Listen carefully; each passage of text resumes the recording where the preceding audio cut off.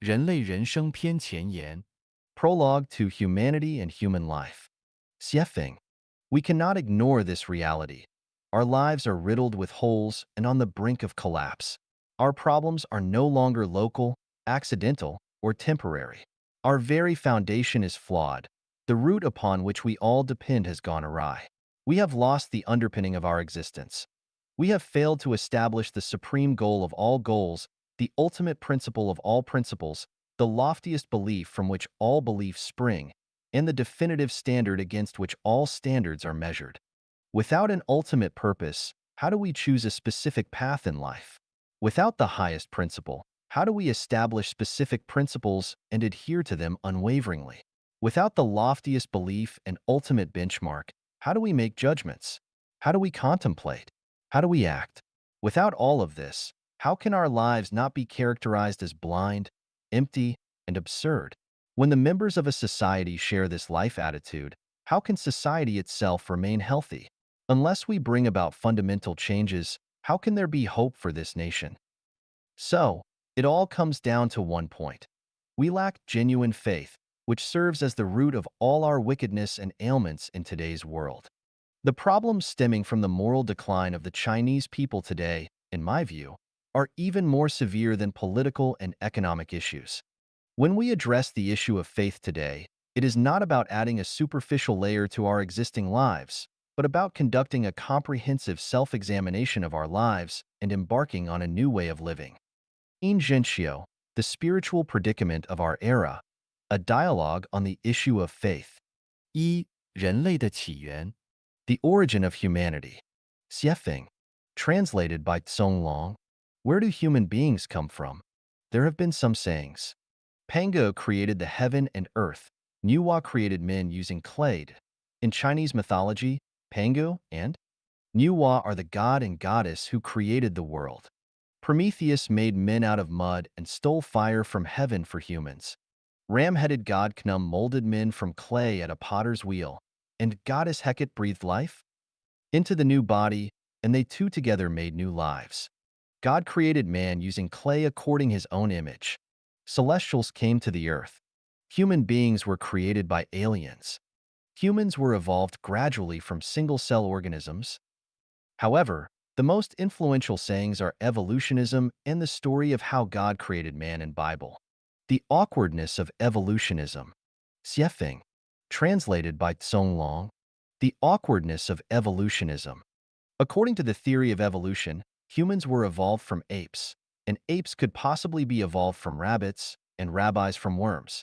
Worms could be evolved from microbes. Microbes from single-cell organisms, which could possibly come into being by accidents in the sea, the vast, organic, and fertile soup. Evolution is the result of inheritance, mutation, and natural selection. Evolution is a slow and gradual process. Evolution is in accordance with the natural selection, the law of jungle and survival of the fittest. But is this really the truth? The process of one organism evolves to another organism is a very long process. A rabbit can't evolve to a monkey overnight. One seed, from germination, growth, flowering, fruiting to decline, there is a process. Any step of process could not be skipped. If we take picture of the seed every day, we will be able to see the slow and gradual process of its change. Evolutionism firmly believes that humans are evolved from apes. There must be a slowly changing process and some intermediates. That is to say, from an ape to a man, it should at least have some steps of intermediates. It is impossible that an ape will leap to a man. So where are those intermediates? What are they? In 1924, scientists found fossils which they called Australopithecus africanus, southern ape of Africa, near the famous diamond town, Kimberley, South Africa. Later, they found more Australopithecus boisé. It is also called Eastern African, Australopithecus afrensis, Australopithecus garhi, etc. Particularly, they think Java man was the intermediate between ape and human. Based on these facts, evolutionists self-deceivingly claimed that they had made great achievements. But please don't be too satisfied. Self-entertaining will not bring joys to others. According to the calculation based on molecular biology, it was between 4 and 5 million years ago when men and apes separated. So from 4 million years ago till the time of earliest historical records, how human beings evolved. Were there no any processes or intermediates? If not, does that mean evolution stopped at the stage? If yes, please show the evidence. Again, I want to ask evolutionists, which animal were apes evolved from? Can you please give us evidences too? How can you prove that the 4 million years old fossils you found are the ancestors of humanity? Just because their shapes look alike? Can you prove that chicken is the ancestor of swan because you found a few chicken bones? At the end of the 20th century, a large number of fossils were discovered in Chengjiang County, Yunnan Province, China. The research showed that today's diverse animals were actually appearing suddenly on the Earth, and it also proved the correctness of theory of Cambrian explosion, which happened 530 million years ago. The theory of Cambrian explosion says that over 90% of animal species were appearing suddenly in a moment, which is less than 1% time of the Earth developing history. It is like mushrooms growing everywhere along ditches and grasslands after an overnight drizzle, which is by no means a slow and gradual process. So do evolutionists still have any far-fetched explanations on this? Let me ask more. The obtuse angle of 3 congruent ROM at the bottom of a beehive is 109 degrees 28 minutes, and the acute angle is 70 degrees 32 minutes, which is the most economic and reasonable structure. So is this wisdom also from evolution? Rooster crowing, chick breaking its egg shell, bird migrating, spider webbing, eel discharging, chameleons changing skin color, weaver bird nestling, silkworm making cocoon, snail making shell, hound tracking, pigeon going home, etc. Do all these wisdom of animals and insects come from evolution?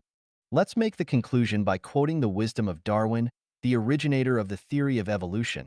If it could be demonstrated that any complex organ existed which could not possibly have been formed by numerous, successive, slight modifications, my theory would absolutely break down.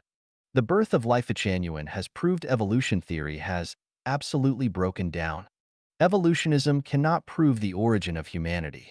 Human beings were not evolved from animals at all. So, what about the sayings in Bible? Please read The Origin of Humanity too. The Awkwardness of Bible. Xiefeng. Translated by Tsong Long. There were records about the origin of humanity in the Genesis of Bible. 126 And God said, "Let us make man in our image, after our likeness. And let them have dominion over the fish of the sea, and over the fowl of the air, and over the cattle, and over all the earth, and over every creeping thing that creepeth upon the earth." 127 So God created man in his own image. In the image of God created he him. Male and female created he them. 128 And God blessed them. And God said unto them, Be fruitful and multiply, and replenish the earth, and subdue it, and have dominion over the fish of the sea, and over the fowl of the air, and over every living thing that moveth upon the earth. 129 And God said, Behold, I have given you every herb bearing seed, which is upon the face of all the earth, and every tree, in the which is the fruit of a tree yielding seed. To you it shall be for meat. 130 And to every beast of the earth, and to every fowl of the air, and to everything that creepeth upon the earth, wherein there is life, I have given every green herb for meat. And it was so. 131 And God saw everything that he had made, and behold, it was very good. And the evening and the morning were the sixth day. 2.7 And the Lord God formed man of the dust of the ground, and breathed into his nostrils the breath of life, and man became a living soul. 2.18 And the Lord God said, It is not good that the man should be alone. I will make him an help meet for him. 2.21 And the Lord God caused a deep sleep to fall upon Adam, and he slept. And he took one of his ribs, and closed up the flesh instead thereof. 2.22 And the rib, which the Lord God had taken from man, made he a woman, and brought her unto the man. 3.20 And Adam called his wife's name Eve, because she was the mother of all living. So is this how humans come into being? Let's still have a look of what Bible says. For 1 And Adam knew Eve his wife, and she conceived and bare Cain, and said, I have gotten a man from the Lord. For 2 And she again bare his brother Abel. And Abel was a keeper of sheep, but Cain was a tiller of the ground. For colon 3, and in process of time it came to pass, that Cain brought of the fruit of the ground an offering unto the Lord. For colon 4, and Abel, he also brought of the firstlings of his flock and of the fat thereof. And the Lord had respect unto Abel and to his offering. For colon 5, but unto Cain and to his offering he had not respect. And Cain was very wroth, and his countenance fell. For colon 6, and the Lord said unto Cain, Why art thou wroth? And why is thy countenance fallen? For colon 7, if thou doest well, shalt thou not be accepted? And if thou doest not well, sin lieth at the door. And unto thee shall be his desire, and thou shalt rule over him. For colon 8, and Cain talked with Abel his brother. And it came to pass, when they were in the field, that Cain rose up against Abel his brother, and slew him. For colon 9, and the Lord said unto Cain, Where is Abel thy brother? And he said, I know not. Am I my brother's keeper? For 10, and he said, What hast thou done? The voice of thy brother's blood crieth unto me from the ground. For 11, and now art thou cursed from the earth, which hath opened her mouth to receive thy brother's blood from thy hand. For 12, when thou tillest the ground, it shall not henceforth yield unto thee her strength. A fugitive and a vagabond shalt thou be in the earth. For 13, and Cain said unto the Lord, My punishment is greater than I can bear.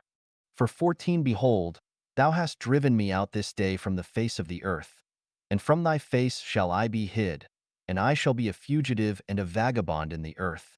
And it shall come to pass, that every one that findeth me shall slay me. For 15, and the Lord said unto him, Therefore whosoever slayeth Cain, vengeance shall be taken on him sevenfold. And the Lord set a mark upon Cain, lest any finding him should kill him. For 16, and Cain went out from the presence of the Lord, and dwelt in the land of Nod, on the east of Eden. So, we have a question on the above records. Adam and Eve are the ancestors of humans. Cain and Abel are the first two sons of Adam and Eve. At that time, there should not be anybody else exist on the earth except Adam's family. So why Cain was worrying, everyone that findeth me shall slay me? Who were going to find him? If what Bible recorded is true, there must be some other men exist except Adam's family, and they must had long existed before Adam's family. Otherwise, Cain would not say, Every one that findeth me shall slay me.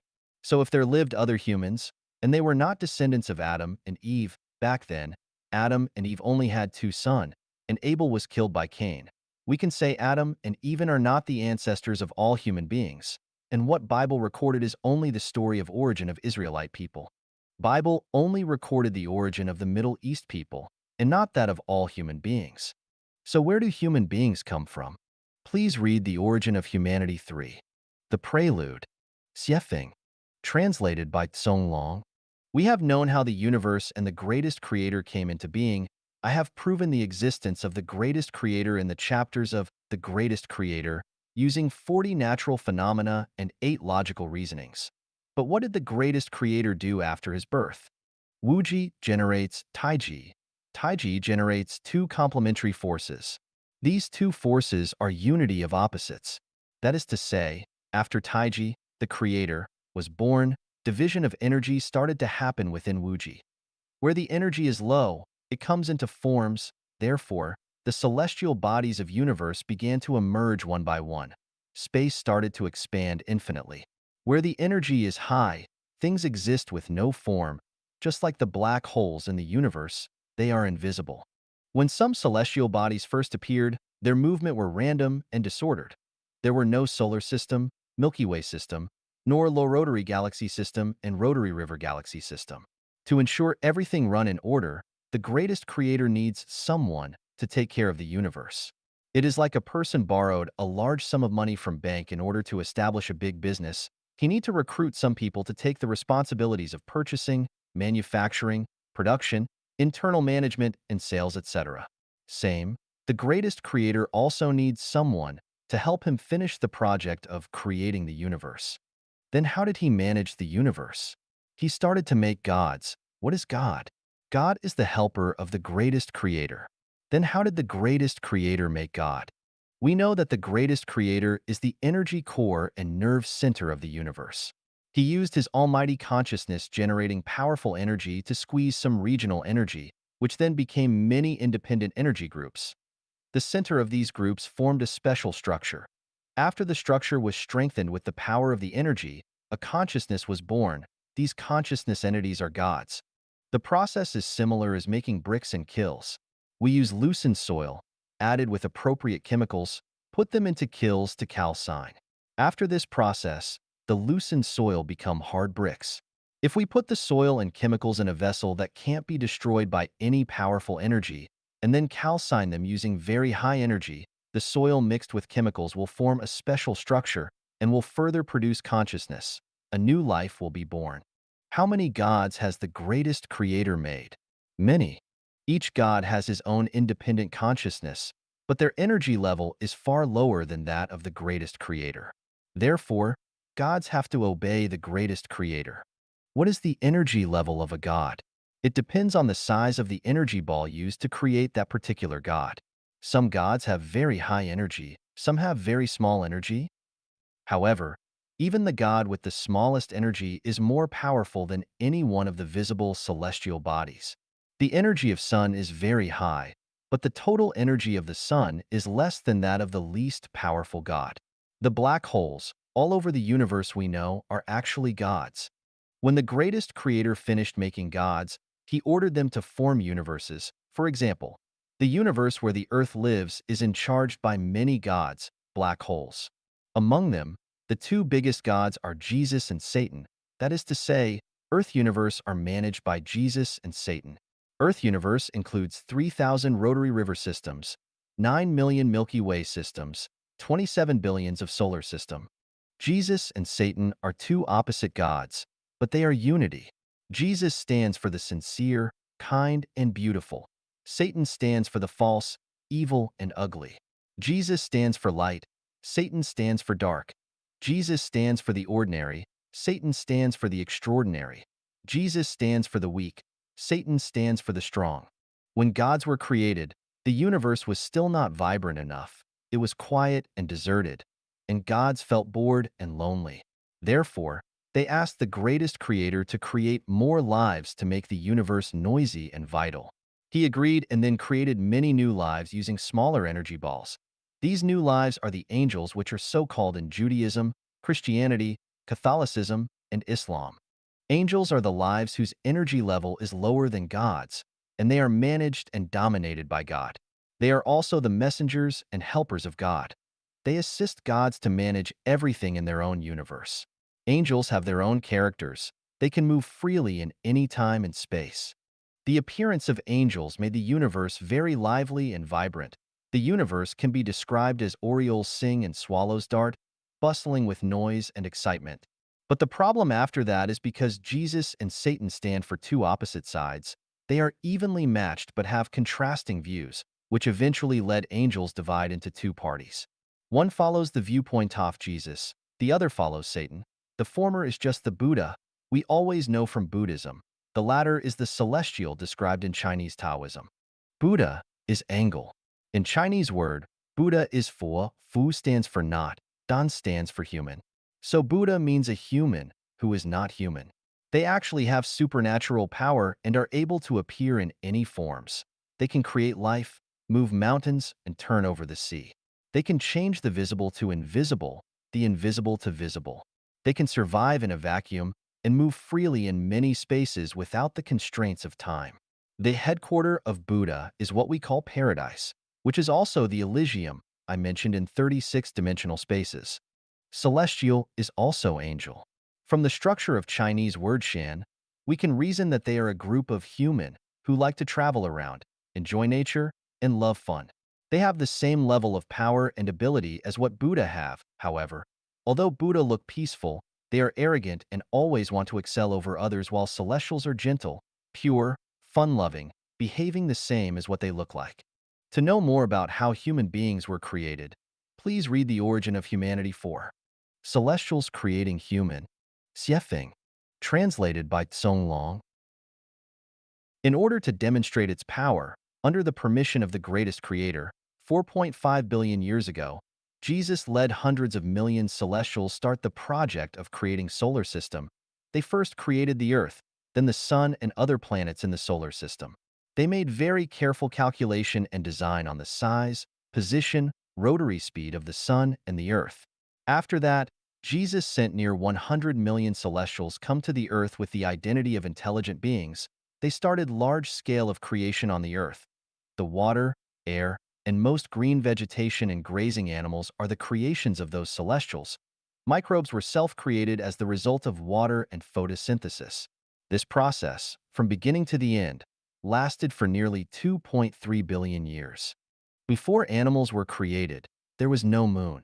When the first group of animals were created, celestials found that if they left Earth, animals could not survive without ebb and flow, wind, cloud, rain, and snow. Therefore, they built two big smelters at places not far from where is now Cairo, Egypt, and the Atlantis. It is now located at the bottom of the Atlantic Ocean, and made many airships, UFO, using the special smelted metals, and sent the animals they created to everywhere on the Earth. At the meantime, they used these airships to transport smelted metals to a space station. They then created a huge hollow ball with a rough surface, silver, and reflecting. This huge ball is the moon we refer to today. 1 billion years ago, the night on the Earth was very bright. Later, because the dust from universe continuously dropped on the moon, it was no longer as bright as before. The UFOs we occasionally saw are not from outer space, they are from the center of the moon, which is a huge warehouse. It stores many tools which had been used by celestials. UFO is also one of the tools. There is a door on the moon. It can be opened at any time. There is a giant palace under the mysterious Bermuda Triangle that is the temporary lodge for the visiting celestials. Celestials can remotely control UFOs in the warehouse of the moon to monitor the Earth according to their needs. The Earth of 200 million years ago was very beautiful and prosperous. The place where Sahara Desert currently is located had many green mountains and a dense growth of green trees. Birds were twittering, flowers were blossoming. It was once the most beautiful places for green plants and animals. Celestials used to love singing, dancing, and playing on the Earth, and they were so enjoying it and almost forgot their home. Unfortunately, the happy scene didn't last long. The happiness of celestials provoked the anger of Satan. In order to show that he had superior power, he sent another group of Buddhas to the Earth 250 million years ago and started to create flies, mosquitoes, bugs, rats, scorpions, centipedes, snakes, and predators in large scale to let these animals fight with the creations of celestials. Moreover, they even appeared in the form of dinosaur, destroyed the plants and animals all over the world out of jealousy. This inharmonious situation made the greatest creator very sad. At about 130 million years ago, he destroyed all dinosaurs by applying one kind of plague and put all their souls in the prison of the cathode black hole. Unfortunately, there were a pair of smart dinosaurs hid under the bottom of East China Sea and were able to survive. They kept dormant underwater for nearly 100 million years. In about 1,600,000 years ago, in order not to let the Earth become idle, the greatest creator designed a life structure himself, which is the draft version of current humans. He then gave the design paper to Jesus and led him to implement. The helpers of Jesus, celestials, started to make new lives according to this design. In order to receive the energy of the greatest creator sending from the universe, also to accumulate energy for creating this special new life and speed up the process, they built many laboratories in the place where now is Egypt. These laboratories are exactly the well-known pyramids of Egypt. Because of the lack of experience and some steps were missed, the first lives they made were monkeys, and then after were apes. Of course, this wouldn't please the greatest creator, so they continued testing and making. The first group of human they successfully made are the black men in Africa, and the second group are native Indians in America. The third are the white men in Europe, Egypt, and North Africa.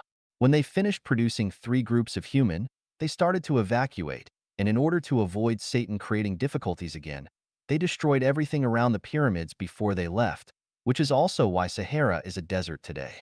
But where do most people in Middle East come from except Egyptian? They are the descendants of Adam and Eve is what says in Bible. They were created by another God. This god knew that his rival started to create humans on Earth. He created a secret Garden of Eden in about 7,000 years ago at Jerusalem and made Adam and Eve. After they were created, he destroyed the Eden to avoid the attention of his rival. This is why Cain was afraid that everyone that findeth me shall slay me. Who was he afraid of? The humans created by another god. This is why his God still protected him, even Cain killed his brother. Whosoever slayeth Cain, vengeance shall be taken on him sevenfold. So today's conflicts between Israelite and Palestinian are actually the conflicts between brothers and our family affairs. And let's now talk about East Asian and Southeast Asian.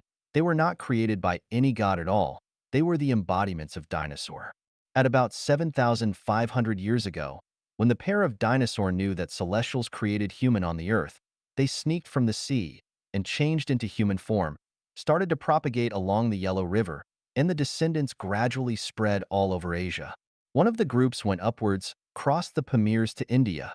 They want to mingle with the descendants of Adam and Eve to avoid the punishment of the greatest creator again. This is why Chinese people always say, China is the hometown of dragon, and Chinese are the descendants of dragon. This is also why Buddhism originated from India, but blossomed in East Asia and Southeast Asia. Why it didn't become popular in India. The ancestors of Sakyamuni went to India from Yellow River. When they arrived at India, they found that their consciousness was not compatible with that of the descendants of Adam and Eve, and had to find new home. Because in their subconsciousness, there's a very deep call, that is to go home. Which home? The Elysium, before they came to Earth. Sakyamuni found he came from Elysium after his enlightenment. Although he had a blurry picture of his home, he still remembered something. Once this subconsciousness was awakened, he decided to be engaged in the cause of preaching to other descendants, and shifted the focus to the east led by of his subconsciousness. That's also why Bodhidharma came to China to preach Buddhism. Because Indian people were designed by a different creator, they were reluctant to accept the theory of Buddhism because of the absence of the memory in their subconsciousness. That's also why, although Buddhists had made great efforts, it still failed in India. However, in East and Southeast Asia, people had the instinct sense of the existence of other dimensional spaces. It is quite easy for them to resonate with the theory of Buddhism. Once they accept it, it is rooted and lingers in their mind. The state, vague and intangible, which Taoism pursues and the Elysium world Buddhism pursues are something rooted in the subconsciousness of the yellow race. They feel and believe the existence of the space that is hard to explain. In fact, the space where the yellow race yearning for is the place where the dinosaur had lived in 10,000-year world and Elysium world. Therefore, even after 10 million years, the message is still embedded in the genetic structure of the yellow men.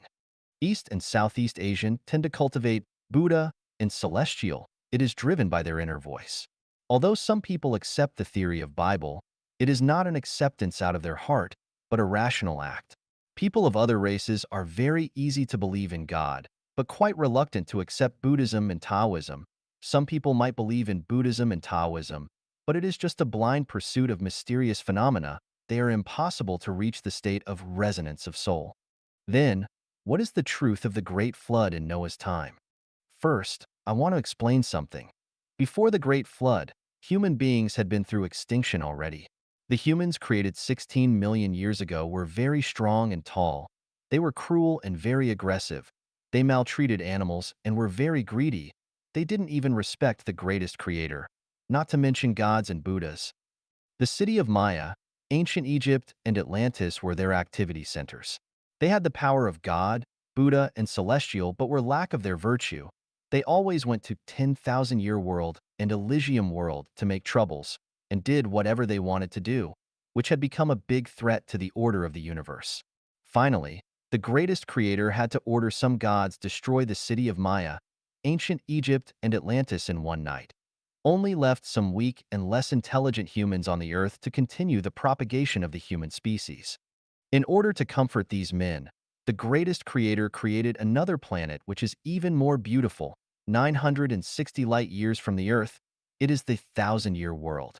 The greatest creator told these people, if they behave well and don't make trouble, they would be able to go to 1,000-year world to enjoy happier life after death.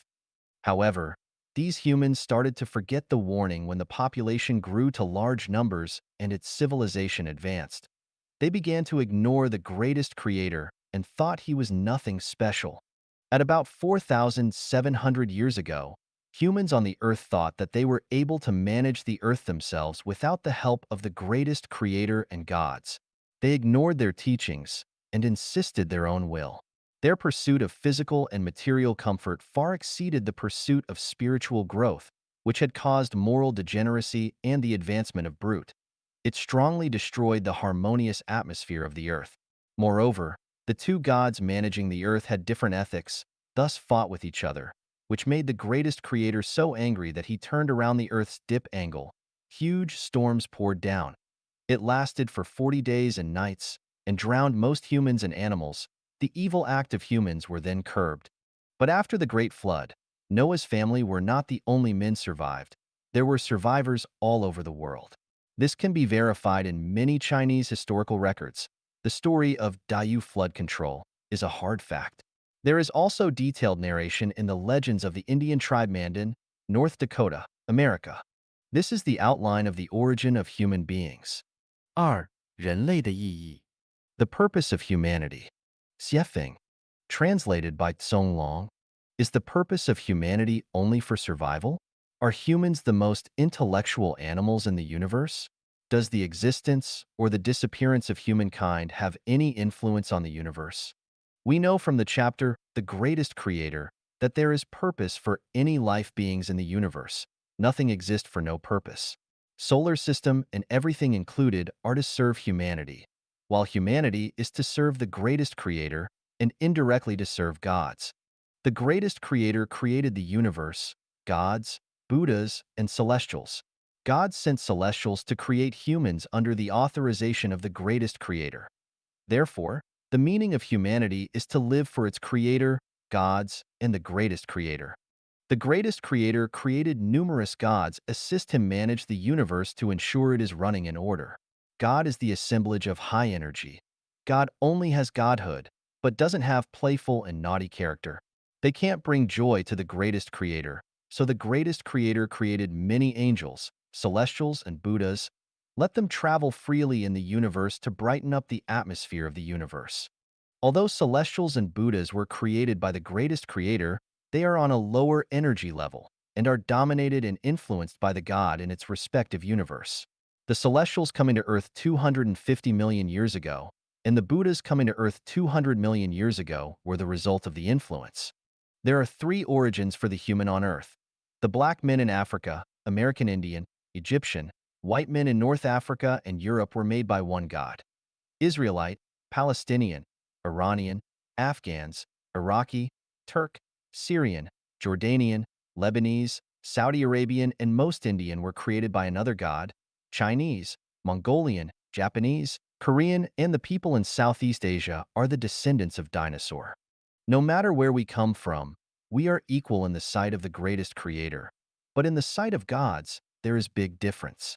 The antagonism among gods is reflected evidently on humans. We can see that from rivalries among Judaism, Christianity, Catholicism, Islam, and Buddhism.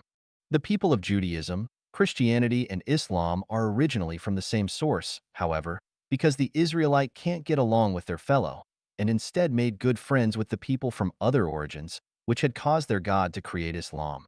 Muhammad created Islam based on the revelation of his God in opposition to the Israelite and other people. The Israelites should stand together with Muslims, but they betrayed their God and went to join the men created by another God. In the end, they were not only not accepted but also persecuted by those men, while their brothers, Muslims, refused to accept them either. This is the root cause why the Israelite were persecuted in World War II and still fight with Palestinians till today. The ideology of Buddhism is completely different from that of Christianity and Islam. To survive, Christianity and Islam have to compete. However, Buddhism advocates not fighting. Even die without descendants to leave this world of disputes and go back home to enjoy free life. The reason why Japanese disturbed Asia in World War II, even fought with USA, is not the problem of Buddhas, but the punishment by God to Buddhas. We know that East and Southeast Asian are the offspring of dinosaur dragon. They are the embodiments of Buddha.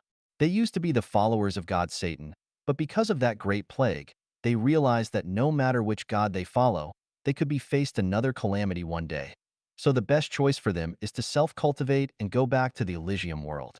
This thought and behavior had provoked the discontentment of their god, so he punished the descendants of dinosaur at the same time he punished the Israelite. Moreover, Taoism, a category of Buddhism pursuing only skill, not way, emerged in the process of propagation of Buddhism.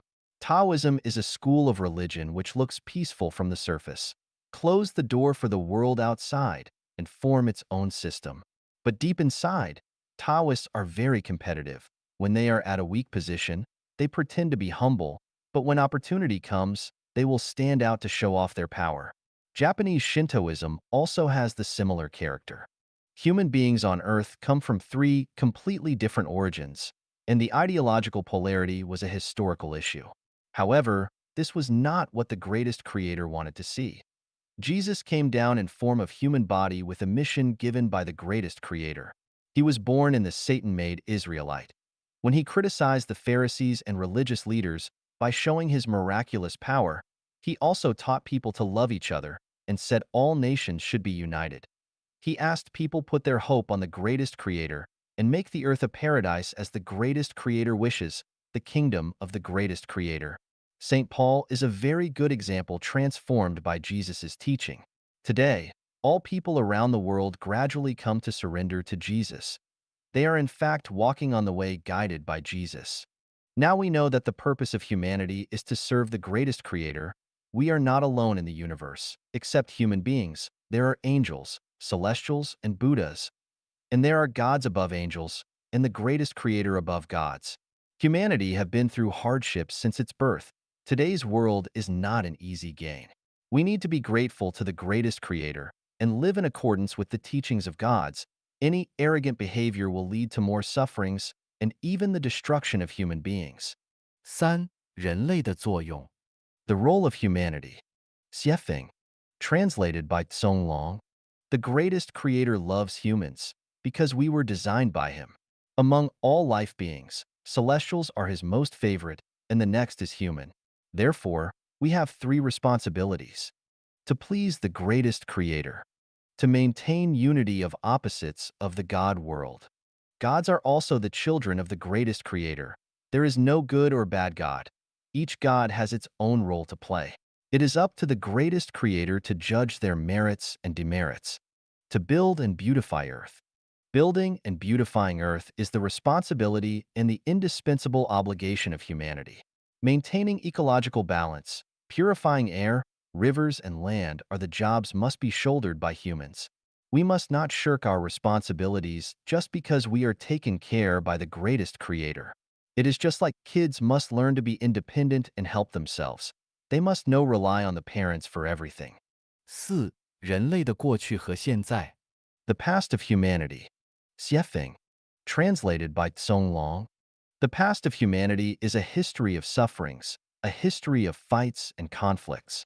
The past of humanity is a history of bewilderment, a history of manifestation of animal instincts. The past of humanity is a history of selfishness, a history of survival of the fittest. The past of humanity is a history of chaos, a history of giants competing for powers, religions competing for position. The past of humanity is a history of wickedness, a history that is not worthy of remembering and emulation. The current situation of human being.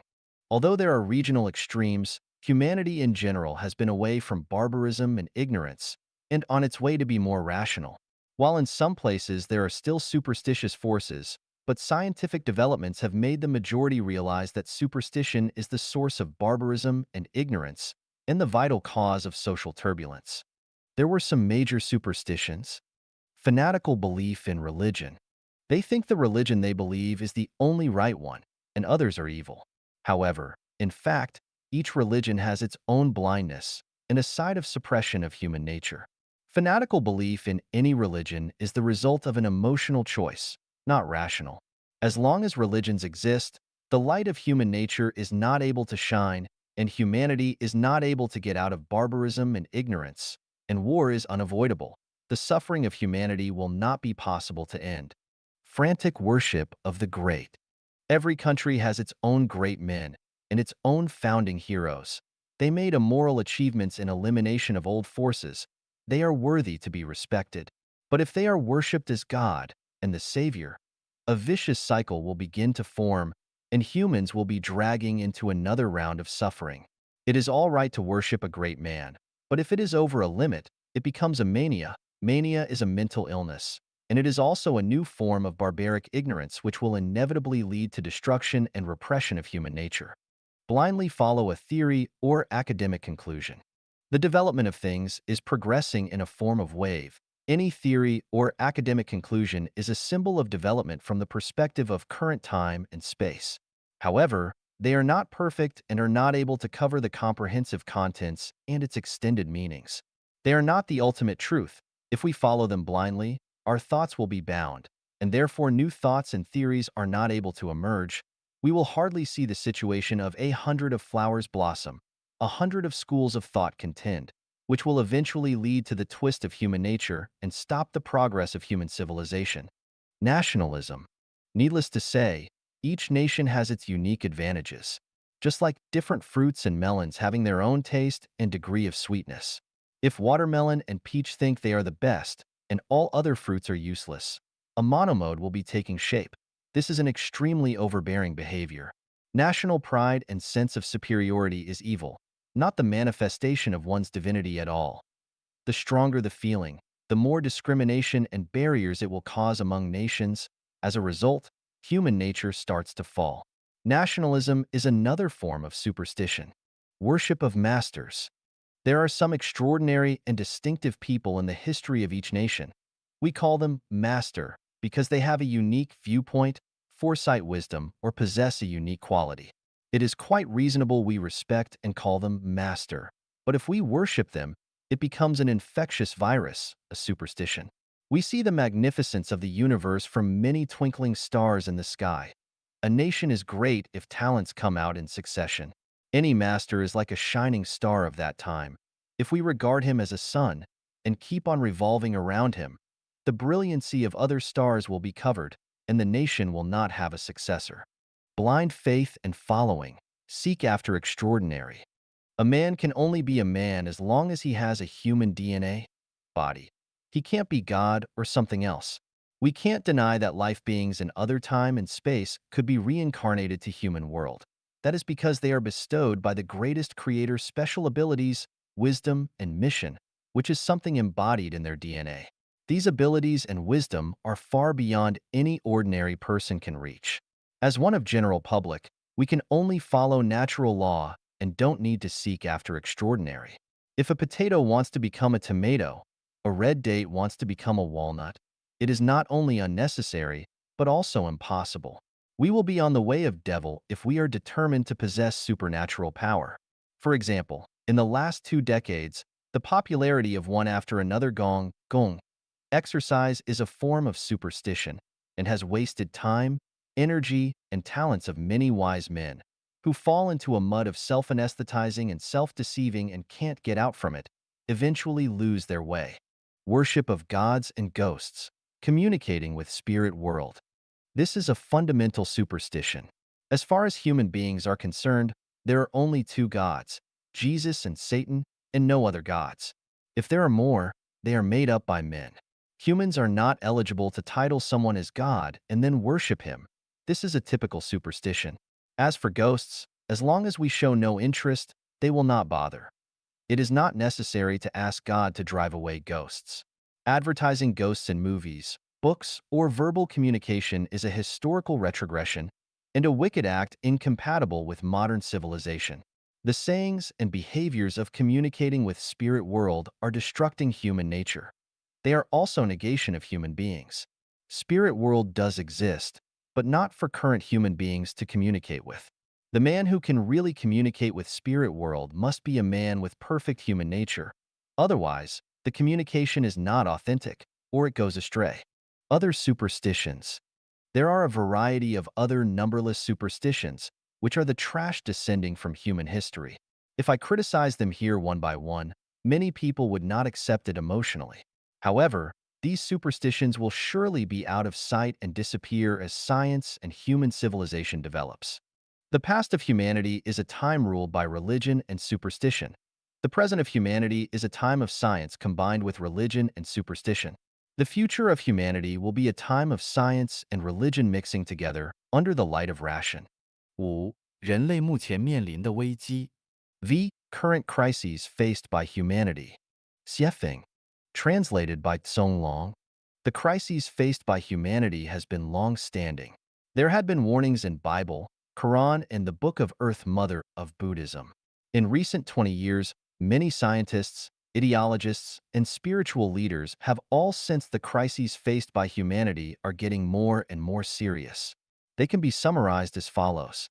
Water resource shortages and pollution, food shortages, rapid population growth, air pollution, widespread of strong virus, leakage of nuclear facilities, desertification, endangered species, ecological imbalance, greenhouse effect, ozone depletion, competition of nuclear weapons, etc. There are also some people have foreseen the culture crisis, ethic crisis, and belief crisis. All the above crises are only the crises on surface, and they are not the core crisis. The core crisis faced by humanity is the crisis of the soul. All the above crises result from the crisis of the soul. If we only focus on the superficial but ignore the core, it is impossible to resolve them. The crises will become even more severe, which would end up with humanity extinction and earth destruction. Only very few enlightened people can sense some other crises like race extinction and religious virus. Others like the crisis of disappearance of a city in one night, and a beam of wave causing the death of billions of people in a few minutes will definitely not be understood and conceived by ordinary people. The core crisis of humanity is the crisis of the soul. Humans can hear, listen, smell, taste, and sense spiritually because they have eyes, ears, nose, tongue, body, and consciousness. However, humans are losing spiritual sense.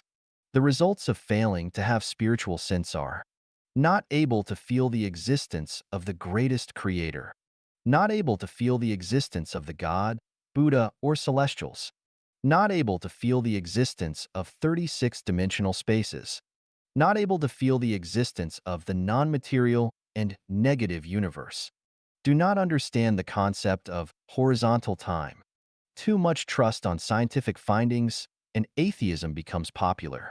Do not believe the law of cause and effect. Do not realize the magic of consciousness. Do not believe reincarnation. Self-centered and arrogant. If a man loses the spiritual sense, he loses spirituality.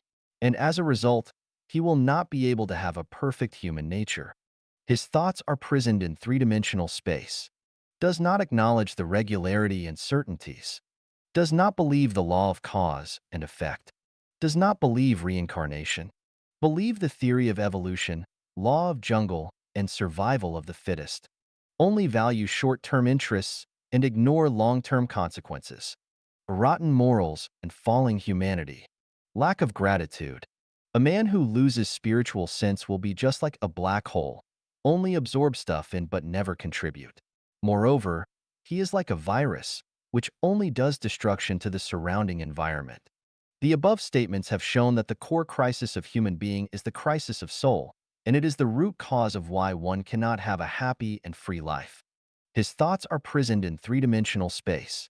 He believes that Earth is the only habitat for human beings, and completely denies the existence of other spaces, and regards any other doctrines or theories he is not able to understand as superstitions or fallacies, and blocks the way for human beings to pursue other higher dimensional spaces.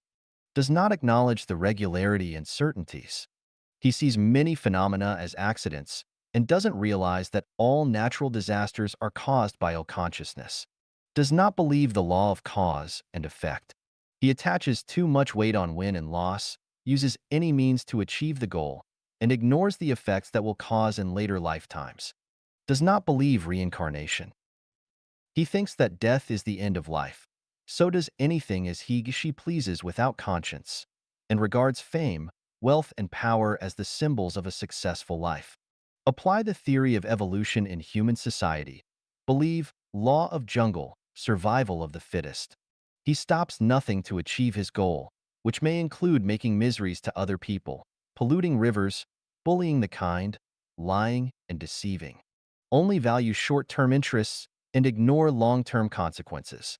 Use competition as primary means to promote social development, therefore, making nuclear and biological weapons, frantically developing heavy industries that damage environment, predatory exploitation of resources, and treating all people as potential rivals or enemies. Rotten morals and falling humanity. He does not respect God, Buddha, saints, and sages, and does not respect his teacher, father, and brother.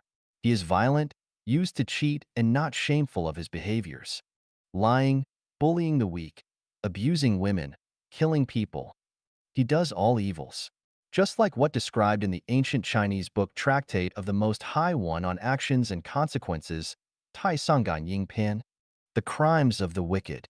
Sometimes there is someone who behaves without righteousness and moves against rationality, who defrauds ignorant and naive people, vilifies one's schoolmates, employs lies, fraud, espionage, plots, sting operations, and entrapment against others, who slanders and criticizes one's extended and immediate family members maliciously, who is cruel, irrational, and self-willed, who oppresses those below him and claims their merit for himself, but cringes before those above him to win their favor, who has no feeling for favors received, but harbors endless resentment, who rewards those irrelevant with righteousness, but punishes the innocent, who slays people to take their wealth and overthrows people to occupy their positions, who slays captives and slaughters those who surrender, who denigrates the righteous and expels the wise, who wrongs orphans and coerces widows, who ignores the law and receives bribes, who takes the straight as crooked and the crooked as straight, who knowing his faults does not correct them, and knowing the good does not do it, who prays for people's misfortunes, wishes people to encounter disaster, destroys people's success, sullies people's innocence, pilfers people's harvests, masks people's good and kind deeds, and who generate hatred and resentment if desires are not fulfilled, etc. A moral person with spirituality knows he should revere the greatest creator and walk on the way of the greatest creators, and is aware of his weakness as a human, so he will not be arrogant. He realizes he should cultivate himself, and knows he needs to take care of, cherish, respect, and love Mother Nature, its resources, and all life beings. He will never leave the wastewater of factories, mines, hospitals, and cities to rivers, streams, and lands. He will never hunt and eat the meat of wild animals. He will never destroy forests, mountains, and grasslands.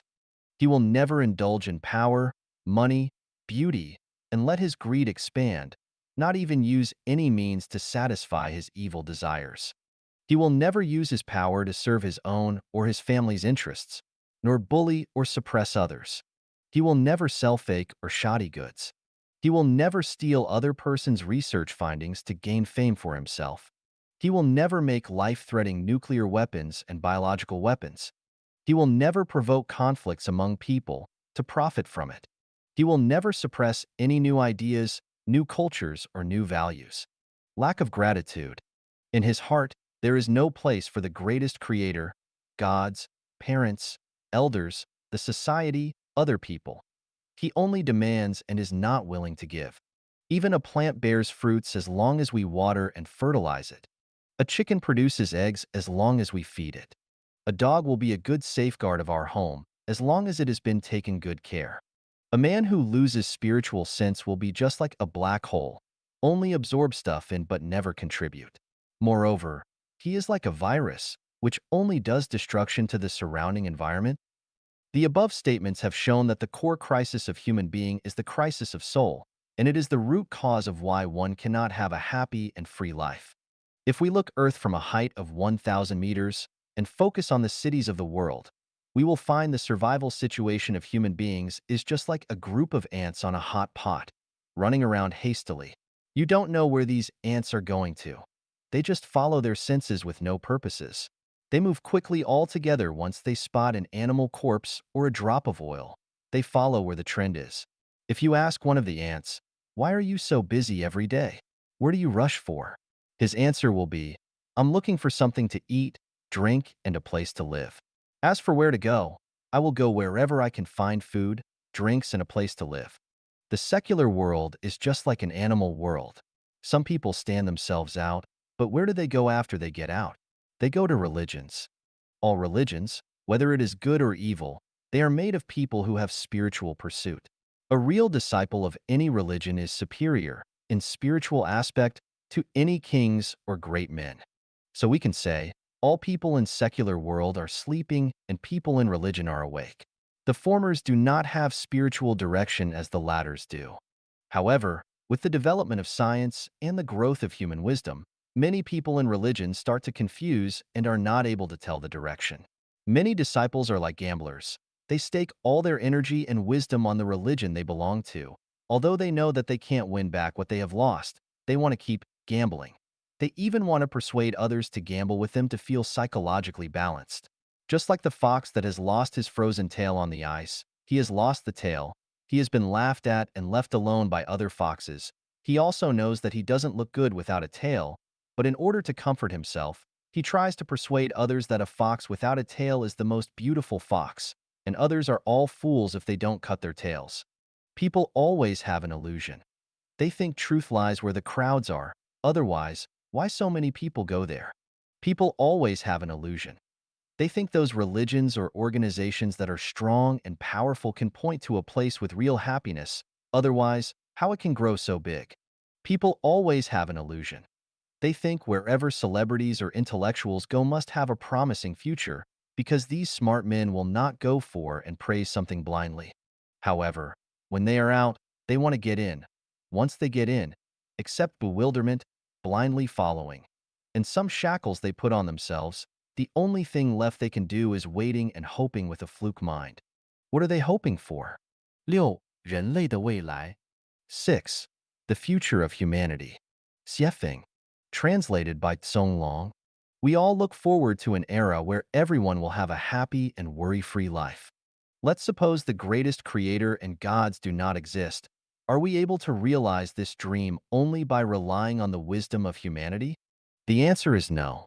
Without the guide of the greatest creator and the power of gods and Buddhas, human beings is not possible to realize this beautiful dream. How many authorities will step aside for others? How many rich men will contribute all their wealth to society? How many poor people will work hard except having more children as long as they don't need to worry about food? Let's imagine if the future of humanity is ruled by one religion. What will happen? It would be terrible. Please think of the reason yourself. If the world is ruled by one secular government, what will happen? Same. Autocracy and incompetency will soak up the blood of the underprivileged. If we keep current situation, different religions exist, countries act on their own will, everything is decided by the country itself, what will happen? The world is going to collapse. So, what will be the best living situation of humanity?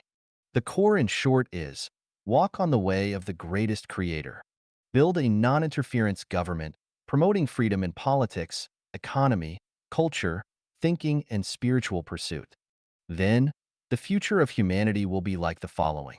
All religions will gradually disappear. Humans revere the same and the only greatest creator. Wars between nations will no longer take place. No country will have a military force. The leaders of each country are elected by its people. Election is no longer manipulated by the minority. Each leader serves no longer than 2 terms. The population will no longer be increasing unlimitedly. The growth of population will be controlled. Power and wealth are no longer the most important life goals of humans. People will not talk about how to fight with nature and men. The earth will become a place where all life beings coexist harmoniously. Terrorist activities are going to disappear. Crimes will be decreasing year by year. The care of elders and the education of the youth will become the responsibilities of the whole society, which are no longer private affairs of individuals or families. Family life is going to dissolve. Relationship of men and women is going to show diverse forms. Scientists and artists will be respected by the general. Manual labor is not regarded as a less decent job. A common bill of rights will be made. Journalists will have greater freedom. The force of darkness in some regions will be curbed. A lazy person will be regarded as miserable and incompetent. A parasite-like lifestyle will be seen as a pity. humans will be able to make new form of life. Intelligent robots will come into being, Sahara will be returning to green again. A large number of supermen will appear. They discover the secret of brain and find the channel to communicate with the greatest creator, and therefore they know the secret of time and space, the cause and effect relationship of lives transiting in different time and space, the secret of thinking, the power of mind, and the road towards higher level life space. These supermen will bring the material and spiritual life of humanity to a brand new level. There will not be nature disasters anymore. Earthquakes, floods, diseases will all vanish. Earth becomes a blessed paradise, which will be serene and harmonious, prosperous and vibrant. Cranes are flying in the sky. People are healthy and have a long life. Everyone live in peace and enjoy their job. In conclusion, human beings will enter an unprecedented, highly developed and civilized era, an era with happiness, abundance, and freedom. Everyone will transform to a celestial at the end. We will understand all secrets by that time. Each moment of our life will be extremely joyful. We will meet our family and friends who have passed away. A brilliant new life will start to unfold. However, there is a prerequisite, which is we must walk on the way of the greatest creator. If we ignore it, everything will be developing in the opposite direction. The position of life. Xiefeng. When we understand the origin of the universe, the greatest creator, and humanity, and comprehend the value and role of time and space, we come to realize that humans are not the highest beings in the cosmos, nor are they the lowest animals. Humans are a combination of spirit and flesh, positioned between angels, celestial beings, and Buddhas, and animals. Human life serves as a transit station between lower-level and higher-level life spaces. From birth to the death of the physical body, humans continuously accumulate merits.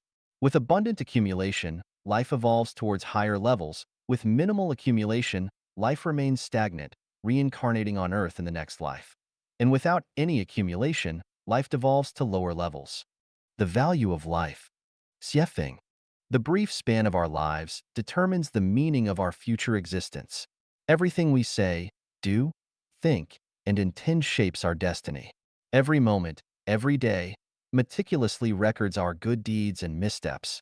The path we choose, whether it leads us to higher realms like the 1,000-year world, the 10,000-year world, or the Elysium world, depends entirely on how we live our lives.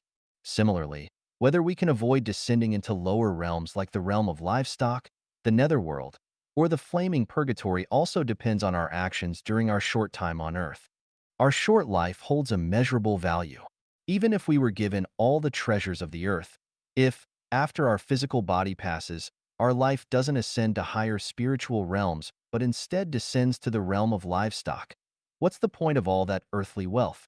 Conversely, if we possess nothing on earth, yet, after our physical body passes away, our life enjoys 1,000 years of happiness in higher realms, or even attains eternal life in the Elysium world, what greater purpose could there be? Life is of immense significance, and we mustn't waste it aimlessly. By fully embracing the value of our lives, we can transform decay into wonder and overcome death to attain eternal life. The meaning of life. Xiefeng. The meaning of life lies in how to extend our life to higher-level life spaces, which is to seek the Tao and become a celestial being. Without understanding this, life will be a state of confusion, impermanence, tragedy, brevity, and suffering. With this understanding, life will be clear, enduring, a comedy, eternal, and happy.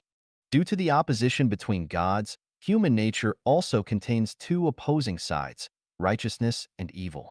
Every person, upon introspection, will find that they are a unity of gods and demons, and it depends on which aspect we develop toward. Developing toward righteousness can lead to becoming a celestial being or a Buddha. Lacking clear moral direction, we continue to be human, while developing toward evil makes us become animals. To maintain the relative stability of the universe, the greatest creator regulated everything in the universe and placed spirituality within all beings. Spirituality is the source of life, and the greatest creator is the sole source of the essence of life. The law of energy conservation and the law of the indestructibility of life are universal principles in the cosmos. According to these laws, we understand that the total number of species on Earth remains constant. Every species has a natural upper limit to its population. When it develops to a certain number that threatens the survival of other species, it will inevitably decline. If one species increases, another will decrease. When the human population reaches a certain limit, it will no longer increase. However, the problem is where the increasing human population comes from and where the decreasing populations of other animals go. The law states that everything has a spirit. In terms of spirituality, all beings are equal. The value of a wolf on earth is no different from that of a sheep. The role of a human on earth is no different from that of a monkey or a bee. The value of a peach tree is the same as that of a willow tree, and roses and grass are equally valuable. The difference lies in the quality of spirituality each possesses. For example, with the same type of stone, if its hardness reaches 10, it becomes a diamond. With a hardness of 9, it becomes a ruby or sapphire. With a hardness of 8.5, it becomes a cat's eye. With a hardness of 8, it becomes yellow sapphire or spinel. With a hardness of 7.5 to 8, it becomes aquamarine or zircon. With a hardness of 7.5, it becomes emerald or green sapphire. This hardness continues to decrease, resulting in tourmaline, quartz, amethyst, garnet, olivine, jadeite, wood fossil, soft jade, euclase, moonstone, sunstone, turquoise, etc., with hardness ranging from 3.5 to 5. 5. It becomes Shoyu jade, pearls, peacocks, corals, and so forth, all the way down to granite and common pebbles. Similarly, based on the quality of spirituality that each possesses, one can evolve from achieving Buddhahood or becoming a celestial being to becoming a human, crane, tortoise, dog, horse, ox, sheep, pig, flying bird, or walking beast, and so on. The same stone, such as aquamarine, can be divided into various grades based on its refractive index, specific gravity, color, transparency, brightness, and the pattern of its crystalline structure. The same applies to people, who can be divided into ignorant people, worldly people, mortals, sages, and saints based on their disposition, education, knowledge, wisdom, and level of civilization. Human beings are composed of a material body and a spiritual soul. After death, the physical body, which originates from energy, returns to energy. The spiritual soul, on the other hand, comes from the greatest creator, and it is eternal and indestructible, undergoing a cycle of reincarnation. This cycle is determined by a person's actions during their human life, specifically, the purity of their spiritual soul after the physical body's death. Depending on this, the spiritual soul can ascend to become a Buddha or celestial, continue as a human, or descend to become a bird or a beast. Therefore, the increase in the human population on Earth comes from other species, and some animals transform into humans. Now that we understand the position and predicament of humans, we must know that humans on Earth are under the guardianship of two opposing gods. We are faced with two completely different choices every day and every moment. One path requires us to sacrifice our immediate interests to pursue perfect humanity, with a focus on spiritual life and an increase in the quality of spirituality, ultimately leading to the thousand-year world. The other path requires us to pursue material enjoyment at all costs, maximize material wealth and social status through competition, without considering any illusory afterlife. Because righteousness and evil coexist within human nature, our lives are always filled with contradictions and suffering, regardless of how we conduct ourselves. Being kind, honest, upright, and diligent does not guarantee immediate rewards in this lifetime, just as being evil, deceitful, cunning, or lazy doesn't necessarily lead to a difficult life. Misfortunes and disasters can befall both the wicked and the righteous. Even if we continuously pray, make offerings, and refrain from wrongdoing, there is no guarantee of wealth, well-being for our descendants, or freedom from illness. It's important to understand that our every word, action, and behavior have an impact on our spiritual essence, which will influence our next life. Therefore, we shouldn't use worldly success or failure to judge our moral standards. We should not imitate someone who engages in wrongdoing but still hold high positions, enjoy wealth, and have prosperous descendants. We should also refrain from mocking someone who dedicates their days to reciting scriptures, and worshiping deities, yet experience poverty and hardship. Our brief human existence is merely a transitional phase, and its significance lies in our pursuit of spiritual enlightenment and ascension. Human society can be likened to an alchemical furnace, where gold is refined into celestials, and the remaining impurities are classified accordingly. The purpose of life. Xiefeng. The purpose of humanity is to serve the greatest creator, just as the purpose of flowers and plants is to serve humanity. The purpose of human life is to transform karma. We come to the human world for a reason. In the universe, there are no phenomena or results without reasons. We come to the human world instead of other spaces because various causes and conditions inevitably lead us to become human. We come to enjoy the pleasures of the human world and to bear the pains of being human. Why do we have to endure the suffering of being human? It's because we created karma in our past lives. There are no phenomena or results in the universe without causes and conditions. The suffering and hardships we endure are to repay the debts from our past lives.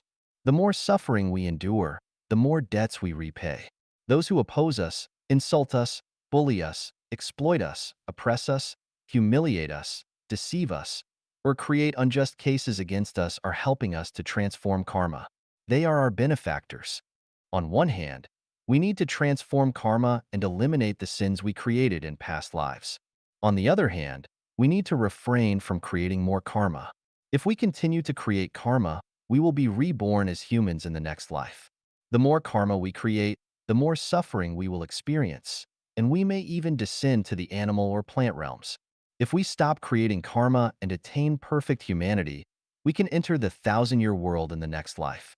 If we not only stop creating karma but also accumulate merits by serving society and others, we can enter the 10,000-year world. If we neither create karma nor cease in our virtuous deeds, and we also proclaim the glory of the greatest creator, we can enter the eternal realm, the Elysium world. This is the purpose of human life. 人群分类。Classification of people. Xiefeng. On the surface, there doesn't appear to be much difference between one person and another. We all have the same organs, senses, and bodily functions. We all eat, drink, excrete, and engage in activities like walking, sitting, and lying down. However, once we engage with someone, ask them to perform a task, or have a conversation, we quickly realize that people are vastly different from one another. Most individuals tend to believe that they are not much different from others, with distinctions primarily revolving around differences in wealth and social status. In reality, the variations among people are primarily rooted in their spirituality and wisdom. To help us understand what kind of individuals we are and to provide a sense of direction for personal growth and goals in life, I classify people into 5 categories: ignorant people, worldly people, mortals, sages, and saints. By considering these categories, you can assess where you currently stand in your life journey. Ignorant people. Basic characteristics. They lead instinct-driven lives, often with disordered lifestyles and no clear life goals. Their values are in chaos, and they struggle to prioritize and distinguish between what's essential and what's not. They spend more time engaging in mindless actions than using their intellect. Instincts overpower emotions and rationality. They lack proper self-assessment and an understanding of life's meaning. Their lives are often marked by confusion, frustration, and erratic emotions. They are arrogant, blindly optimistic, and feeling superior when successful, pounding one's chest, feeling pessimistic and disappointed, and blaming the heavens and others when facing setbacks. They are quick to anger, easily irritable, often unreasonable, and susceptible to manipulation by others. They admire heroes, prefer excitement and dramatic events, and are willing to make great sacrifices for their friends. They have no secrets, are straightforward, and lack a sense of responsibility toward family, society, and others. They are selfless and without faith. Worldly people. Basic characteristics. People who live by desire, with the central focus of life being money, fame, status, and beauty. They enjoy flaunting, boasting, and showcasing themselves. They like to praise others and be praised by others. Every word and action revolve tightly around their own interests. When their interests are threatened or harmed, they disown even their closest relatives, be it siblings, friends, companions, colleagues, or superiors and subordinates. They disregard national and ethnic interests, group and family interests, and principles of benevolence, righteousness, courtesy, wisdom, and trust, as well as laws, rules, and regulations. To achieve their goals, they resort to any means, and they repay kindness with enmity. They have a narrow perspective, seeking only personal gain. They heed rumors and readily exaggerate them.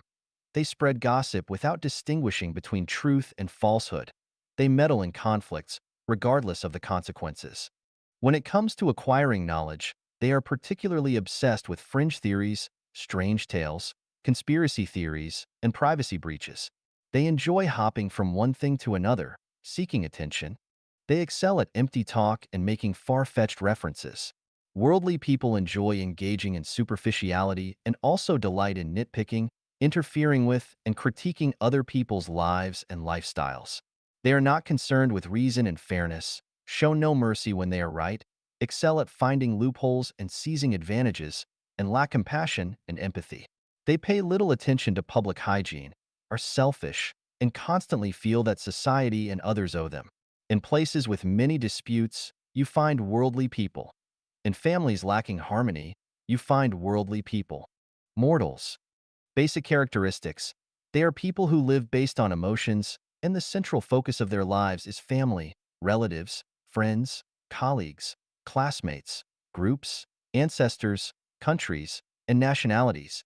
Their minimum life standards include having enough food and drink, having healthy and successful children, enjoying a harmonious and happy family, and living in a peaceful and tranquil society. Their intermediate standards include being able to bring glory to their ancestors, to become renowned, hope for their sons to excel, wish for their daughters to succeed, having wealth within their family and a bustling life outside, and having the capacity to seek revenge or settle scores. Their highest standard, to contribute significantly to one's own ethnicity, religion, group, political party, or country to leave a legacy and be remembered for generations to come. Emotion and reason are the primary factors considered by mortals in handling all matters.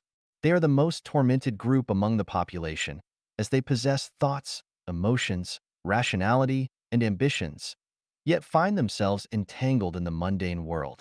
They must constantly interact with the ignorant and worldly people, battle against the biases of society, contend with their inner desires, and resist traditional ethical and moral norms.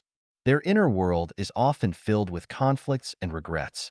They yearn for personal growth, but also seek to conform to societal expectations. They require so much yet receive so little. They often lament the scarcity of time and the brevity of life, feeling as though they are adrift in the river of the world, unable to control their own destiny. As they age, they increasingly rely on fate. Mortals do have beliefs, but these beliefs are conforming, blind, helpless, and arbitrary, rather than based on an understanding of truth. Therefore, the faith of mortals is fragile and cannot withstand scrutiny. It changes with the times and the living environment. The reason why they are called mortals lies in their lack of steadfast faith. They cannot and will not derive strength and wisdom from their beliefs. Generations after generations, they can only exist and perish in the painful whirlwind of the mortal world. Mortals tend to regret the past, overlook the present, and yearn for the future. They will never be content, and the suffering of mortals will never end. Sages. Basic characteristics. They are transcendent individuals who lead their lives with reason. They possess clear minds, knowing when to advance, when to retreat, what to seek, and what to forego. Their life goals are to pursue health, wealth, and freedom. They have their own principles and adhere to societal codes of conduct. They can freely manage their time, maintain harmonious and happy families, live in harmony with society and nature, and are mostly liberated from the trappings of fame, status, and wealth. They control their own destinies, move with ease, have extensive knowledge, communicate with civility, display noble conduct, are understanding and reasonable, optimistic, and kind-hearted. They are the pillars of civilized society. Sages are gems among people, possessing significant intrinsic value. Regrettably, while they escape worldly affairs, they cannot escape the limitations of time and space. In the end, they cannot enter the higher realms of life. Sages are just one step away from truth. If they can self-enlighten or receive guidance from higher beings, they can do their best to complete their duty, achieving tranquility, purifying their hearts, and through cultivation, they can attain complete transcendence, become free from worldly concerns, worries, be free from cares, and transcend beyond the ordinary, and ultimately surpass time and space to enter the realm of immortality. Saints, celestials, basic characteristics, wise individuals who lead a spiritual life and have attained enlightenment. They have knowledge of the mysteries of the universe, the truth of life, the evolutionary laws of the 36-dimensional spaces, and the essence and meaning of life. They have not only freed themselves from the temptations of wealth, fame, status, and beauty, but also from the constraints of time and space. They live carefree lives, transcending worldly concerns. Saints have mastered the mysteries of thinking. Having understood the mechanics of energy transformation, they can essentially manifest their thoughts into reality, turning life into an enjoyable game, and death has become a beautiful aspiration. Saints do not overly concern themselves with the sufferings of the mortal world. They never interact with worldly people and avoid interacting with mortals. They typically reside in secluded areas near picturesque mountains and rivers, disguising themselves as ordinary citizens, leading a tranquil life detached from worldly strife. They enjoy solitude and value friendships with like-minded individuals. They are not fond of noise and are characterized by activities such as drinking tea, playing chess, reading, and practicing meditation. Sometimes, they may spend an entire day playing with ants or engage in singing competitions with birds.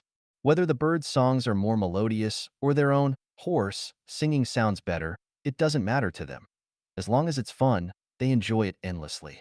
Attaining the realm of a saint undoubtedly leads to the thousand-year world.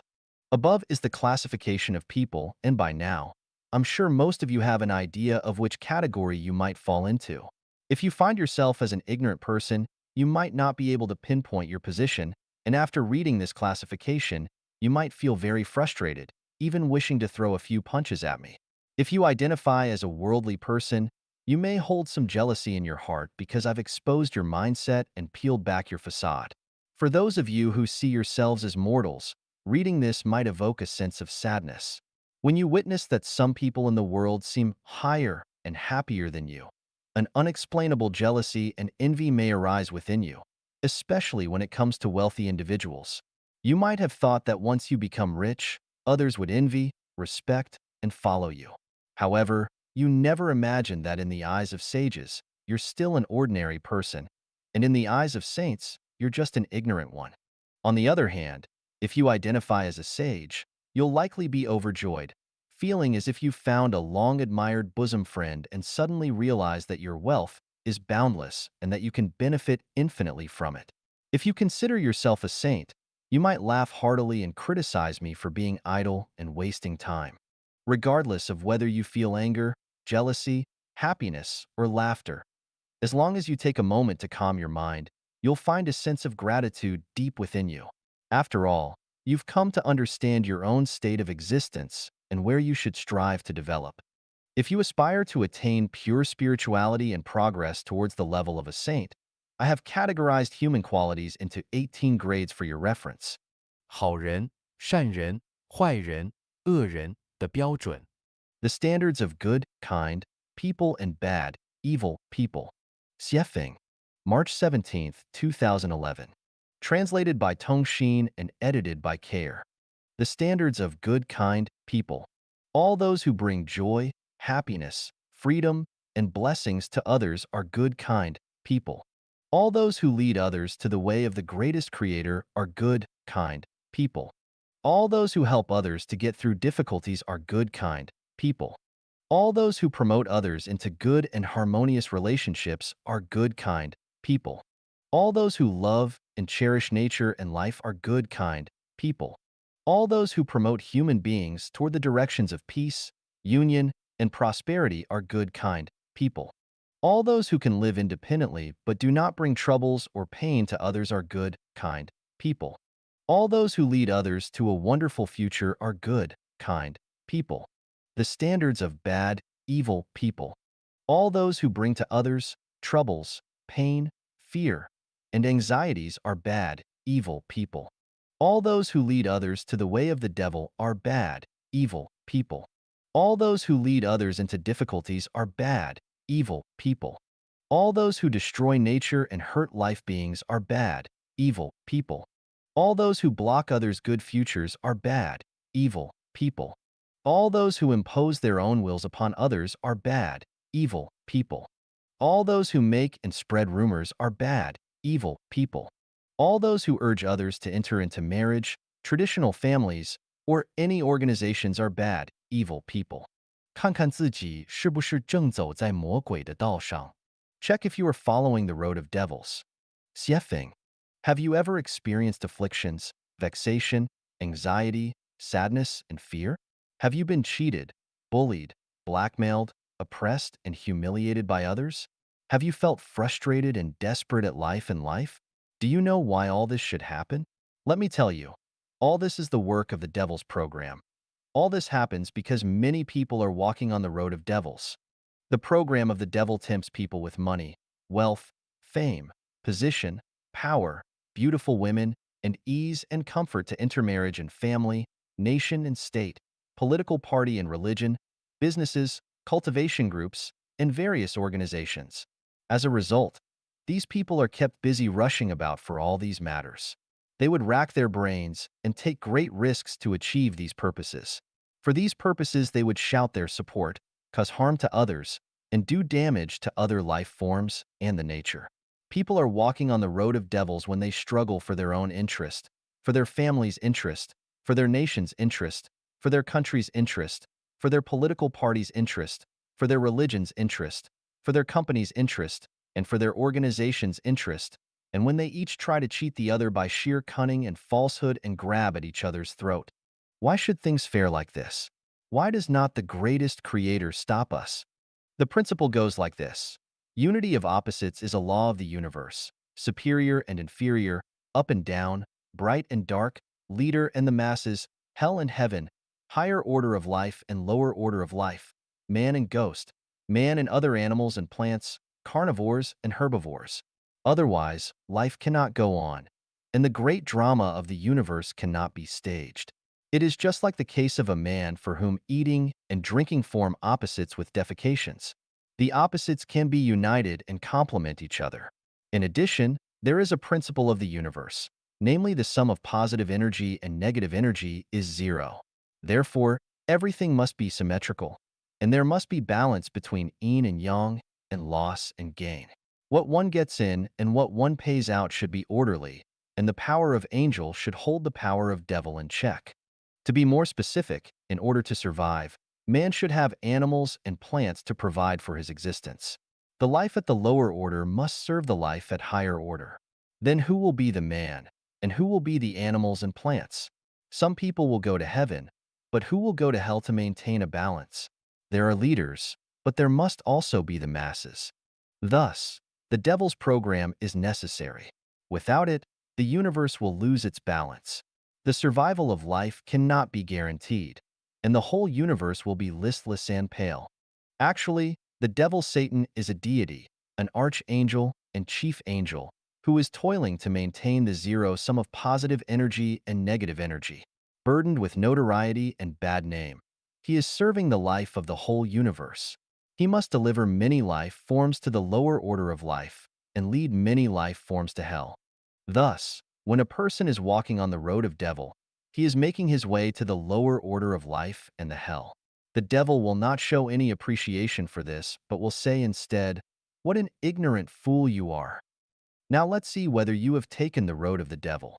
If you have one of the following 18 items, then be careful, you are walking on the road of the devil. You are in marriage and family, rushing about for your own family.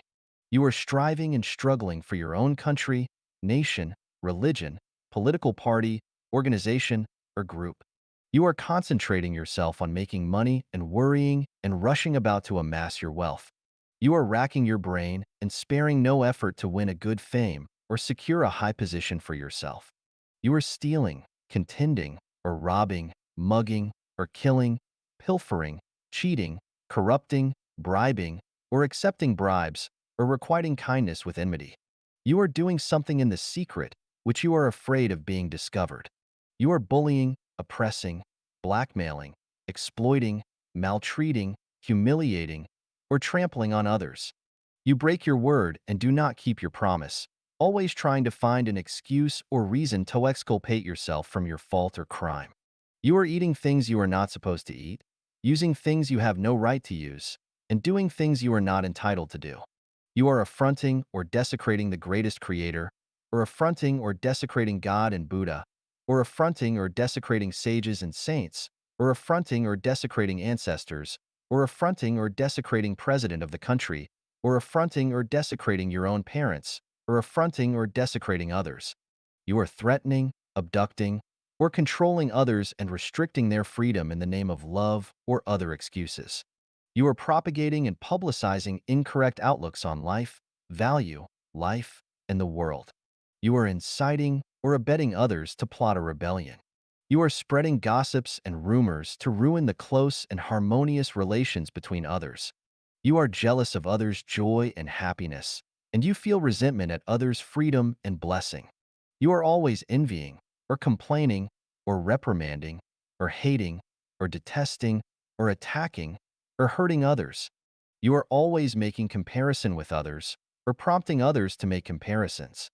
You are polluting the rivers, the land, and the air with chemical materials, waste water, and waste gases, or polluting others' spirit and soul with negative, passive, and pessimistic mood.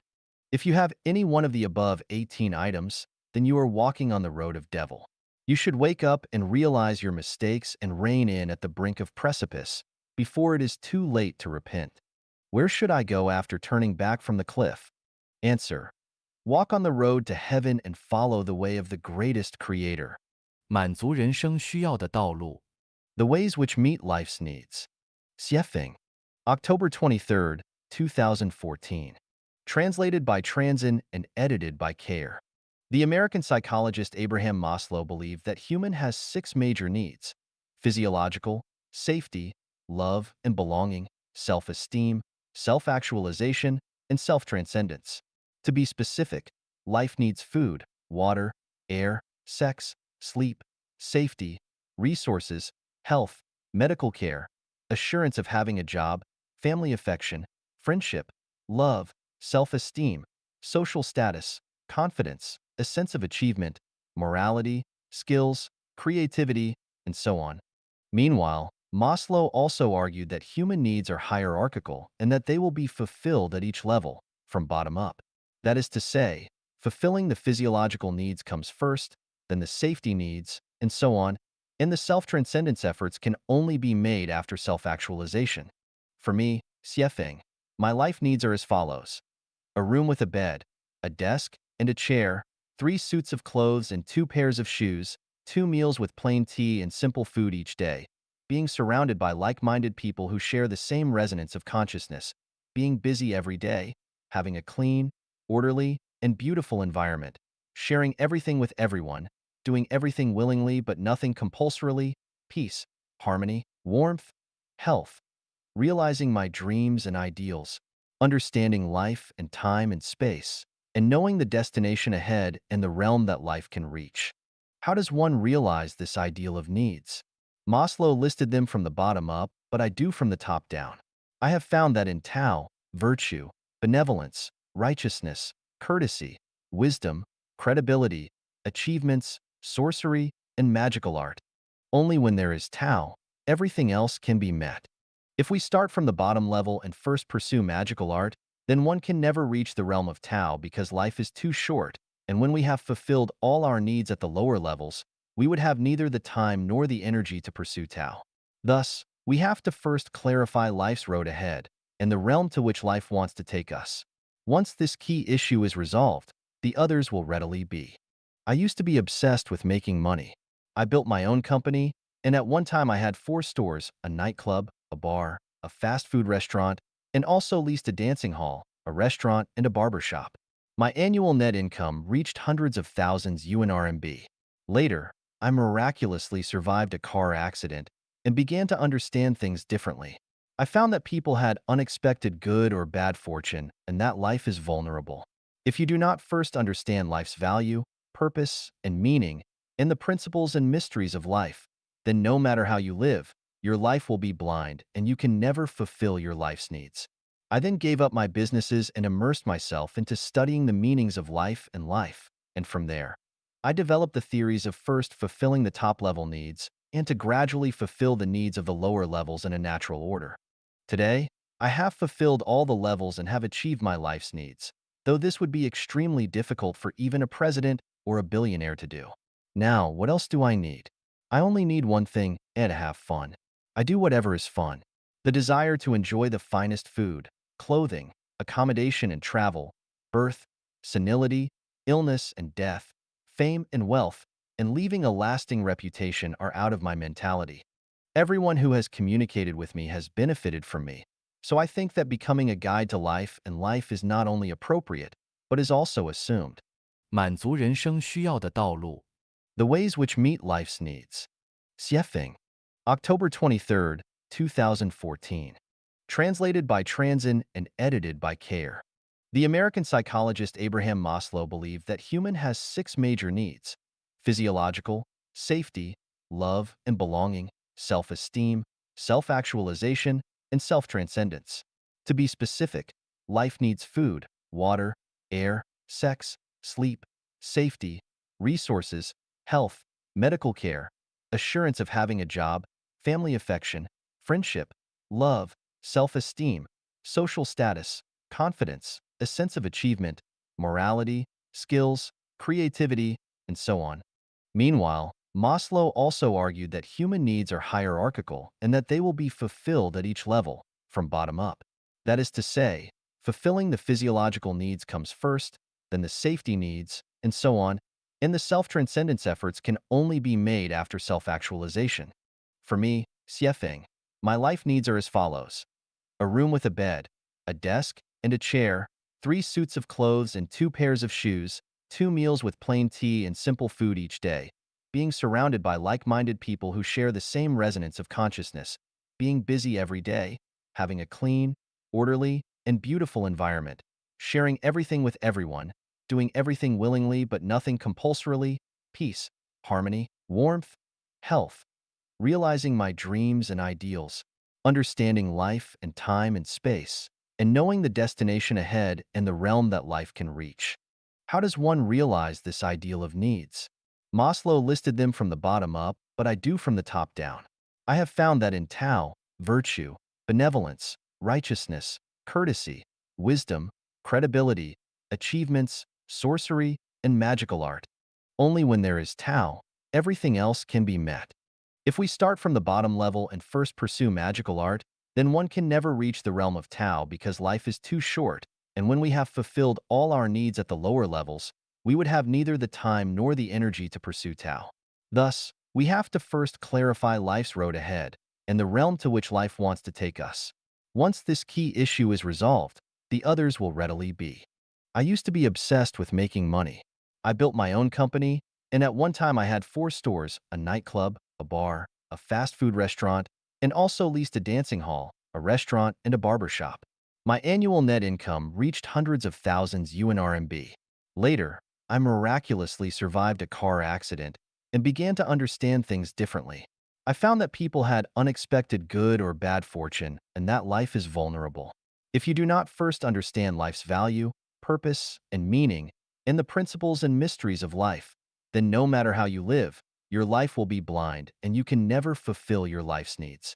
I then gave up my businesses and immersed myself into studying the meanings of life, and from there, I developed the theories of first fulfilling the top-level needs and to gradually fulfill the needs of the lower levels in a natural order. Today, I have fulfilled all the levels and have achieved my life's needs, though this would be extremely difficult for even a president or a billionaire to do. Now, what else do I need?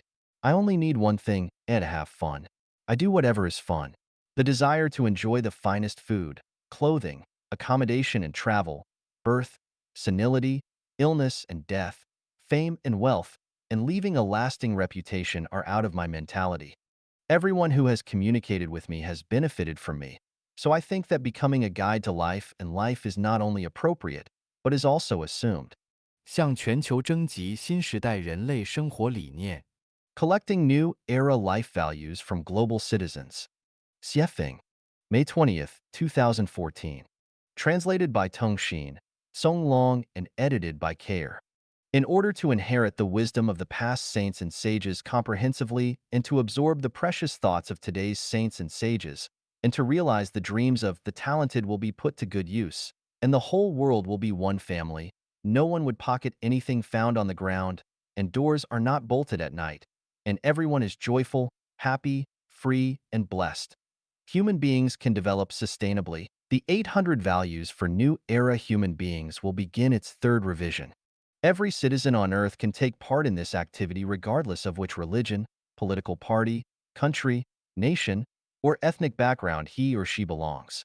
Anyone interested, please selflessly devote your wisdom to the betterment of the entire human race, because as long as your thoughts are beneficial to the interests of all humanity, we will accept and compile them into the third version of the 800 Values for New Era Human Beings.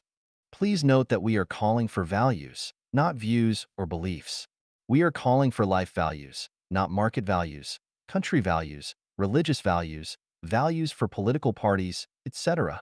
Values are the crystallization of wisdom and thoughts, but thoughts and wisdom are not values. The values we need are life principles to follow. Therefore, please condense your wisdom and thoughts into values which can be expressed concisely and succinctly, but with rich content, and use one sentence instead of two sentences if it is already clear enough. Please do not explain your values or present your reasoning with long texts. Please contribute your wisdom and values regarding these 8 aspects. How to achieve a harmonious coexistence among people, society, and nature.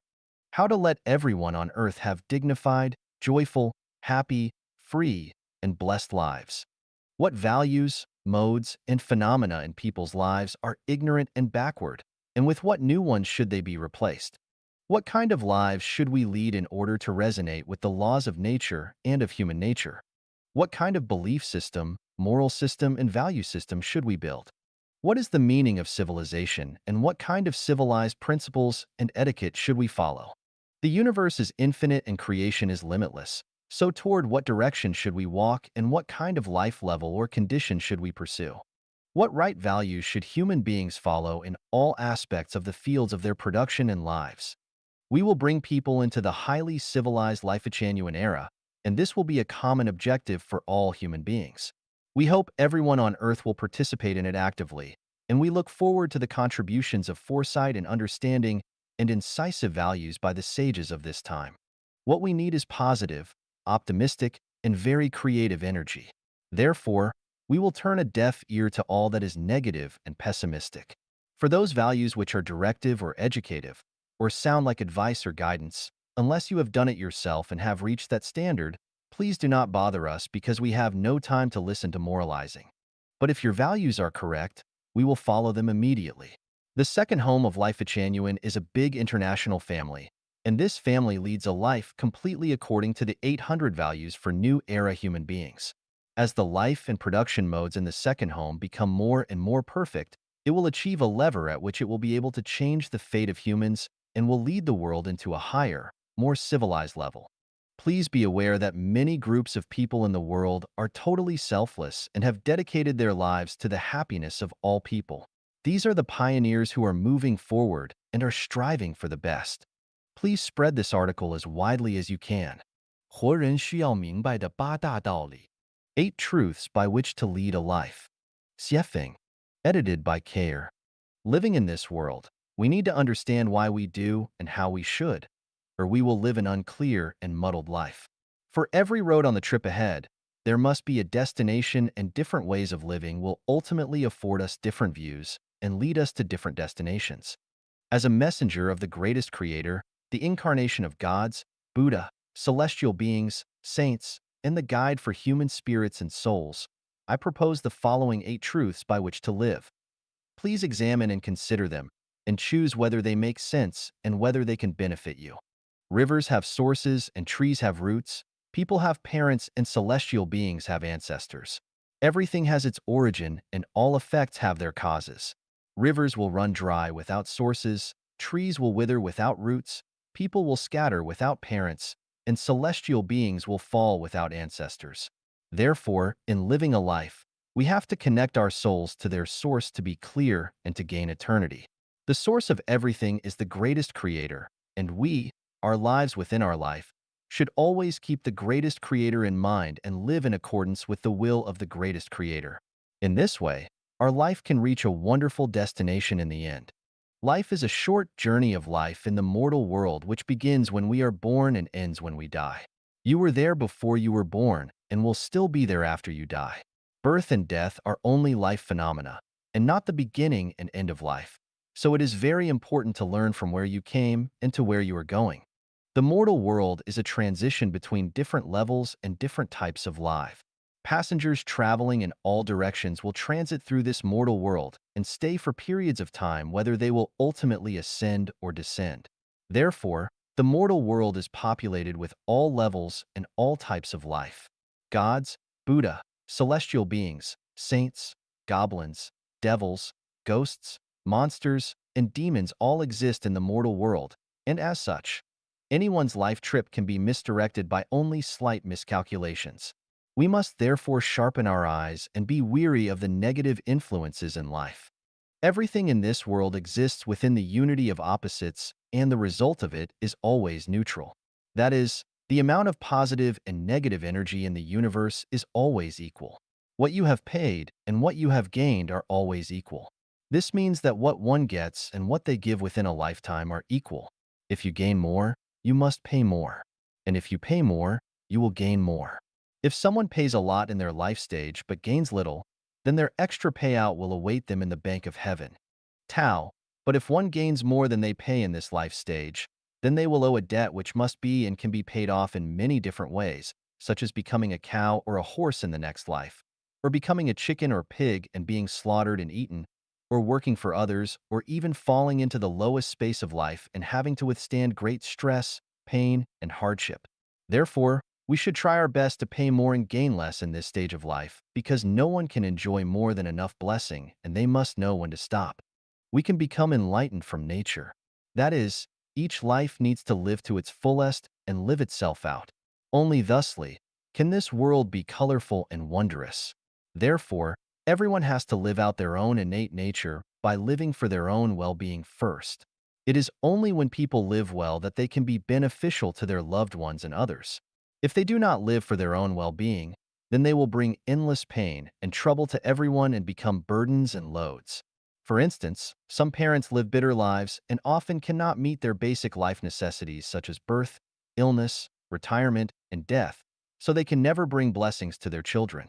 We often hear parents say, "My child, I have suffered through a bitter life all for my child." This attitude is an excuse for their bad life because they want to transfer their pain to their children and make those children suffer guilty consciences for their parents' deprivation. Consequently, not only does the parent deprive themselves, but then they guilt-trip their child. This kind of outlook on life is incisively manifested by married couples when the husband and wife each believe that they have sacrificed for the other and that the other owes them. As a result, both suffer and neither lives out their Tathagata nature. In short, one has to live for their own sake and their own well-being because anyone who lives for others will not only spoil their own life, but will also inflict heavy psychological burdens and spiritual bondage upon others. What is there for people to live for? It is to live for their innate natures, for their gifted natures, to live happy, joyful, free, and blessed lives, and to leave no regrets, remorse, resentment, or sorry at the end. To do this, one cannot live for power, wealth, fame, beauty, vanity, religion, political party, state, nationality, family, or others. They must not try to possess or control anything or anyone, but must accept them as they are and associate with others by following predestined relationships to act in accordance with their natures and to take advantage of opportunities as they arise. They must deliver their lives into the hands of the greatest creator through the arrangements of Tao. Everything physical is a game, but only the soul is true and worthy. Do not be too serious or persistent on anything. Go for it if it pleases and uplifts, but forget it if it hurts or degrades. People will die and fields will become lakes, and that which we are so serious and persistent about, or which troubles us now, will eventually vanish from our consciousnesses. Why bother? Everything in life runs in Tao. Everything is karma. The Lord is everywhere. You reap what you sow. Divine punishments, though slow, are always true with big meshes, letting nothing slip through. Therefore, we must lead honorable and upright lives which are centered on sincerity, kindness, beauty, love, faith, and honesty. No one should be stealthy or talk about spirits, deities, fortunes, or disasters. A good conscience knows no fear. Whatever one thinks, speaks, and does should be faithful to the earth, the sky, others, and society, and to their own consciences.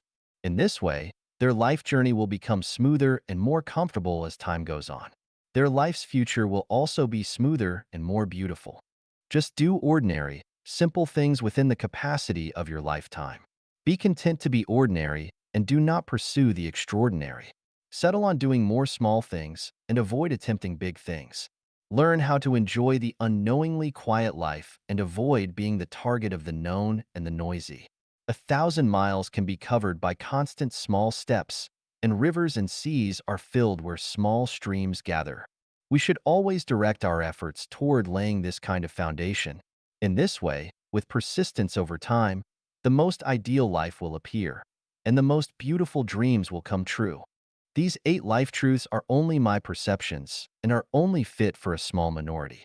Accordingly, the majority of people are unable to accept them. If you think they make sense, then use them as references. If you think they do not make sense, then find your own ways. We do not discuss, debate, or argue. 用哲学辩证法指导人生。Life Guide with Philosophical Dialectics. Xiefeng. Translated by Transin and edited by Care. Philosophy is the abstract theory about the nature of the universe and its developmental law, as well as the relationship between thinking and being. Dialectics is the theory of the unity of opposites, the contradictory movements of things, and the universal connections and characteristics of them.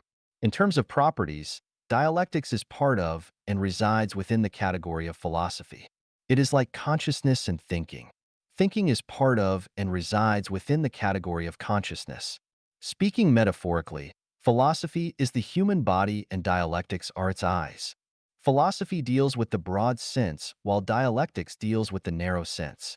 Philosophy is general while dialectics is specific. It is my opinion that philosophy is science and should be understood and reasoned with real evidence, without which it would not be logical, and that would in turn lead to wrong conclusions. For instance, both the absolute idealism and absolute materialism sever the unity between the two sides of the contradiction, such as religion, which emphasizes more about the idealism and ignores the value and meaning of real existence, and pragmatism, which stresses more about existence itself, but less about its causes. The theory system of life Genuine is mainly based on real evidence, although I have previously expounded more about the teachings and instructions of gods, Buddha, celestial beings, and saints in human history as the core, which is somewhat empty for the faithless, and not only lack operability, but also lack the cognition of the scientific nature of the spatial-temporal universe, life, and life. It is like Lao Tzu's descriptions of Tao, an image of what existed before God. The Tao that can be discussed is not absolute Tao, evasive, elusive, yet latent within it are forms, dark and dim, yet latent within it is the life force, too specious to be understood by anyone who is not extremely wise. How do we guide our lives with philosophical dialectics? Buddha has no settled rules. Buddha's rules always vary according to the situation. Keep the main and change the others according to the situation. To be selfless is to achieve self. To be free from ego is to achieve ego. To own nothing is to own everything. And so on, which I summed up conforms to dialectics in the philosophical sense and can guide life. Now we will talk in detail about how to understand the world and how to guide our lives with philosophical dialectics. First, let us see the universal law of the unity of opposites in a philosophical sense. This law is to say that all things in the universe consist of pro and con factors which are opposite, incompatible, and contradictory as fire and water. But paradoxically, It is precisely this organic unity of contradictions that makes the world complex and colorful. Specifically, positive balance is negative, light balance is dark, true balance is false, good balance is evil, imbalance is yang, male balance is female, up balance is down, the rise balance is the fall, death balance is life, the tangible balance is the intangible, and so on. How can this analysis be significant to guide our lives?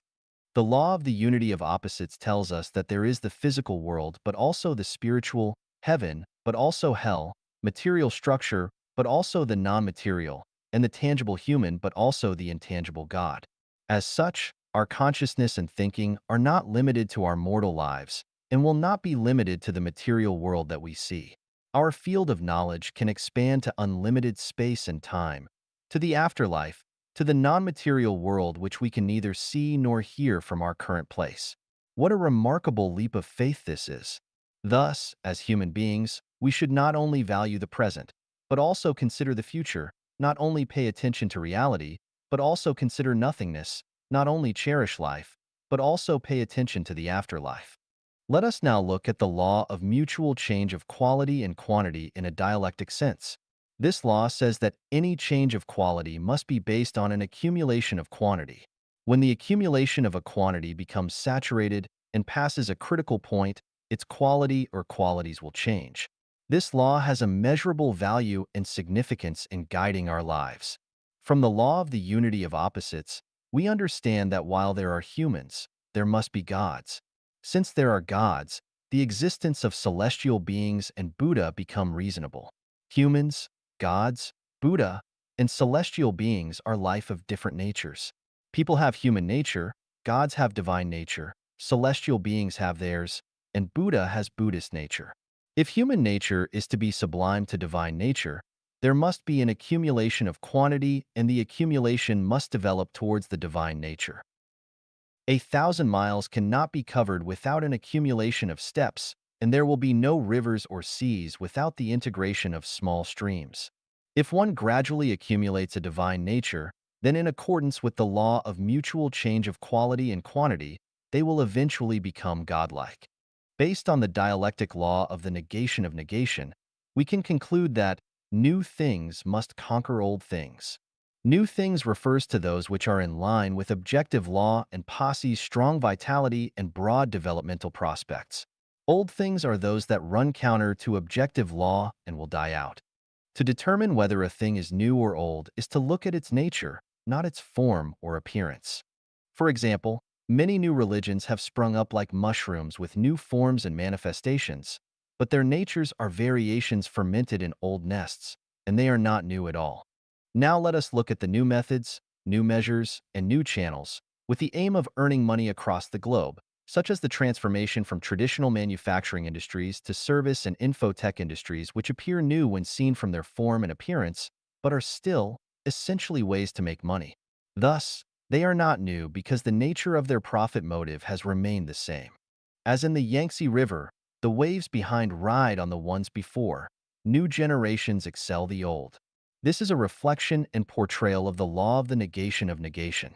From the phenomenon of the global rise of the divorce rate and the growing number of singles, we can surmise a law such that the family as a traditional production and life mode will be gradually replaced with a new form of production and life mode. This is an objective law which will not change by people's subjective wills and will not stop advancing just because people resent it or rebel against it. This new mode is replacing the traditional production and life mode, is a new thing, and no force can prevent its development and growth once it happens. However, the growth and development of new things is bound to suffer and will have to overcome arduous and tortuous processes. When you invest yourself into the development of new things, you must be psychologically and spiritually prepared to suffer difficult times, or the new things will eliminate you. The prospects of old things are dark, but the prospects of new things are bright. So the farther you walk on the way of old things, the narrower it becomes, but the farther you walk on the way of new things, the wider it becomes. It rises here but sets there. It increases here but decreases there. Two extremes are connected but will go in different directions when pushed too far. The rise is sudden, but so is the fall. Ill gain brings ill fate. Karma is the shadow following a body. Extreme joy begets sorrow. Out of the extreme misfortune comes fortune. All these conform to dialectics, so we have to remain alert and have confidence all the while. After we understand the universal law that positive and negative energies always balance out, we can deal with life affairs skillfully and easily. We know that when we constantly give and contribute rather than take and consume, we will accumulate many treasures. But where? They are reserved in the afterlife or the non-material world. Who will enjoy these treasures? No one can, other than the one who has accumulated them. Otherwise, the universal law that positive and negative energy always balance out would be violated. As it is a universal law, it is a necessary procedure. When you pay, you must receive. When you receive, you must pay. If you have given but have not received in the mortal world, then you will undoubtedly receive in your next life or in heaven. Otherwise, the universe would be unfair and untrue. Everything has its destiny. The total energy in the universe is constant. This is consistent with the law of the conservation of energy and of matter. In terms of philosophy, yin cannot exist without yang, and yang cannot grow without yin. Yin and yang are the law and order of the changes of all things, Huangdi Neijing. As we know from the water on the earth, regardless of the surging rivers brought on by rainstorms or the increase of snow cover on mountaintop, its total volume remains constant. It is destiny. This is to say that the quantity of life in the universe is constant. It increases here but decreases there. It rises here but falls there. Well then, where does the increase in human population come from? Are new lives born out of thin air? People who have explored and studied anything about reincarnation know that human reincarnation happens several days before birth. Therefore, an embryo or fetus does not contain life. It can only be called life when a reincarnated soul enters into it. Thus, we know that a new life will only be born when an old one passes on. There is no life without death and no death without life. That is it. In this case, we know that the increased life on the earth must have come from somewhere. If a new life is born, then an old one must have ended. If we analyze carefully, we may wonder about the many animals on the earth that have died. Where have they gone? Have they become human? Where will their lives go if the earth has a mass extinction in the future? Please refer to 36-dimensional space for the answers. Philosophical dialectics can guide our lives. We have just discussed how to guide our lives by philosophy from the perspective of philosophy. This enlightenment is only the tip of the iceberg. You may draw general conclusions about other cases from specific ones. I hope that each one of you will lead a smart life and that you will have wonderful life prospects. 人生是一场幻象， Life is but an illusion. Xiefeng, translated by treasure and edited by care. Illusions are phenomena that appear in dreams, fantasies, and phantasms. With further inferences, all phenomena that arise quickly, remain briefly, and then disappear equally quickly can also be thought of as illusions. Mirages are illusions, as are dreams, soap bubble patterns, and even thoughts at the end of the day or when we are bored will form them. It can be inferred that flashes and pans are illusions, a large number of cells, microbes, and fungi are illusions. Many photos online are illusions, computer games are illusions, and movies and TV shows are illusions, too. Dreams are illusions because the dream world lasts for a short time.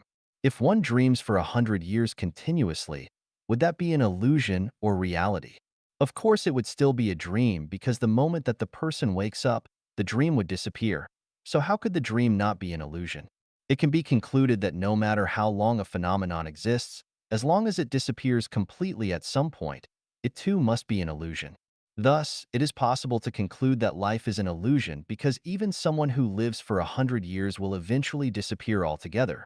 So why would that be different? Having dreamed throughout the night, we wake up in the morning, and no matter how much we twisted and turned during our dreams, we no longer care about anything that happened in them because after all, they were fantasies, dreams, and illusions. A dream will not affect our mood or state of mind too much. Here is the question. Since we have deduced that life is an illusion, is it necessary to be sad for our twists and turns in life? Is it necessary to be anxious about things in our life? Is it necessary to struggle hard for things and hunger to reach goals?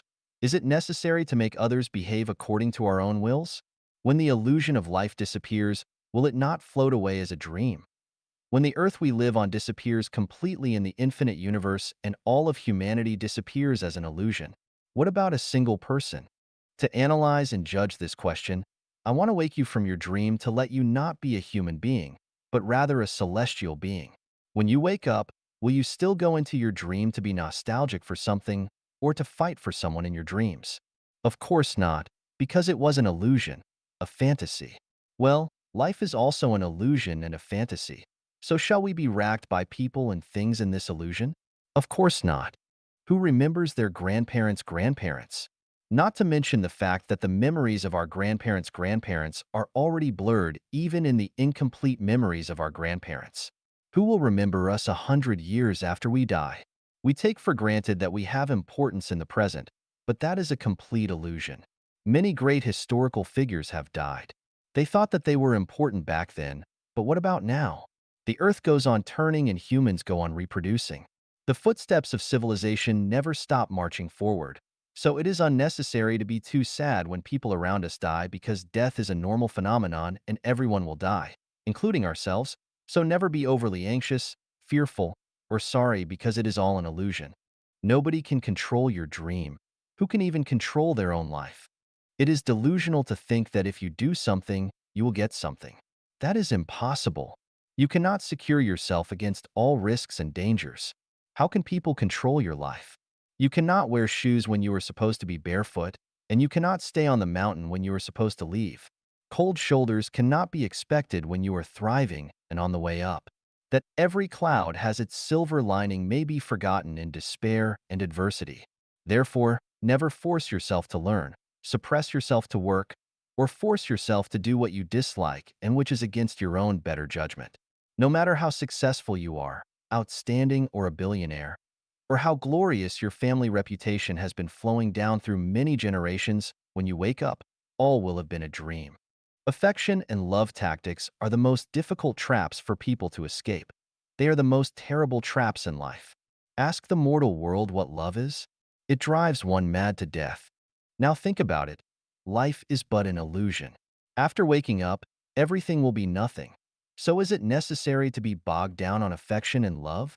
It might actually be better to live as a beau, a dandy. What people fear most is losing what they own and are most attached to their property, their power and status, their reputation, and of course their most beloved lover.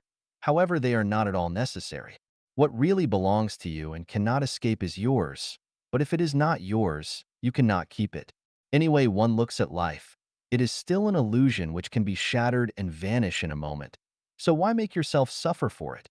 Why not enjoy a natural and unrestrained dream? Has anyone in history been so intelligent and so powerful that they could control everything? Not one. Everyone is acting in a play. They are playing roles, following scripts.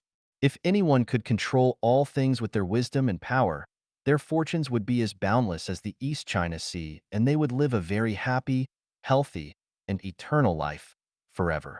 Have there been any? Not one. This proves that man is only a grain of sand in a sandstorm, a drop of water in the sea, and that nothing can really be controlled by anyone. So why not just follow predestined relationships and take things as they come? Life will be easier and more natural. People expend a lot of time and effort on their health and appearance, yet regardless of their daily exercise and nutritious eating habits, the sick are still sick and the short-lived still come to untimely ends. No matter how much paint and powder one applies to their face or how much plastic surgery they undergo, wrinkles still creep onto the forehead and cheeks as time passes, and signs of aging become more and more visible every day. These changes cannot be resisted. So why try to fight them when you know that you cannot? Life is too short. Fiddle with this today, fiddle with that tomorrow, and remain confused. You will still get old, fade away, and die. It is a bad deal to live in fantasies, but an even worse one is to indulge them. Do you worry? What do you worry about? You were worried when you were dreaming. What about when you woke up? My point is that there is no need to worry about anything because all of life is ultimately only a dream. There are no real scenarios because life will end. Will all the worry not be gone with the wind? Enjoy the present. Do not worry about tomorrow or the next day. Everyone's life has been predetermined by their destiny, their script. Worry is useless, so why persist with this fantasy, waste your recreation time, and ruin your relaxed mood? Your state of mind is different when you are asleep than when you are awake. Sleeping people lead befuddled lives in their dream worlds of obsession, worry, anxiety, sorrow, and fear. However, fully awake people know that all is but an illusion, so they have neither strong bliss nor intense grief, but are just pleasant, relaxed, and calm. Who are these people? Celestial beings, of course. Within the universe, everything is an illusion except for the greatest creator. People live in illusions because all lives are illusions. In this sense, illusions are reality. Illusions are stages of life.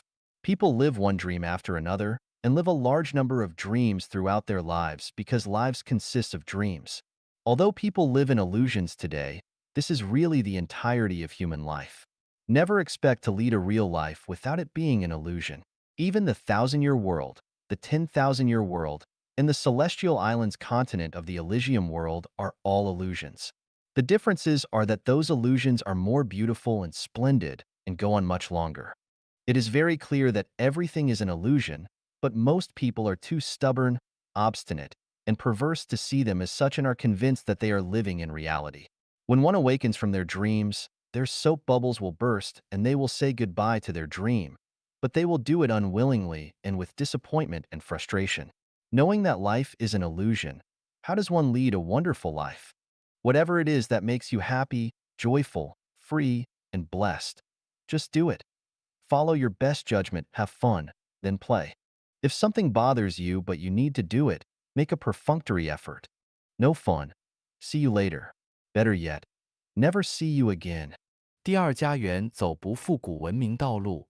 The second home does not take the road of reverting to ancient civilizations. Xiefeng. People have created splendid cultures and invented innumerable production tools and living products. Inventions, innovations, and scientific developments have relieved us from backward and primitive production and living modes. Except for those gifts bestowed by nature, all that we enjoy today comes from those advancements. If civilization abandoned science and technology, then it would not be an advancement, but a regression. The way of the greatest creator is the way of nature. Scientific inventions and technological advancements have not gone against nature, but some have been used in irrational ways. Achievements of technological inventions and progress have gone against the ways of nature in many aspects, but the fault is not theirs. Rather, it is from people's misuse out of selfishness and greed. Cutting vegetables is a natural use for a knife, but using it to cut woods or to kill people is a misuse. The problem lies not with the knife, but rather with the person who misuses it. It would be extremely illogical to blame the knife, rather than to look into the false consciousness of the person who behaves irrationally. Would it be better to use toilet paper or clods of soil to wipe one's buttock? Of course, toilet paper is better, at least more hygienic. If a toilet paper manufacturer cuts a large amount of woods and then spills wastewater into rivers, it would not be the fault of the toilet paper, but that of the manufacturer who has ignored the result of wrong behavior by only pursuing economic profit. Some people are under the mistaken belief that the production and life mode of the second home will lead to a reversion to primitive conditions, but returning to nature does not include doing such things as eating raw animal flesh and drinking its blood, or wearing the skins and furs of animals. Rather, it means that we should live according to the will of the greatest creator, and by the principle that people need to coexist with nature harmoniously. At least we can say that people should not advance at the price of natural destruction, but according to the fundamental principle of sustainability. What we have created is a brand new civilization which will not only inherit all the positive achievements of scientific and technological development, but will also advance humanity into a more developed stage of civilization. It would not be possible for us to revert to ancient practices because although we would absorb wisdom from ancient cultures, we would not be limited by them. We would learn from their essence, but would not revert to them. Our thoughts should neither be confined to ancient ones, nor make us repeat the mistakes of our ancestors. Following in their footsteps, we need to initiate a new future and a new way of living which will avoid the recurring tracks of previous civilizations which have been destroyed completely. Religions should not stop progress, politics should not be short-sighted, economies should not destroy nature, and societies should not be reluctant to advance forward. The biggest crisis facing humanity is that of the soul. All others pale in comparison. When this crisis is eliminated, all others will disappear automatically. Do not define the second home by using concepts of old production and life modes, and do not assume that the second home will be the same as any other living mode in human history. We are walking on a new road which aligns completely with the will of the greatest creator rather than human will. It will bring happy, joyous, blessed, and free lives to people, and even allow them to evolve into celestials. I am the spiritual guide of humanity. I will lead people to an unprecedented, amazing future and even take some to heaven. This is not a boast. As long as you follow me, you will experience it step by step. 生命绿洲模式将解决人类面临的21个难题。The mode of the new oasis for life will solve 21 difficulties that mankind is facing. Xiefeng, June 27th, 2020. Translated by Treasure and edited by Care. Whether we call it Utopia, New Eden Garden, Kingdom of the Greatest Creator, or Xiefeng-style communism, Life Genuine's new mode of production and life in the new oasis for life will solve these 21 problems that have been handed to us over thousands of years of human history. It will free women from their daily trivial chores forever. The elderly will lead their happiest lives in old age, whether they have children and receive pensions or not. The phenomenon of orphans will disappear forever. All children will lead lives full of love and care and will be well educated. The phenomena of people remaining unattached and lonely will disappear forever. Domestic violence will disappear completely. The conflicts among religions and belief systems will end forever. Political parties will have no purpose, so competitions among them will disappear. All people will be able to travel throughout the world freely and without restrictions. Military expenditures will be reduced to zero because there will be no militaries. Border and land disputes between states will no longer exist. Regional and ethnic conflicts will no longer exist and peace will abound everywhere. Drug abuse and gambling will disappear completely. Official corruption will disappear completely, as officials will have neither need nor ways to corrupt. No wealth disparities will exist, as everyone will have everything yet own nothing. Courts, lawyers, and legal systems will die out gradually as they will no longer be needed. Criminal activities will be reduced by 3/4 and security will be greatly enhanced. The population will stabilize without sharp increase and decrease and will be in balance with planetary resources. Atmospheric pollution as well as that in all water and on the earth will disappear. Extinction of species will end and many lost ones will return. Climatic disasters will no longer occur and distinct seasons with consistent climate will become normal. At least half of the people will sublimate into angels, bodhisattvas, celestial beings, and Buddhas. Do not take this as a joke or myth or consider it an armchair strategy. It has been the firm evidence of Life Genuine's theories and the model of the new oasis for life which have been existing and developing for 10 years. It is the ideal that mankind can fully realize. Whether you wish or not, and believe it or not, mankind has been bound to and is entering into the Life Genuine era. Everything is running according to procedure. 明明巧安排平凡度人生。 Life arranged ingeniously, the ordinary life. Xiefeng, March 27th, 2019. Translated by Chinyu and edited by Care. Times change, lives reincarnate with their ups and downs, and human reproduction flourishes. Time and tides annihilate emperors, generals, and ministers. Green grass invades countless palaces and pavilions. The strong disappear in an instant with their great achievements. Heroes who had once shed blood and tears are nowhere to be found. Huge amounts of wealth perish quickly like dreams. Even the rich starve to death in the wilderness. In front of desolate and dilapidated empty buildings was once bumper-to-bumper traffic. The winners were frustrated. The powerful were desolate. Fires were extinguished into ashes regardless of how fierce they might have been. Overwhelming storms returned to calmness. In life, it does not matter whether you win or lose. In the world, it does not matter whether you are right or wrong, gaining or losing. Everything is destined. Everything is a constant. We suffer from our own actions. We harvest what we sow. We are responsible for our wins and losses. The greatest creator never has special mercy for anyone and never intentionally abandons anyone. Those who exploited others will be exploited. Those who hurt others will be hurt exactly the same, not more and not less. Evil rages in the guise of justice, but will be contained eventually. Self-interest is cheating and bluffing in the name of public good, but it will eventually be recalled. Advantages taken will surely be lost, and every extra gain will become a loss. Tao is never absent. Angels never leave.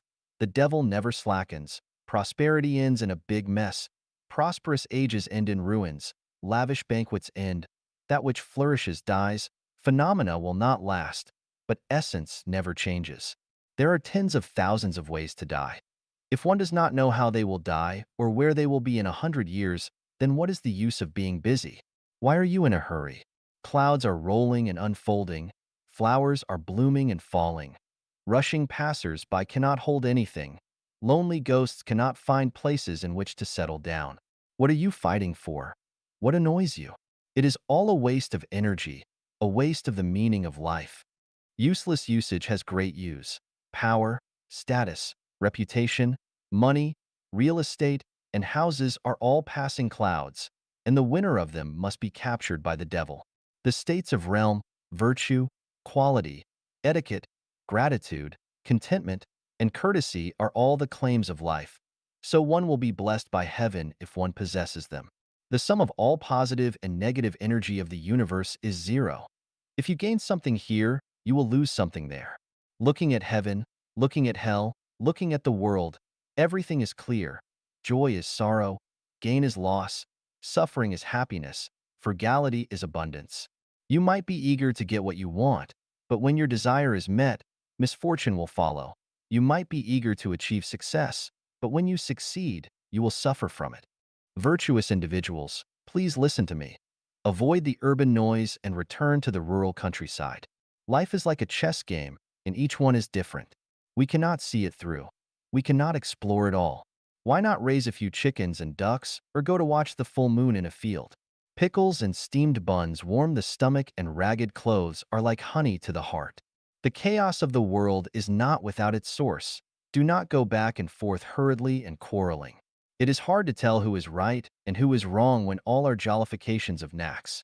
A big fire will burn everything down. A flood will wash everything away.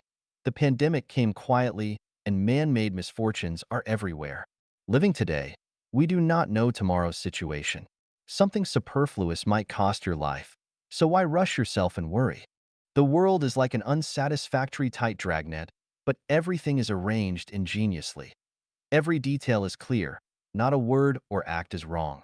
Do not hate anyone, do not complain about things happening in the world. Results are what matter. Find the benevolence of the divine across 3 lifetimes. Evil things in the world are made by good people, and supremely good deeds are made by evil people. Good intentions always create trouble, and slander waits beside honor and favor. Misery. Happiness is to be found by its side. Happiness. Misery lurks beneath it. Disaster is a blessing in disguise. It is better to cultivate in the countryside, to be an ordinary person, not to be famous, not to fight for profit, but to light the sacred lamp in your heart and watch the world change. Relying on other people, one will exhaust themselves on them. So why not rely on the Tao of the greatest creator? Everyone has a life trajectory that cannot be changed, so why bother to worry about others? Parents' suffering cannot be replaced by their children's, and the children's sins cannot be negated by their parents, let alone by others. You might think that you are doing something for the good of others, but how do you know that you are not working against Tao and disturbing their trajectories? You cannot give money to others without having money in your pockets. How can you guide others to live well if you do not live well? Depend on your own experiences and feelings, and do not listen to others' moral preachings. No harm in life is greater than that which affection can do when it is deep and hurts very severely. Sentient beings are trapped in affection nets until they die in mazes of affection. If you cast your affection onto someone, then their burden will become yours. So why not direct your affection toward idyllic, green mountains and blue rivers? Attaching affection to flowers, birds, insects, and fish is more beneficial than doing so to people. How can you wash your feet while still standing in mud? How can you sever your worldly ties while still living in the world? Waves never end. Repaying debts by borrowing will keep you in debt forever. We also need to repay our debts that we borrowed from nature. The only way to eradicate debt is by giving alms formlessly. Our minds should not abide in form, sound, smell, taste, touch, or dharma, but should abide nowhere. This mind abiding nowhere is our true mind, which is nature, Buddha, angels, and celestials. Looking throughout the world, the best place for life is the new oasis for life. 审视一下自己是不是赌徒。Check if you are a gambler. Xiefeng, May 22nd, 2020. Translated by Qin Yu and edited by Kair. Do you gamble? Check this out. What is a gambler? It is anyone who wants to win rich rewards by betting their money, youth, future, and life on uncertain things which they self-identify as certainty. Gamblers lose everything that they begin with, including the clothes on their backs. Eventually, are there any who earn good lives by gambling? Casino dealers can do very well, but they are not really gambling because the games are all stacked in their favor, but most people who participate in gambling will lose and will end up with crushing losses. The truth is simple and clear, but people still want to gamble. All are gambling. I studied carefully and discovered the surprising phenomenon that almost everyone gambles, with marriage being the biggest gamble in life. You cannot be sure of its outcome. You can never fully understand the other person's personality, outlook, temperament, character, interests, and other factors, but you are betting your whole youth and your entire life on them. You expect to be happy, joyous, harmonious, and blessed, and expect to remain in love with each other for your lifetime. But then what happens? It is not necessary to analyze the results. The eventual result of all gambling is that the gamblers all lose. Since marriage is a big gamble, the result is of course tragic. Participating in religion and becoming a believer is also gambling. You base your destiny and future by betting on the religious rituals, ideas, practices, and beliefs that you firmly believe are correct.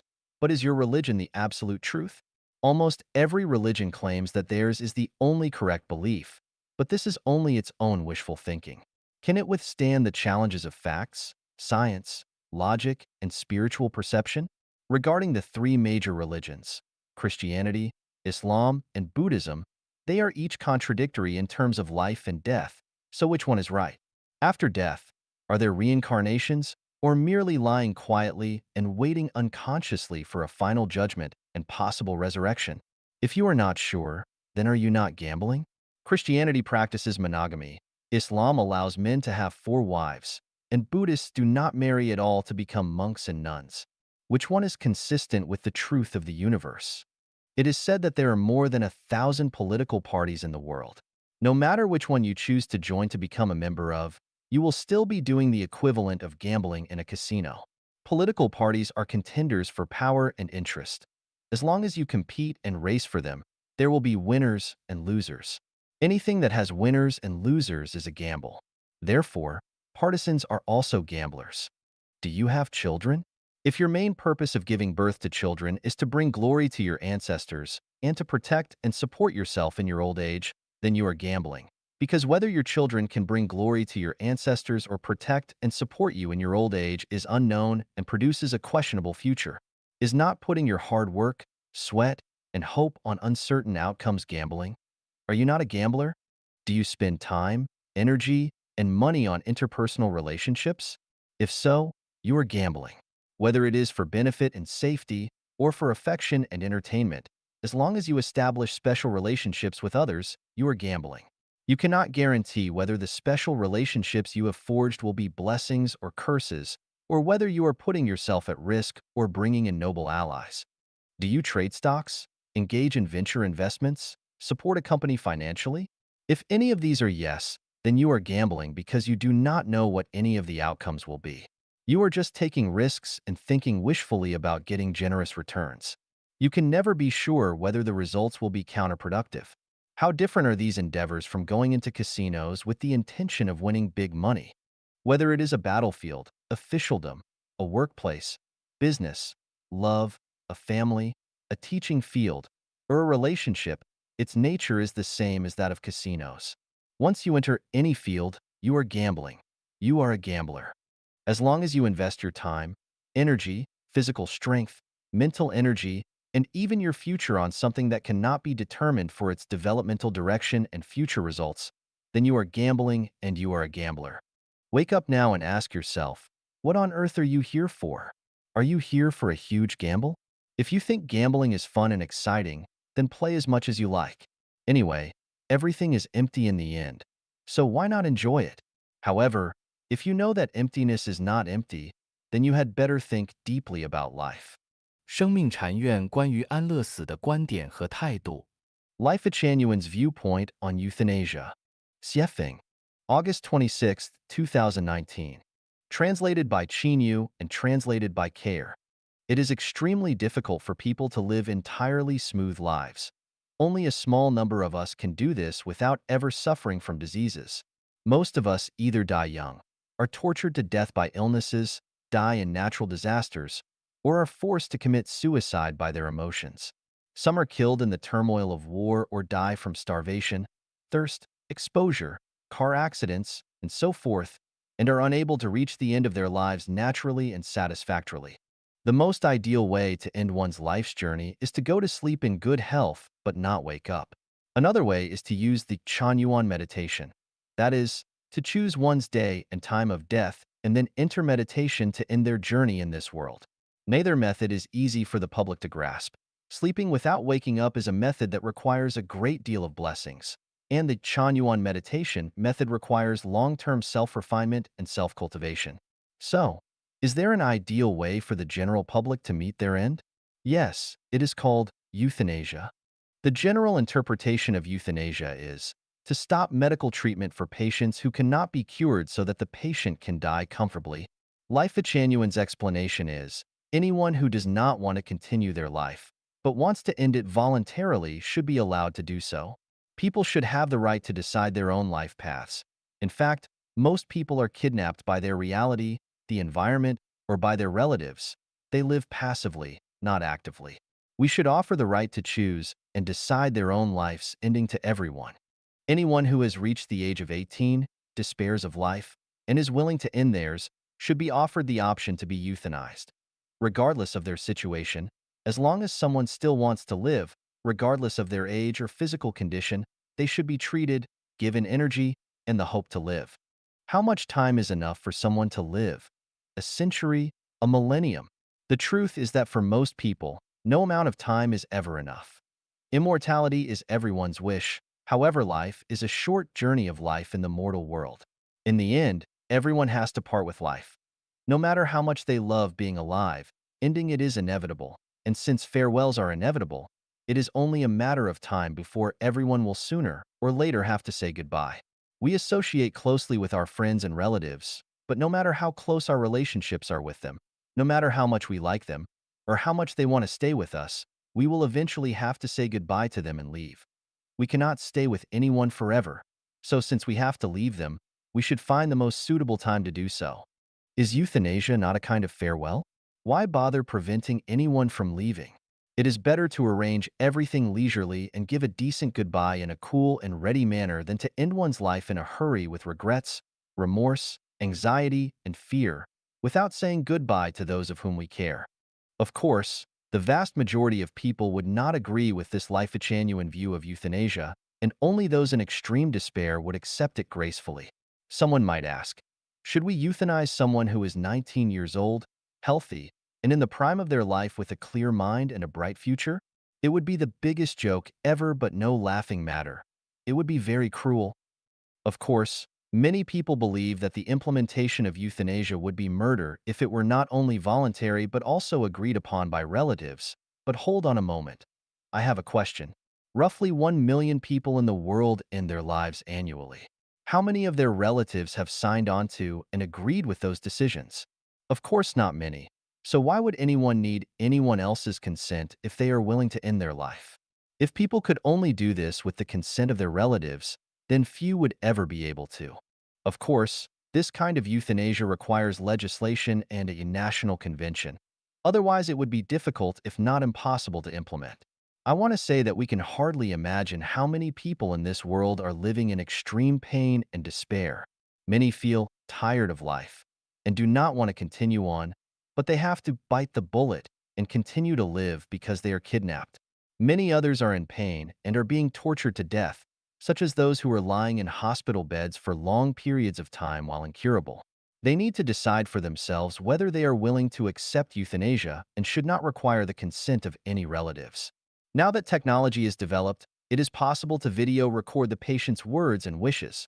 In other words, anyone who voluntarily accepts euthanasia can speak their own mind and record it in an environment in which they are free from any duress, coercion, or kidnapping. Without this legally binding video, euthanasia would not be implemented.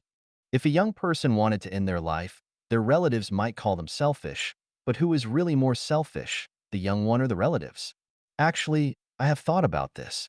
If Life Genuine were to implement euthanasia and hospice care, at least half of the people who want to commit suicide would give up those thoughts, and that number might be saved every year. By the way, it is better to deal with the people after euthanasia in accordance with the arrangement of the Life Genuine funeral system. The more we open up, the easier and simpler things become. The more restrictive we are, the more difficult and complex they become. 认识自己的一道法门。One way to know yourself. Xiefeng, July 6th, 2020. Translated by Chinyu and edited by Care. It is fairly easy to understand others, but more difficult to know ourselves. However, when we do not understand ourselves correctly, our lives will be lost, stepped over, and frustrated everywhere. Recently, through my work, I found a method to learn about myself, and you are invited to try it as well. To know ourselves, we must first establish a reference point and compare ourselves to it. Then we can better understand ourselves. Over the past 3 years, I have operated a small hotel in BC, Canada. The nature of the hotel is my 3 sets of large, medium, and small towels, sheets, and quilts are pure white. So once soiled, it becomes next to impossible to restore their original appearances. In contrast, the better one's financial situation is, the cleaner and neater they leave their rooms, and the better they communicate and get along with others. All in all, those who messed things up and could not communicate well were lower middle class workers, while the more civilized were more intellectual.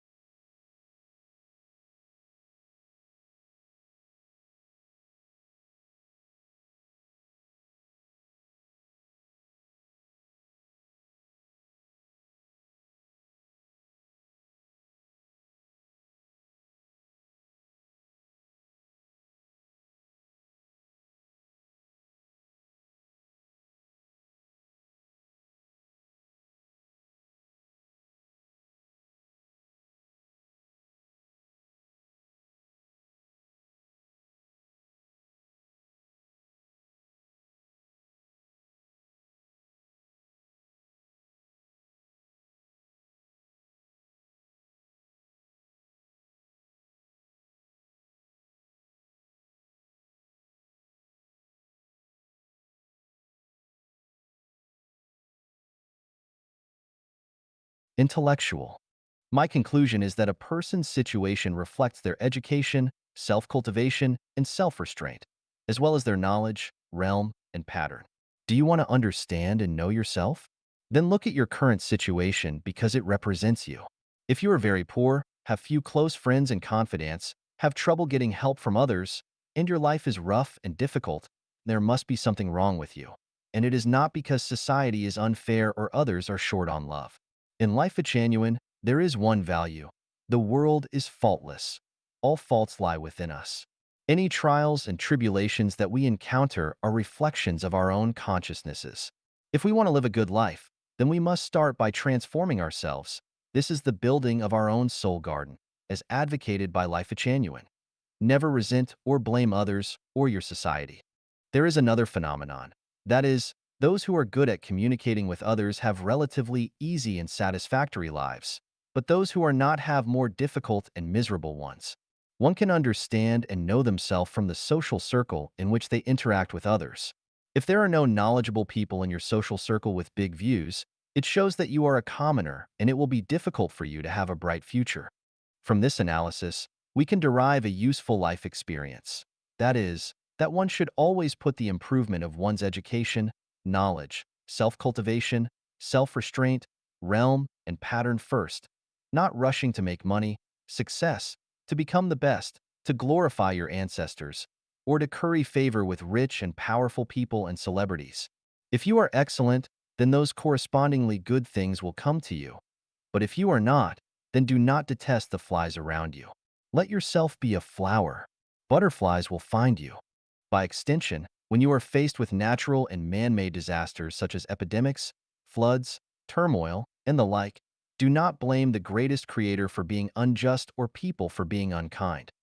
All these things are reflections of your human mind and consciousness because you caused and invited them upon yourself. If you want the weather to be favorable, the world to be peaceful, and everyone to be happy and satisfied, then you should first learn to be a decent person, learn how to communicate, always be wary of your thoughts and intentions, and make sure that they are not evil. If you have more negative, passive, and pessimistic emotions, then your lives will become harsher and the world will continue to worsen. Above is a basic method of how to understand and know oneself.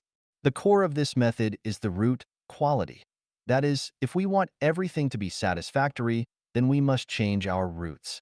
Do not envy those whose roots are bad but very flashy. If one's position cannot match their virtue, then disasters will befall them. Flaunt with bad roots, and you will see the results. They must include disasters. 影响人生的8个外在隐形因素。8 invisible external factors influencing our lives. Xiefeng, May 9th, 2020.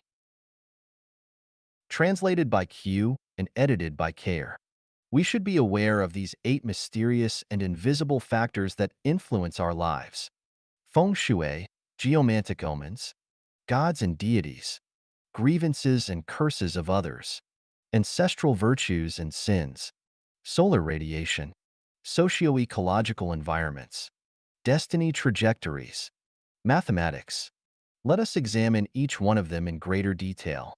Feng Shui mainly refers to one's geographical and atmospheric environments, the veins flowing underground, the humidity or dryness of the climate, whether the air is fresh and its flow is smooth and unobstructed, whether there is sufficient light and the geomagnetic field is comfortable and pleasant, as well as the water quality and the chemical elements contained within and whether it is alkaline or acidic, and so on. It is really not easy to find a perfect geomantic omen place. The best way to avoid long-term damage to yourself by certain unfavorable factors is to change your living space often. Most chronic diseases are caused by feng shui, and they can be cured after changing one's environment. For example, if people with arthritis who live in humid areas can relocate themselves to places with drier humidities for 3 to 5 years, their arthritis can heal completely. People in my hometown in the thousand-year world never get sick for many reasons, but one of them is that people change their living environments often. This is why I emphasize that Life at Genuine Celestials must move to another home every 3 years. When there are 256 homes, new oasis for life, on the earth, it will be hard to get sick for a lifetime if you relocate yourself every 3 years. Affection of gods and deities. Everything has spirituality. What we call heaven gods, mountain gods, water gods, earth gods, and so forth are actual gods and deities, and if we worship them in our hearts, then we will have no bad luck. For example, if you want to climb a mountain, pray to it and ask its God for protection, and you will not fall or injure yourself during your climb. If you pray to a river god or deity when crossing its river, then you will cross it safely. If you soothe and comfort the trees, flowers, insects, birds, and beasts where you live, then you will face no misfortune. Other people's grievances and curses are very harmful to life. If you do not believe me, then you should live among people who are full of grievances. It will not only make people lose their fighting spirits, courage, and confidence in their pursuit of better lives, but it will also cause people to become depressed, get sick, and have nightmares. Curses are even more powerful. They are silent harm from their hearts and invisible thought powers. It is also a curse to secretly cut a ground vein or manipulate an ancestor's grave. Curses will lead to the declines and extinctions of families and nations. They will even lead to sudden disasters, so it is best to remain cognizant. Ancestral virtue and sin karma have great impacts on life. An ancestor's virtuous karma can help their descendants to flourish and prosper, but their sin karma can lead them to wither and decline. Therefore, whether our lives are smooth or full of ups and downs, we must consult whether the karma that our ancestors created for us is virtuous or sinful. After learning the answer, we can find a way to remedy it. Otherwise, the trajectory of our lives will not change. Solar radiation. People whose ancestors lived in or near the tropics tend to have darker skin, while those whose ancestors lived closer to either of Earth's poles have lighter skin. This is caused by the amount of ultraviolet solar radiation that is present. We need to be exposed to the right amount for proper vitamin D production, neither too much nor too little. The amount varies with our latitude, and we can often change it to alleviate the damage of insufficient or excess ultraviolet solar radiation. The socio-ecological environment is crucial to the formation of human personalities and consciousnesses. It includes factors such as culture, beliefs, conventions, customs, overall values, and the outlooks on life, and the universe. If you are enclosed in a bad socio-ecological environment for a long time, you will become incapable of distinguishing fragrance from stench. It will be hard for you to know that there are mountains beyond mountains and skies above skies, and you will live very ignorantly. The trajectory of fate is an invisible binding force created by people's previous lives' merits and demerits, as well as an invisible manipulating force. The 18 unmanageable factors of life are an invisible arrangement of the trajectory of fate. Why am I so lucky or unlucky? Why have I met such a noble or unreasonable person?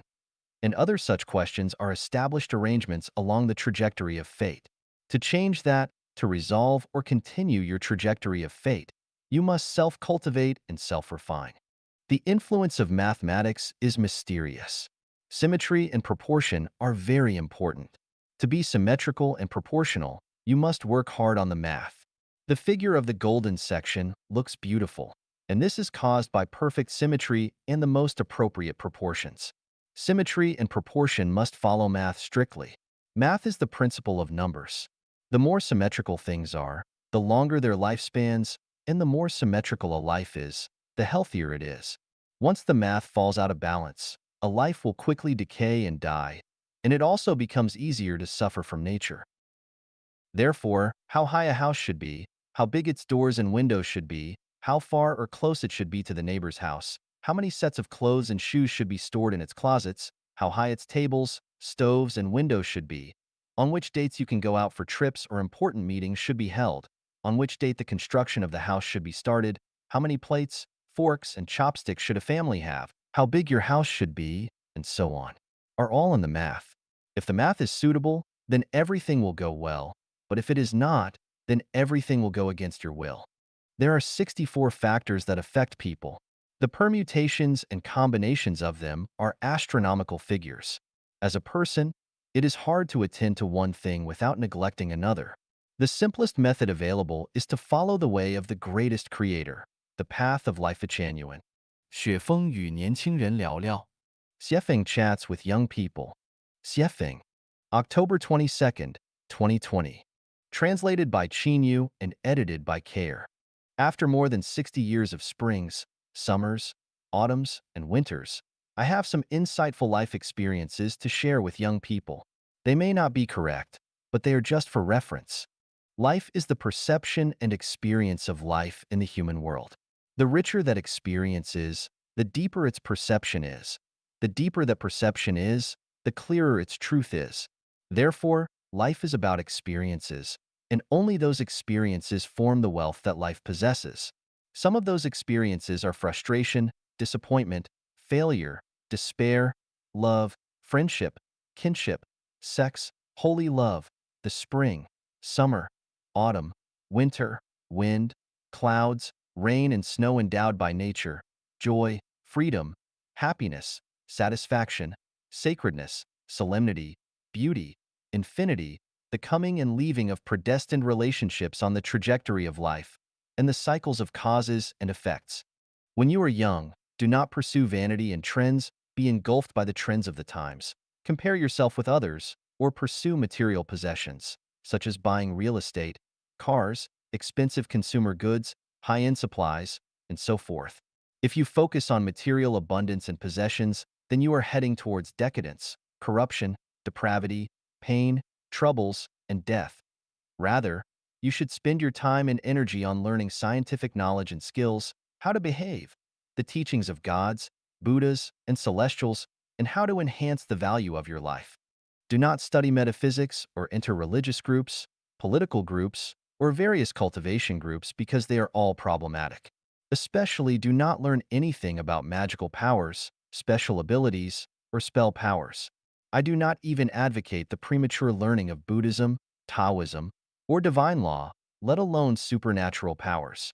Learning is to enrich one's understanding and to improve the quality of their life, not to be an official or make money, glorify and illuminate one's ancestors, or to be outstanding, let alone to build your good fame forever, but to experience life more deeply and to experience fun and wit of life. Why is the most important thing in life to enrich one's understanding and improve the quality of life? You can only understand it if you look at and study stones. From diamonds, emeralds, rubies, sapphires, opals, aquamarine, tourmaline, moonstones, and garnets, to pebbles, each of their values are completely different. Although we cannot always be human diamonds and emeralds, we cannot let ourselves become the pebbles among people. The more precious the stones are, the more embedded they are into the most sacred places, and the rougher they are, the more they are laid under people's feet. If someday someone can become a god, you will know that the purer their quality of life, the more they will live in a free and perfect world, and the lower their quality of life, the more they will live in a world of control and dilapidation. When you are young, do not waste your mind on building relationships with people because the cost of doing so is very high. Many people spend their precious time, energy, and even wealth on maintaining relationships, but it is not worth it. As long as they are people, they will part ways with you. Lasting relationships are almost impossible to maintain. Following predestined relationships is best, but not maintaining them deliberately. True confidence will appear on your road to strive forward instead of in the relationships you maintained by racking your brains. If you are a precious gemstone, then you will not need to establish relationships deliberately because people will chase you. If you are a cobblestone, then no matter how you rack your brains to establish relationships, people will abandon you. We are currently living in the era of network information, and the biggest characteristic of it is impetuousness. People are impetuous, markets are impetuous, society is impetuous, religion and political parties are all impetuous. There are bubbles everywhere, and they will burst at any time. Therefore, learn to calm down and think and study those that can last longer. According to my observation and analysis, 95% of the internet's content, including social media, is rubbish. Therefore, if you invest your time and energy with social media on the internet, you will be collecting rubbish and you will be dealing with rubbish. In the long run, you will become a garbage collector. There are three major wealths in life: material wealth, spiritual wealth, and soul wealth. When you are young, you should pursue soul wealth first, then spiritual wealth, and material wealth last. If you have a healthy body, that is equal to having material wealth. It can be said that health is the first material wealth of life. Thus, you should take good care of your body, do not stay up late, do not smoke, avoid drugs and alcohol, do not overeat, but eat in an orderly manner, and do not do so indiscriminately to satisfy your appetite. Your first priority in life is to honor your parents. How your parents treat you is their business, but as children, do what children should do. There are many ways to do this. The most important is to not let your parents worry about you and rush about and overwork for you. You may not be able to provide superior material wealth for your parents, but at least do not let your parents work hard to provide you with superior material conditions because you are a human, not a pig, and your parents raised you to adulthood. After you have reached the age of 18 years, you have to walk on your own and you can no longer rely on your parents for your survival. In this way, even if you cannot afford to support your parents in their old age and bury them, at least you will not have too much guilt in your heart, and in the eyes of heaven, you will be regarded as a reasonable person, a person who can be blessed. I have compiled a book, Treasures of Classical Advice, which is the essence of the wisdom and experiences of human sages. It is worth reading. I hope that you will read it when you are free, because you will definitely benefit from it. 共产主义，劳苦大众的唯一幸福之路。Communism is the only way to happiness. For the toiling masses. Xiefeng. November 20th, 2020. Translated by Chinyu and edited by Care. Communism is actually sharing, and the higher the degree of sharing of things, the greater their value. The most effective way to maximize the value of all resources is to share them with everyone, which is communism's essence. People are inherently selfish, so they reject communism intuitively, and they are most afraid of sharing when they have little material wealth.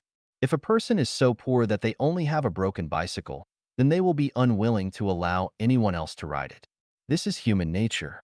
However, when people not only have material wealth, but also power, status, and reputations, they always want to make themselves and their families live more luxuriously than those around them so that others will envy them. This satisfies their vanity, so they are reluctant to share anything with others.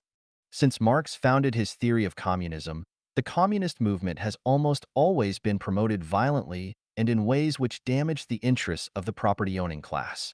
The imperfection of Marx's communist theory and the blindness of the behavior of communist practitioners has led to the failure of the communist movement. As a result, when people hear about communism, they instinctively hate it and resist it, which is completely understandable. According to historical experience, I can understand why people demonize and resist communism. This should be a lesson learned, and it can even be said that they are doing right because the so-called communist movements throughout history have run completely counter to the real thing. True communism is gentle, soft, and civilized, not coercive, violent, or depriving others of their property. Who has suffered the most in human history? Of course, it has always been the toiling masses, that is, the common people. For thousands of years, their condition has basically not changed much, and they are still the bearers of most of the suffering. I grew up in Asia, spent more than 10 years in Africa, lived in North America for nearly 4 years, and I have also spent a few months with primitive tribes in Oceania. I felt and experienced deeply the pain and troubles of the commoners everywhere I went.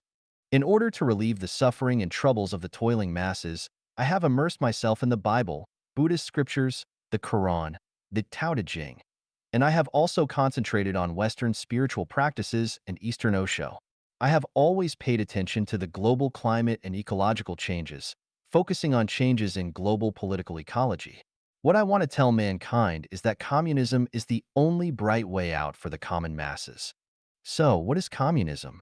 I have explained some of its theories, but no theories can reveal the essential characteristics of things, let alone analyze all the interpretations and extensions of them. It is only by creating real objects that people can observe intuitively and deeply that they will fully understand them. Therefore, Chanyuan Celestials and I created the purely communistic new oasis for life, formerly the second home. So if you want to know and understand what communism is, you can visit and experience the new oasis for life created by Life Chanyuan for yourselves.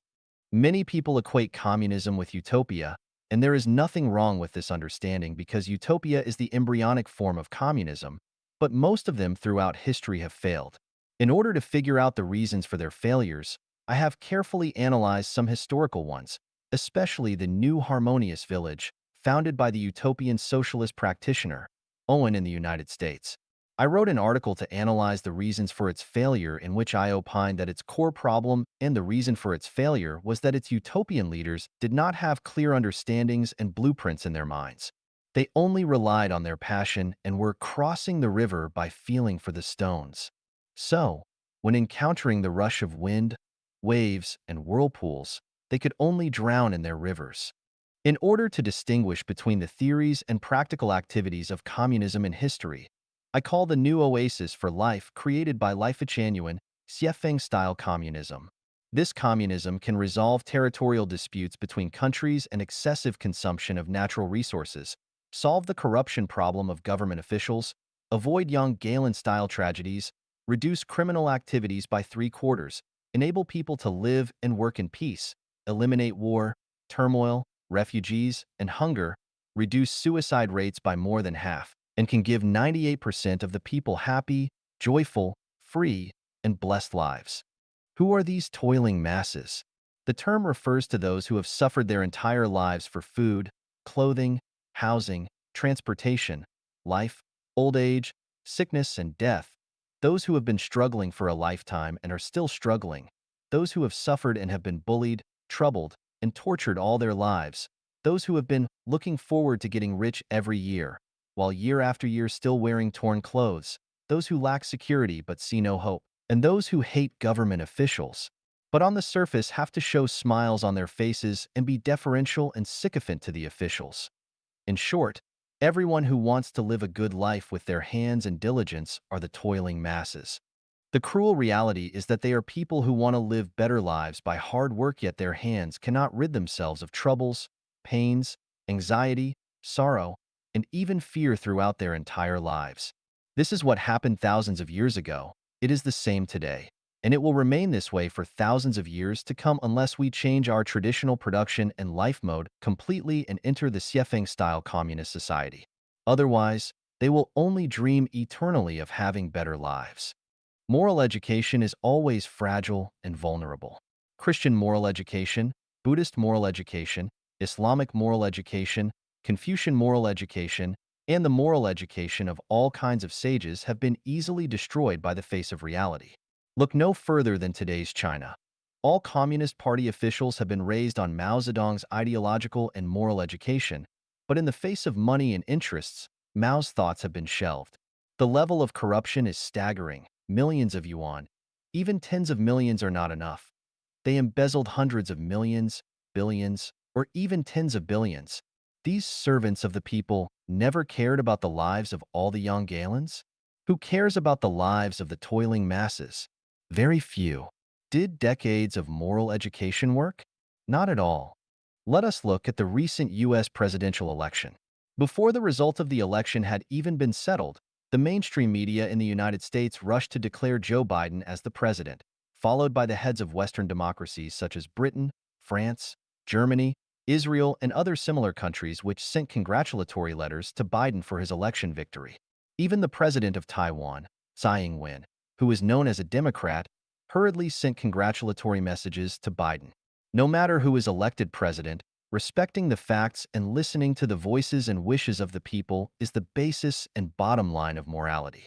The mainstream media's announcements and the congratulations of foreign before the facts had emerged and the votes had been counted violates the basic bottom line of morality and does not conform to legal procedures. What should be emphasized here is that most people in Western society have been educated in Christian morality. But where is the morality of the mainstream media? Where is the morality of those national leaders? Democratic countries are like this, but moral education in non-democratic countries is not even worth considering. The facts tell us that moral education is not enough to allow the toiling masses to live and work in peace and contentment because all spiritual chicken soup is an anesthetic. The current rampant Buddhist preaching is even more of an anesthetic, and the preaching to return to traditional Chinese culture is tantamount to advocating for men to wear braids and long mandarin jackets and women to bind their feet. That mysterious and spooky preaching is a portion of poison. Those who care about the welfare of the toiling masses should seek and establish programs which fundamentally guarantee happy lives for them. It might be very good to say that we should put power in the cage of the system, such that government officials dare not, cannot, and would not have access to corrupt practices, but unfortunately, it is the system itself that is the best soil for officials to grow corrupt, so the system will be unable to restrain and stop it because it is its own hotbed of corruption. I ask, can this system shut down power? Can it shield officials from corruption? Of course not. There have been many changes of dynasties throughout Chinese history, but what were the results? The herbal soups changed, but the medicines did not. Individuals changed, but the system did not. The obvious result is that the toiling masses are still the toiling masses, and their toiling nature and destiny have been fundamentally unchanged. If you do not change the traditional production and life mode, then it is of no use to change the ones in charge. It is useless even if you adopt a separation of powers, such as in the United States if the president is Old Wang. The judiciary is run by his brother-in-law, the legislative power is under the control of his third aunt, and the media are controlled by his best friends. Toiling masses, use your heads. Would you have free and happy lives? Xiefeng-style communism is the only way to happiness for the toiling masses. The new oasis for life production and life mode, created by Life Genuine, is a paradise for everyone. Many poor people among the working people have fluky minds, and they always think that they can squeeze into the upper class and live the life of the best as they sharpen their heads. Yes, they have that chance. There have always been one or two people out of 10,000 who have achieved this wish, but the probability of success is much too low, and it is a path that very few common workers will ever take. There are also some commoners who think that since they have million yuan houses and cars worth several 100,000 yuan, that they no longer belong to that low level. In fact, they are self-anesthetized and daydreaming. If they cannot maintain control for 3 days, then their car is just a pile of scrap iron. If they do not have food for 3 days, their million yuan house is just a coat. If there is a major illness or disaster, their property and vehicles will not save them. There are even some poor toiling masses who think that since they have become civil servants with iron rice bowls, secure jobs, they feel that their futures are secure, but in fact that is just a temporary comfort for themselves, and when they get old, they will learn the feelings of life.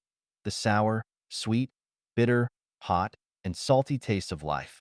In fact, Xiefeng-style communism is not only the road to happiness for the toiling masses, but also for capitalists and government officials, and the road for the cultivators to become celestials and Buddhas. The reason for this cannot be fully explained in a single article. If you have any doubts, please ask those who have lived and experienced Xiefeng-style communism. They can answer you.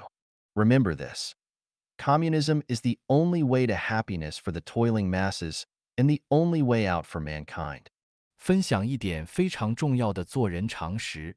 Sharing of some very important common sense of life. Xiefeng. Translated by Qinyu and edited by Care. October 19th, 2020. If your life is stable but stressed, see if you lack common sense in these areas. If the greatest creator came to you but you failed to recognize him, then your life will reincarnate again and again.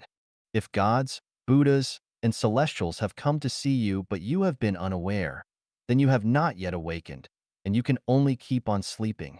If noble people occasionally appear in your life but you do not acknowledge them, then it will be difficult for your life to have a turning point and change, and your hardships are inevitable. Among the three factors that change one's destiny, personality is a very important one. This person may be a god, Buddha, celestial, or noble on the path of your life, and as long as you know any of them, your destiny will develop and change for the better. But I found that no one knows the greatest creator, and when gods, Buddhas, and celestials come around, people do not know them either. When noble people come near, few will pay attention to them. Therefore, most people are just living beings, rather than otherworldly saints. Some people can change the trajectories and destinies of their lives, but it is unfortunate if they keep missing their chances. 5 major turning points impacted my life. 4 were from noble people, and 1 was related to the greatest creator. Had I not recognized the greatest creator, this tour guide that you know would not have been born, and were it not for the 4 noble people's guidance and help, I would be an old farmer in my hometown today. Where are the noble people, the gods, Buddhas, and celestials, and where is the greatest creator? They are all in your life and at your side. Why can you not see them, and why are you not aware of their existences? This has something to do with your consciousness and soul, as well as your understanding and realm. From your consciousness point of view, you cannot tell the priority of your life or reverse it, and from your spiritual point of view, your heart is too selfish and your mind is dim and closed. If your understanding is poor, then the sound of water running down mountains is noise, and if your realm is not high, and you cannot see beyond material content. For example, if I am the noble one in your life, then have I ever appeared before you? And if I have, then did you pay attention to me? If you did not, then you will not get anything from me, let alone change the trajectory and destiny of your life. How can it be considered that you have paid attention to me? When I speak, you must first listen carefully and then express your gratitude to me. When I come to you, you must stop what you are doing, mute your mobile phone, isolate yourself from the outside world, and communicate with me seriously and intently. When I post articles in WeChat, circles of friends, you should offer likes and show that you have me in your heart. When I show you the way, you must have no doubts, but rather start then and there. Such can be considered your having paid attention. So what kind of words and deeds are considered as your not having paid attention? When I talk to you, do you steer clear of my crucial points, not focus on the subjects of our conversations, and stray to topics that have nothing to do with my subjects? Do you talk too much and listen too little? When I came to you, or when you came to me, were you too busy looking at your phone and chatting with someone else to communicate seriously with me? When I posted an article, did you never offer a like, and therefore prove that I am not important to your consciousness? Were you so busy expressing yourself that you never reacted to my point of view, and so on? What I am saying is that there must be someone whose cognition is higher than yours in any group. Just as in a banquet, there must be a guest of honor. Therefore, after entering any group, the first thing that you must do is to find a person whose cognitive ability is higher than yours. As long as they are there, then you should talk less and listen more to them. In this way, you will benefit. Since they might be a celestial, Buddha, or the noble person in your life, they might well change your miserable destiny. There are mountains beyond mountains, skies above skies, people beyond people, and great masters beyond masters. Do not express yourself too much.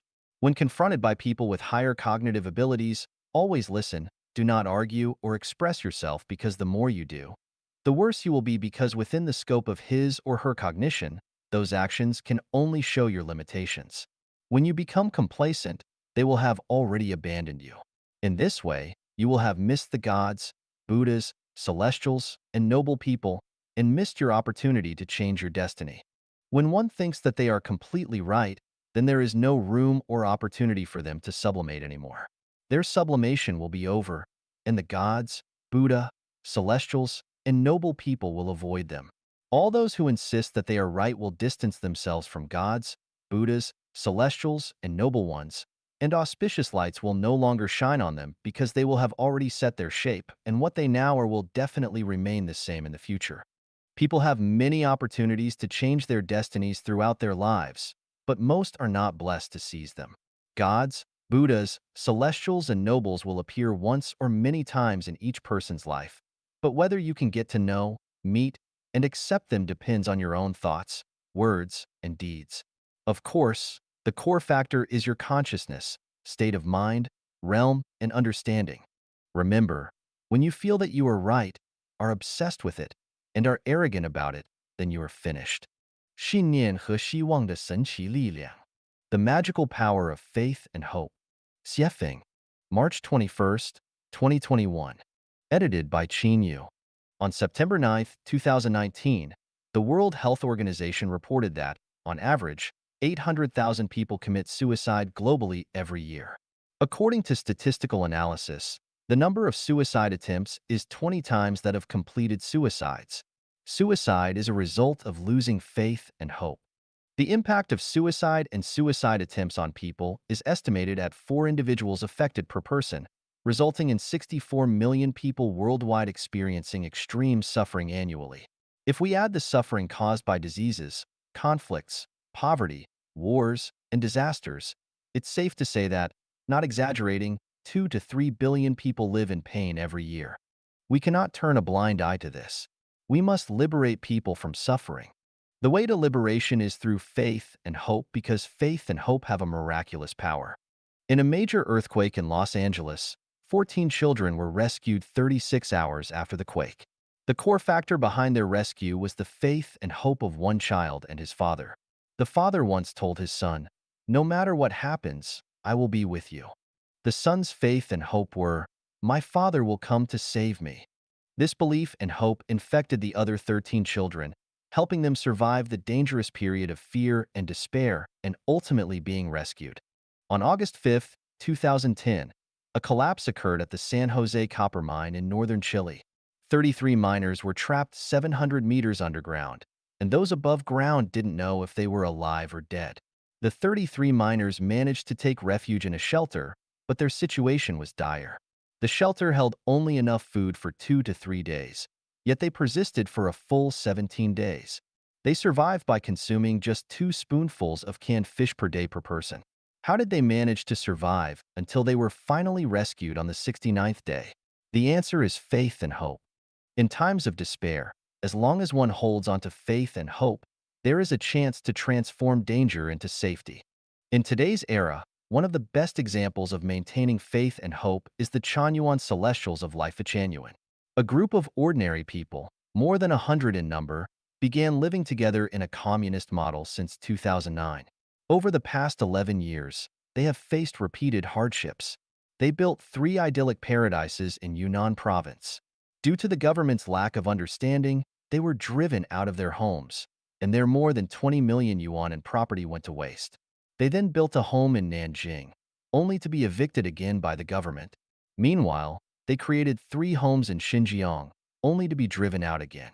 Returning to Yunnan, they built 3 more homes, only to face hardship once more and be forced out. The group exhausted its funds, feeling that there was no place for them in the world. However, they overcame these difficulties and persisted until today. Several more homes have been rebuilt. Especially the 2 homes in Thailand received support from local temple abbots. The home building in Canada was delayed due to the pandemic but remains standing. Despite being in dire straits, we did not lose hope. We did not stop moving forward because our faith remained unshaken and our hope never turned into despair. We firmly believe that the greatest creator will not abandon us. We believe in the justice of the Tao. We believe that the government's lack of understanding is only temporary, and we believe that, as long as there are no unlawful or unruly acts, the government will one day understand and allow us to live according to the communist model. Additionally, our profound understanding of countless secrets of the universe, time, space, and life has filled us with immense hope and confidence in the future. Without the support of faith and hope, Life Genuine would have long vanished. From the practical experience of Life Genuine New Oasis for Life, we have gained a profound understanding. As long as all of humanity embarks on the way of the greatest creator, the path of Life Genuine, and enter into the Xiefeng style, communist form production in life, the 800,000 people won't commit suicide every year, and the suffering of hundreds of millions of people will not only be alleviated, but may even disappear entirely. The entire human race should embrace one faith. Life Genuine can save humanity and rescue people from the sea of suffering. The entire human race should hold on to one hope. As long as Life Genuine exists, the beautiful life that humanity dreams of will undoubtedly come. 人生的效率、深度和广度。The efficiency, depth, and breadth of life. Xiefeng, July 16, 2020. Translated by Qinyu and edited by Peter. Most people should be geniuses in a certain field, but most people are mediocre and find their goals to be unachievable throughout their lives. The reason is that they are forced by life and cannot engage in the work they like, and their entire lives are consumed in their trivial daily affairs. We analyzed housewives statistically. Few housewives have achieved success in their careers because they are submerged in daily trivial housework. We asked an elderly woman, "What have you done in your life?" She could hardly list any examples that she can be proud of. In fact, she has a lot of work to do every day: cooking, washing, taking children out, purchasing, cleaning, and visiting relatives and friends. Countless daily tasks almost dragged her down, and in the end, she found that she had accomplished nothing in her life. Of course, I do not advocate that all people become the best, glorify and illuminate their ancestors, and be successful, much less advocate that all people be extraordinary and live their whole life gloriously. I just want people to live a life that is a little more comfortable, cool, relaxed, and free. Then, how to achieve this wish? Do only one thing in your life. This is a truth that I have recently realized. In the past 10 years or so, I have spent my life being a guide for Life Genuine and have not done anything else. Thus, I have finished writing articles comprised of millions of words and created more than a dozen picturesque human homes based on the new life model. But in the last 2 or 3 months, I have done so many tasks which are too miscellaneous that I have hardly anything to show for it. Every day, I get up at 5 o'clock, browse the internet for half an hour, and quickly wash and prepare breakfast for the guests.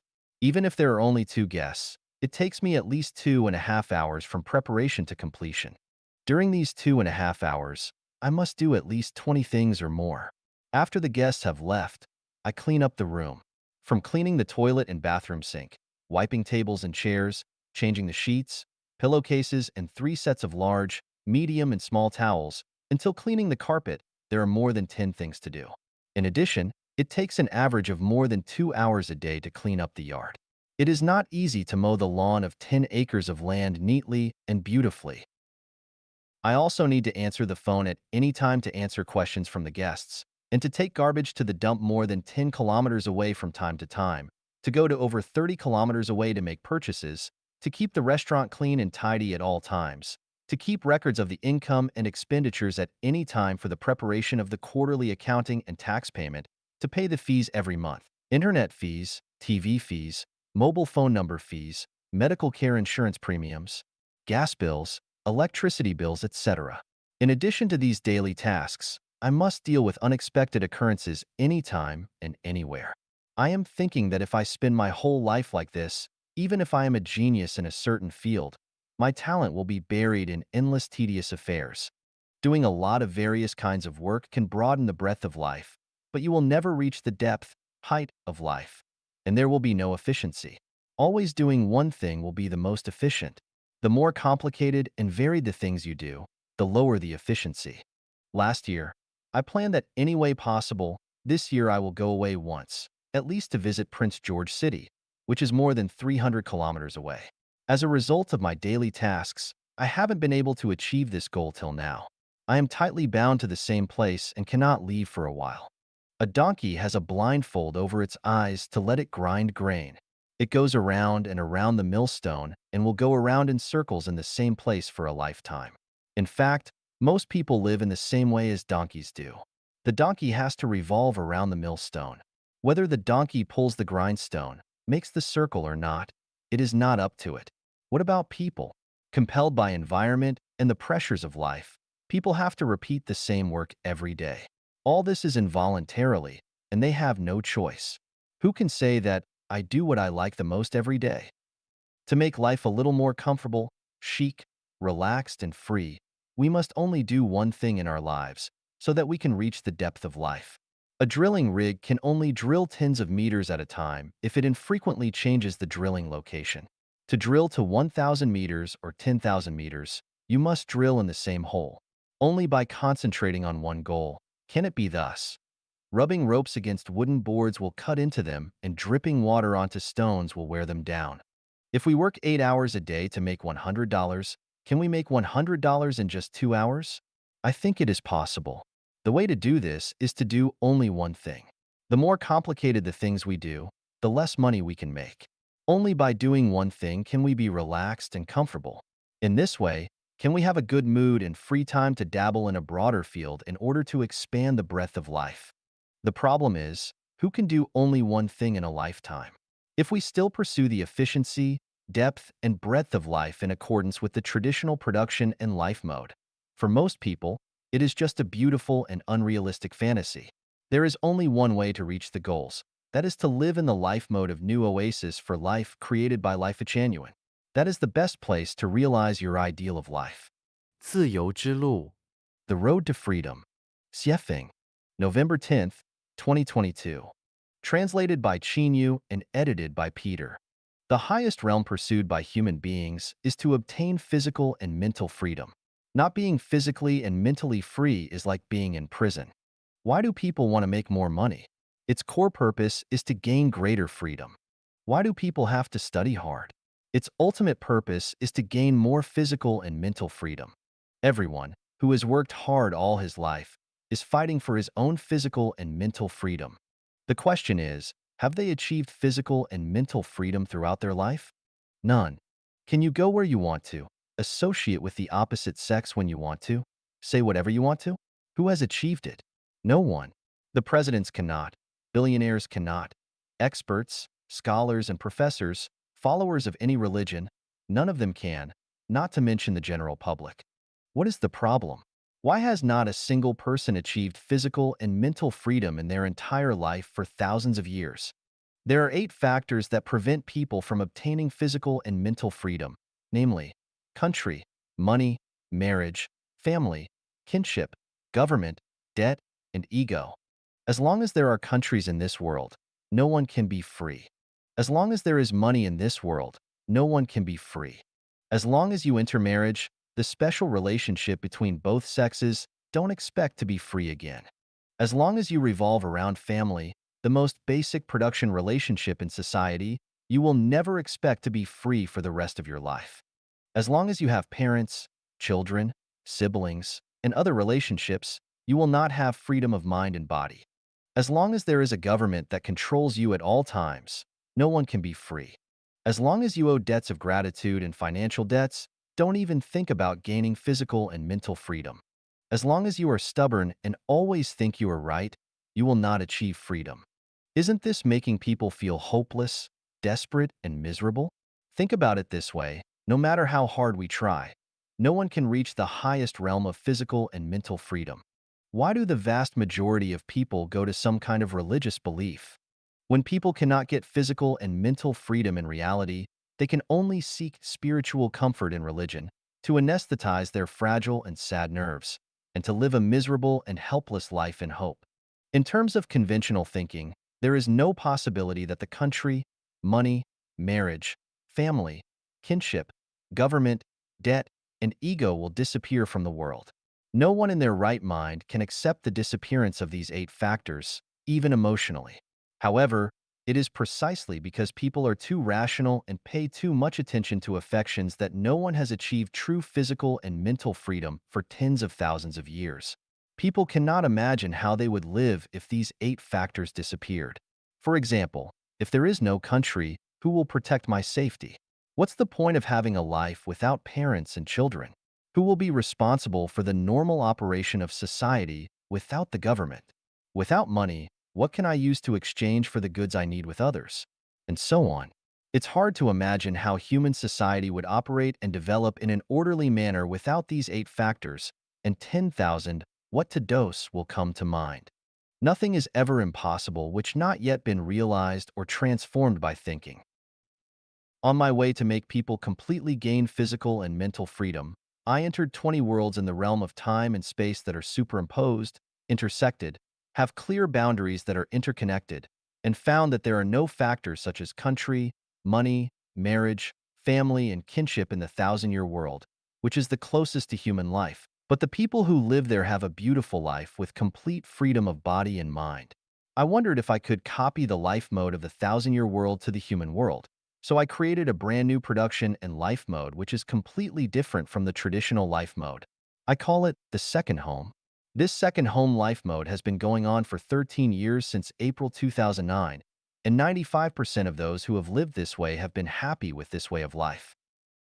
It turns out that, even if factors such as country, marriage, and family disappear, human beings can live a lifetime in the highest realm of life with freedom of body and mind. Can the partial success prove that the second home model works in the world? In theory, it totally works. In practice, it needs to be confirmed experimentally. I have lived in Asia for decades, Africa for more than 10 years, America for more than 5 years, and a few months with the indigenous tribes of Australia. In the recent 5 years, I have been in close contact with more than 2,000 people from Europe and have had superficial exchanges with most of them. I have also had deep contacts and exchanges with the Kanahana family in Japan. I have visited two communities in Canada as well and have conducted in-depth exchanges with them.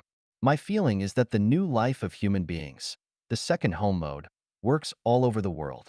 What I am convinced of is that if human beings are not eliminated by nature, the future production and life mode of human beings will be the second home model.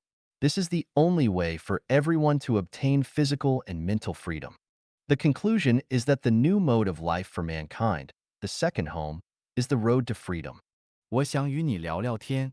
I want to have a chat with you. Xiefeng, June 3rd, 2017. Translated by Chinyu and edited by Peter. Knowing and understanding ourselves is one of the guarantees for a happy life. If we do not know ourselves or understand ourselves, we will inevitably have a series of troubles and pains in our lives. And we will attribute these troubles and pains to the outside world and others, instead of ourselves. A king or a beggar, who is freer and happier? The answer is, whoever knows and understands himself is happier. When a person vents grievances, it is from a lack of knowledge and understanding of himself. When a person blames others, it is from a lack of knowledge and understanding of himself. When a person feels his talents are unrecognized, it is from a lack of knowledge and understanding of himself. The world is still the same. The world is faultless. All faults lie within ourselves.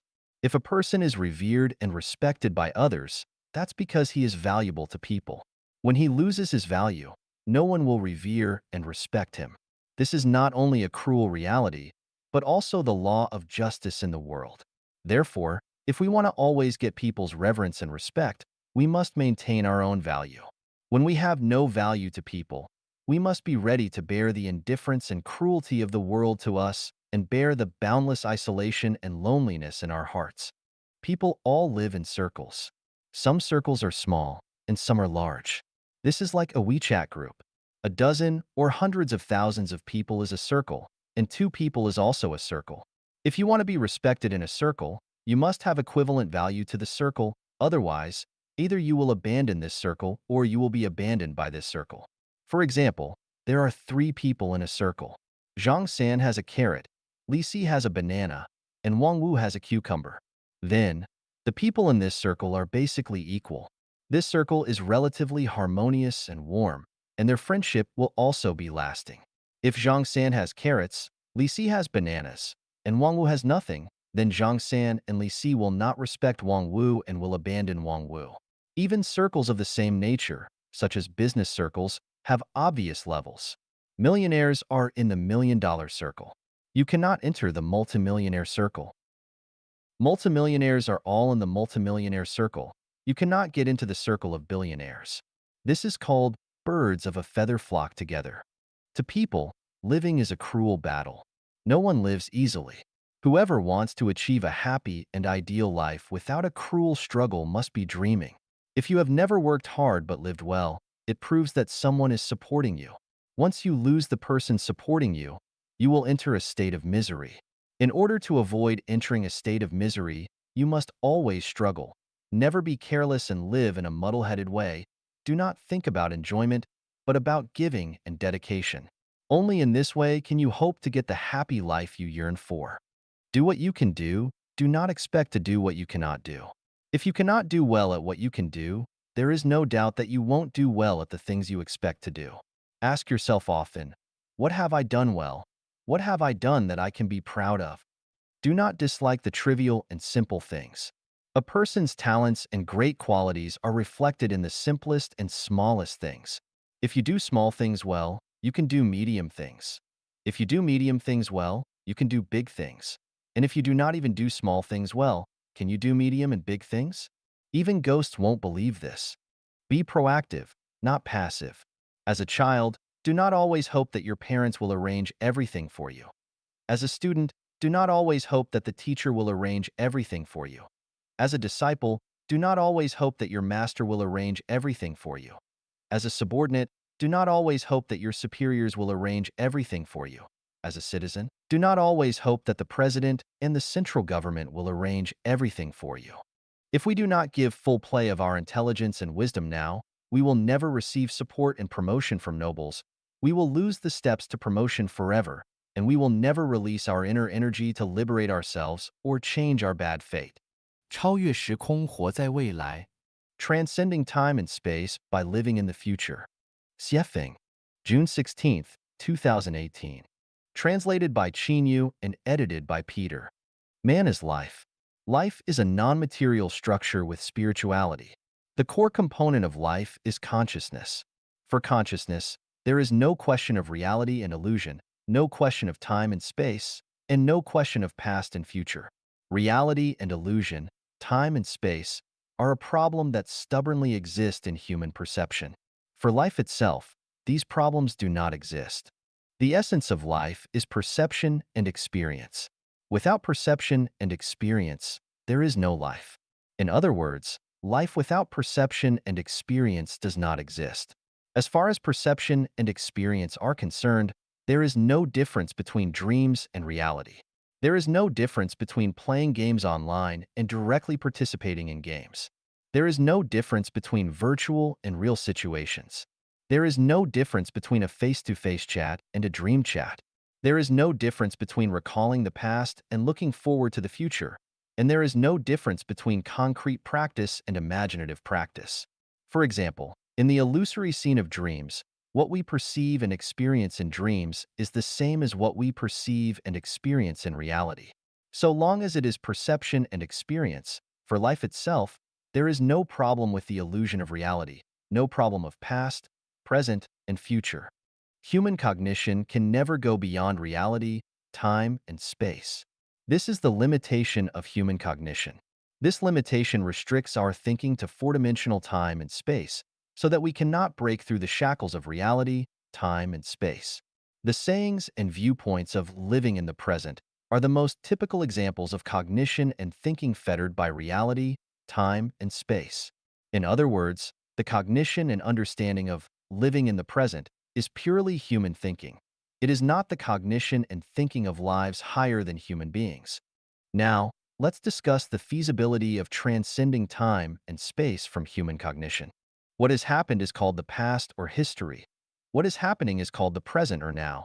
What is going to happen is called the future or the time to come. Now let's make a choice. Would you like to live in the past, in the present, or in the future?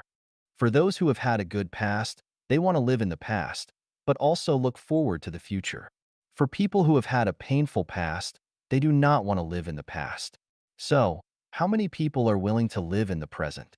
Except for those who are enjoying life at this moment, most people are willing to live in the future because the future has not yet happened, and they can look forward to a happy situation. The main point of this article is that now is the most difficult time for life. Food, clothing, shelter, transportation, birth, aging, sickness, and death have brought enough worry to people. Electricity bills, water fees, internet fees, gas fees, fuel fees, transportation fees, vehicle, house etc. repair costs, house rent, and land tax have given people enough to be anxious about. The giving of presents between people is annoying enough. Personal safety is also worrisome, and the natural disasters and causal disasters that occur anytime and anywhere are heartrending. Therefore, living in this moment is the most troublesome and painful experience. Since life lies in perception and experience, it is wise to consciously avoid and escape the current situation of confusion and sorrow. There is a sad reality that we have to face. Nearly 1 million people commit suicide every year around the world. Millions of people attempt suicide. Hundreds of millions of people have thought of suicide. Why do they commit suicide? Because the present is too bitter, there is no hope, no turning point, no bright future, so they just choose to commit suicide. This is the life tragedy of those who live in the moment. Now let's envision that if a person in such current distress knows that he will receive 1 million yuan tomorrow, or will encounter a noble person who will bring himself out of a real tragic situation, or the world will be reversed and his sorrow will end soon, or he gets to know in a few years that he will turn the situation around and become successful, or knows that he will enjoy a wonderful life in the endless heaven in the future. Then, will he commit suicide? Of course not. Not only will he not commit suicide, but he will live happily every day. This means that letting the consciousness live in the future makes life better than living in the present. Therefore, allow yourself to live in the future and imagine that in the future you can live in the new oasis for life created by Life Genuine. Imagine that you are living in the thousand-year world, the 10,000-year world, the celestial islands continent. In this way, your current misery will be alleviated. No matter how hard or difficult it is, you will survive it. Your current troubles and pains will disappear into smoke and clouds, and all worries and fears will be just illusions in front of you. Hence, you will feel that every day is interesting to live, just like playing games, and even if death comes, you will be fearless and even accept it with joy.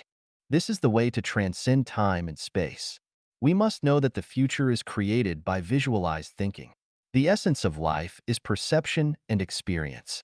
In this case, living in a beautiful future is more meaningful and valuable than living in the present. One of the mysteries of life is that perception and experience determine the taste and state of life. That being the case, why bother letting the consciousness experience a miserable moment? Why not let the consciousness experience a bright future? Anyway, consciousness does not distinguish between reality and illusion. Everything we experience is the essential attribute of life. 絮叨人生。A ramble about life. Xiefeng, May 23rd, 2018. Translated by Chinyu and edited by Peter. Rambling is chatting. Chatting can be endless, free from rules and regulations, letting one's thoughts float in the wind, aimlessly like mature dandelion seeds. Everyone encounters two doors every day. One door leads to heaven, and the other leads to hell. Whether you go to heaven or to hell depends entirely on how you treat people and things. If you treat them right, your path ahead will be bright and full of flowers. And if you treat them wrong, your path ahead will be full of mud, and you can only trudge along. Every day in life, we are taking exams. What we should do and how to do it is the exam. The examiner is the greatest creator. Our ultimate destination is decided by the accumulated daily exam results. With excellent results, there is no doubt we will go to heaven. With poor results, there is no doubt we will go to hell. Every day in life, we can have the good fortune of meeting angels. In everyday life, we always deal with people. Even the person we meet in the WeChat group might be an angel. If we treat angels kindly and sincerely, our lives might turn around and we may get to know the secrets of life. If we treat angels badly, we may miss a good connection and a good future. Everyone's outcome is an accumulation of his lifetime's thoughts and behavior. Do not take the chance and think that if you hurt a person or life you will not be punished. It is impossible. Punishment is bound to come. Even if we once ridiculed someone, even if we once gave someone a contemptuous look, even if we once humiliated someone with vulgar language, punishment would inevitably come. Some punishments are obvious, but most of the punishments are without a trace. It just happens without our noticing of it. For example, we should have eaten ginseng fruit, but in fact we got sour plums. We should have done something smoothly, but in fact we encountered obstacles and resistance. To analyze and judge a phenomenon, three basic factors need to be considered. One is affection, one is reason, and one is nature. Some phenomena conform to affection but not reason in nature. Some phenomena conform to reason but not affection in nature. And some phenomena conform to nature but not affection and reason.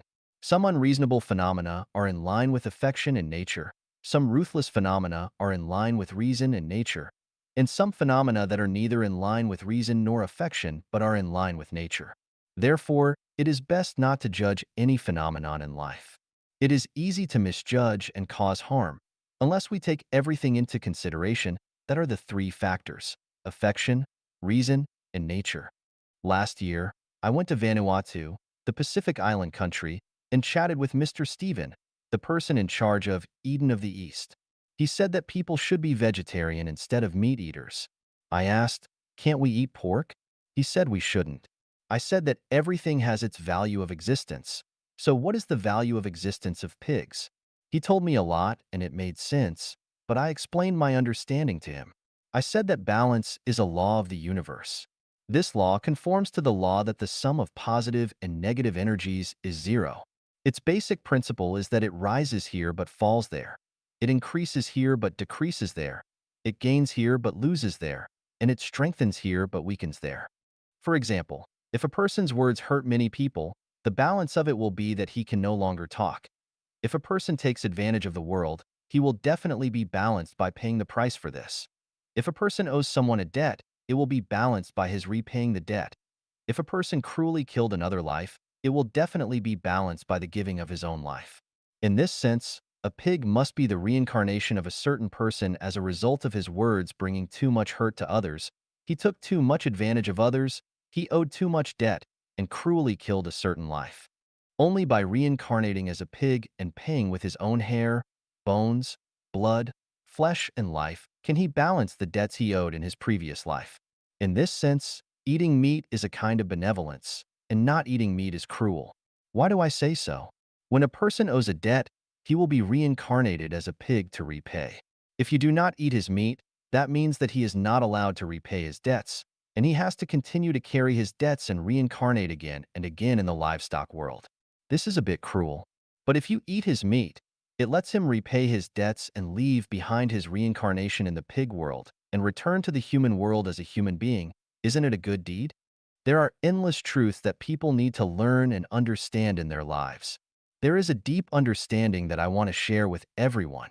This is to never hurt anyone in your life. Do not hurt with words, nor with deeds, eyes, mouth, hands, feet, or thoughts. Even if others hurt you, you must never deal with a man as he deals with you. Just say good words, as many as you like, and never say anything bad.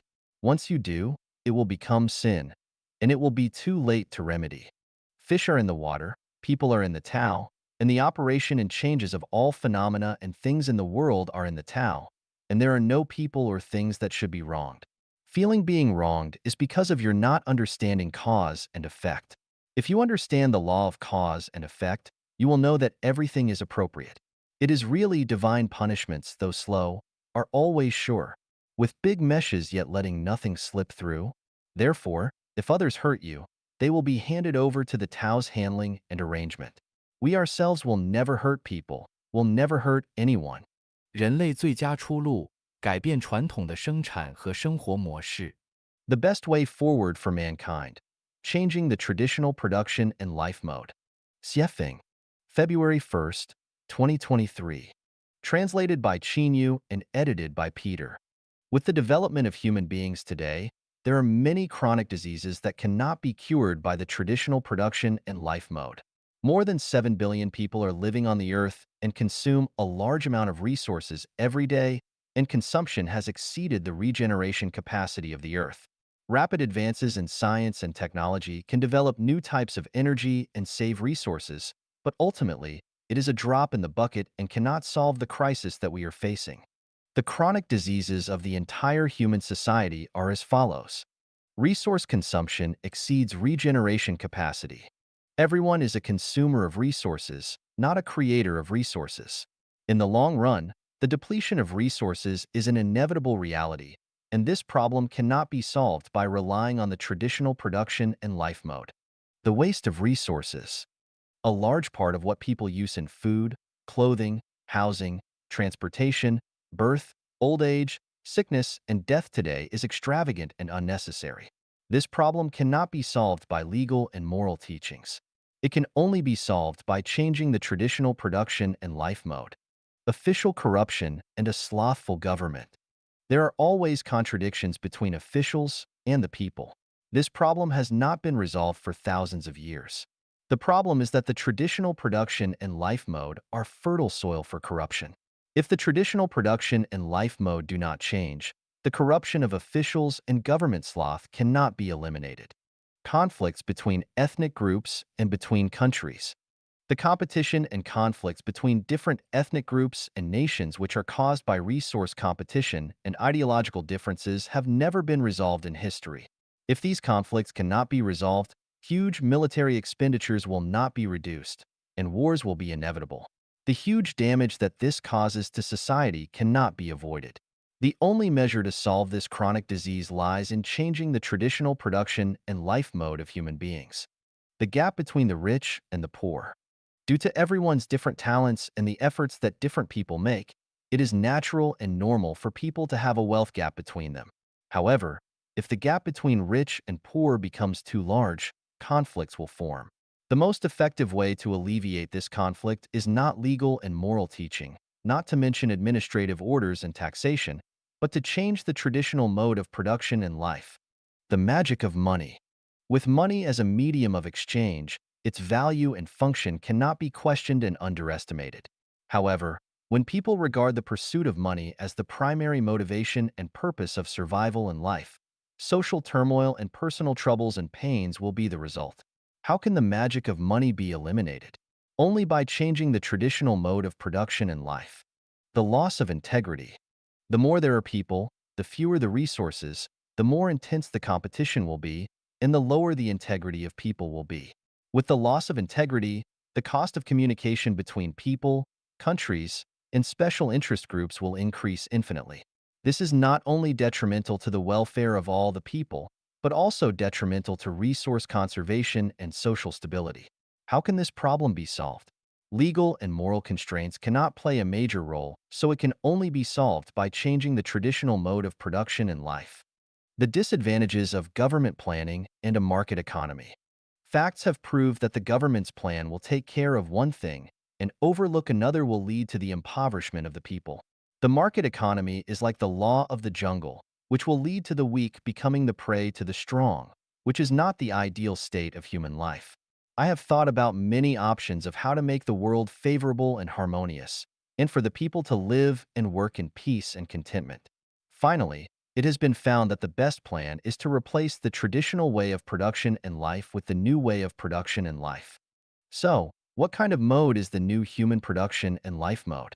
In a word, it is a full replication and copy of the production and life mode of the thousand-year world of the kingdom of heaven. The model of this new mode of production and life on earth is the production and life mode of the second home created by Life Genuine. A brief summary of this new mode is: human beings will no longer enter the institution of marriage and family, but enter the program of the second home. Countries will disintegrate. There will be global cooperation and resource sharing. The scale of population growth will become lower than the regeneration capacity of the Earth's resources, and people will flow around the world designedly, allowing everyone to reach the state of life in the kingdom of heaven where everyone owns nothing yet owns everything. This is not a dream, but a summary of the successful experience that has been practiced on the Earth for 15 years. May every citizen of the Earth get to know, think, and practice it. 人类最高级文明内涵。The connotation of the highest level of human civilization. Dayform Buddha. May 2, 2023. Edited by Peter. When human civilization enters the most advanced stage, there will be no laws, no countries, no currency, no marriage and family, and no forms of identification such as ID cards, passports, driver's licenses, work permits, medical licenses, judge certification, professor certification, and so on, and there will be no various types of business licenses. Readers may think that this is impossible. Without laws, without countries, without any identification, the whole human society will become chaotic. For example, if there are no driver's licenses, people who don't understand traffic rules will also drive on the road and will inevitably cause traffic accidents. I want to say that we cannot imagine the form and operating mode of the highest level of human civilization society with the current consciousness and living environment of people, but we can imagine that when everyone is selfless and exudes the nature of truth, goodness, beauty, love, sincerity, and trust from within, all the disputes in the world will be melted away. The unskilled driver will not drive on the road because he loves others more than he loves himself. Perhaps some readers may think that people cannot completely achieve unselfishness and selflessness, but in fact, when the traditional production and life mode of society will be replaced by the second home mode, people will find that the more unselfish and selfless they are, the more they will enjoy the joy and beauty of life and life to the greatest extent. We have proven this through 14 years of this production and life mode in practice.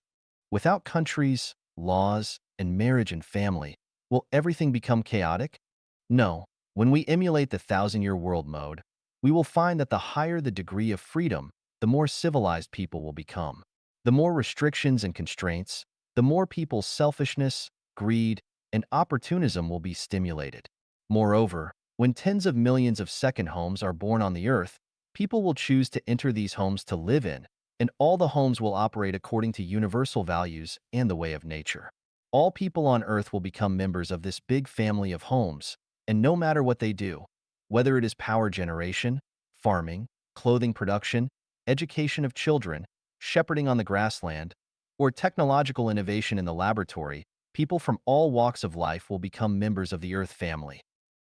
Without currency and private property, everyone will freely use their intelligence and talents, and all the issues of food, clothing, housing, transportation, aging, and death will be resolved by this big family.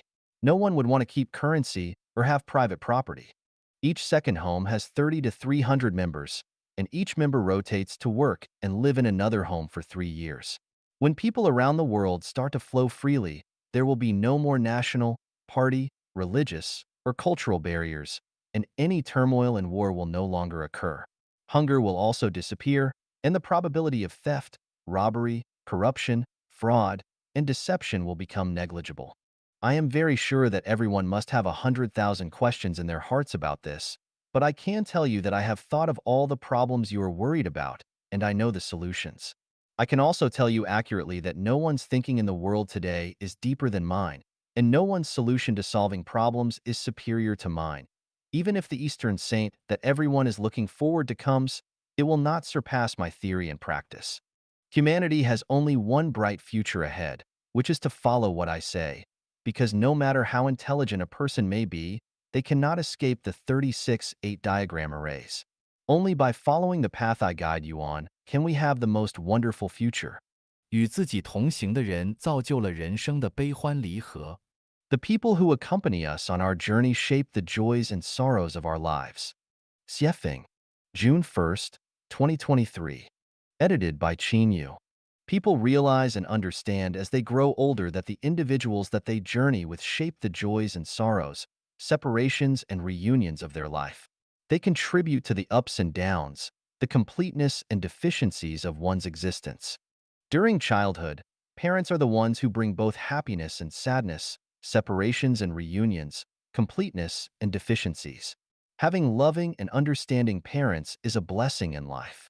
However, if parents treat their child as a means to uphold family honor or as a target for venting frustrations from outside, it becomes a source of sorrow in life. During adolescence, the most influential people to walk alongside are teachers. Their words, actions, and evaluations lay the foundation for one's character and outlook on life. Wise and caring teachers pave the way for a hopeful and bright future, while narrow-minded and bitter teachers fill the sky of one's life with clouds, lacking warmth and sunshine. Young adulthood is a vibrant period for expanding one's social boundaries, and making friends is inevitable. Typically, people form 2 or 3 close friendships, and it is precisely these close friends that bring about significant turning points in one's life. Genuine and open-minded close friends, filled with the confidence and courage to strive and excel, will inspire oneself, leading to a passionate and hopeful outlook on life. On the other hand, if a close friend is selfish, deceitful, and harbors a dark mentality, one will also be drawn into a chaotic and disorderly path that goes against morality and even legality. In middle age, the most important companion in life is a spouse. If one is fortunate to meet a considerate, capable, and affectionate partner who excels at managing household affairs, it is a great blessing. Conversely, encountering an unreasonable, selfish, and greedy spouse who lacks understanding and often voices complaints creates a life filled with bottomless sorrow and misery. In such circumstances, whether it is the husband or the wife, thoughts of suicide often emerge in their minds. The inner pain has nowhere to be expressed, and they can only silently endure day after day, year after year.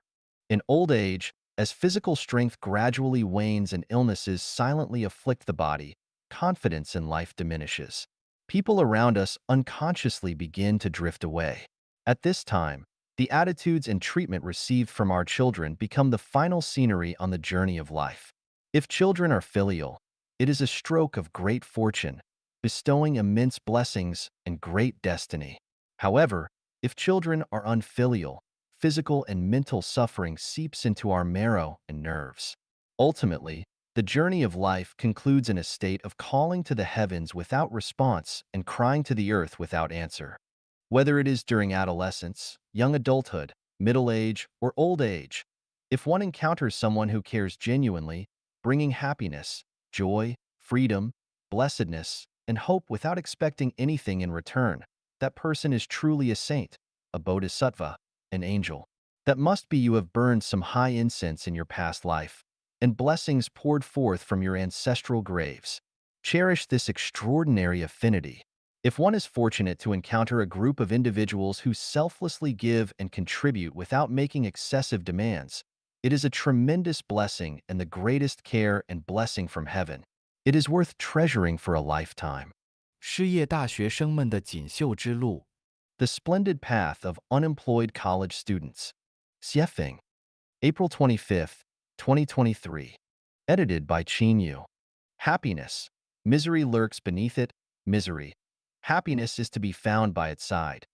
What I see is a bright future awaiting unemployed college students, a wonderful life that is incomparable.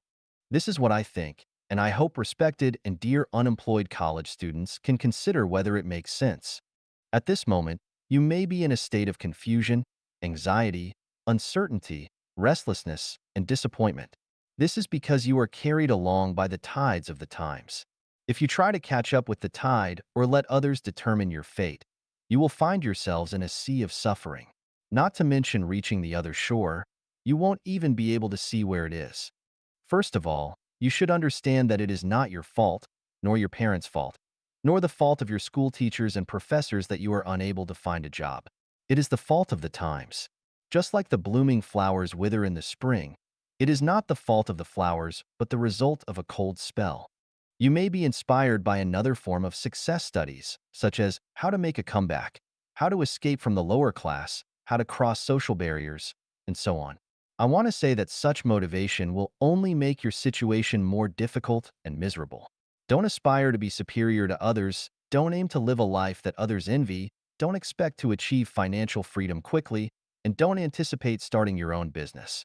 These thoughts and actions are poison to life and will make everyone's existence even more unbearable. In front of you lies a life adorned with beautiful flowers. Endless is the sea of bitterness. Repent and you will find the shore. How do you repent? How do you reach the paradise-like shore of life? Once your roots establish yourself, the way will grow therefrom, and the way will guide you. Only seek to serve more people without desiring to earn more money. Reduce your material desires to the minimum. Live in a thatched hut, wear patched clothes, eat simple food, drink plain water.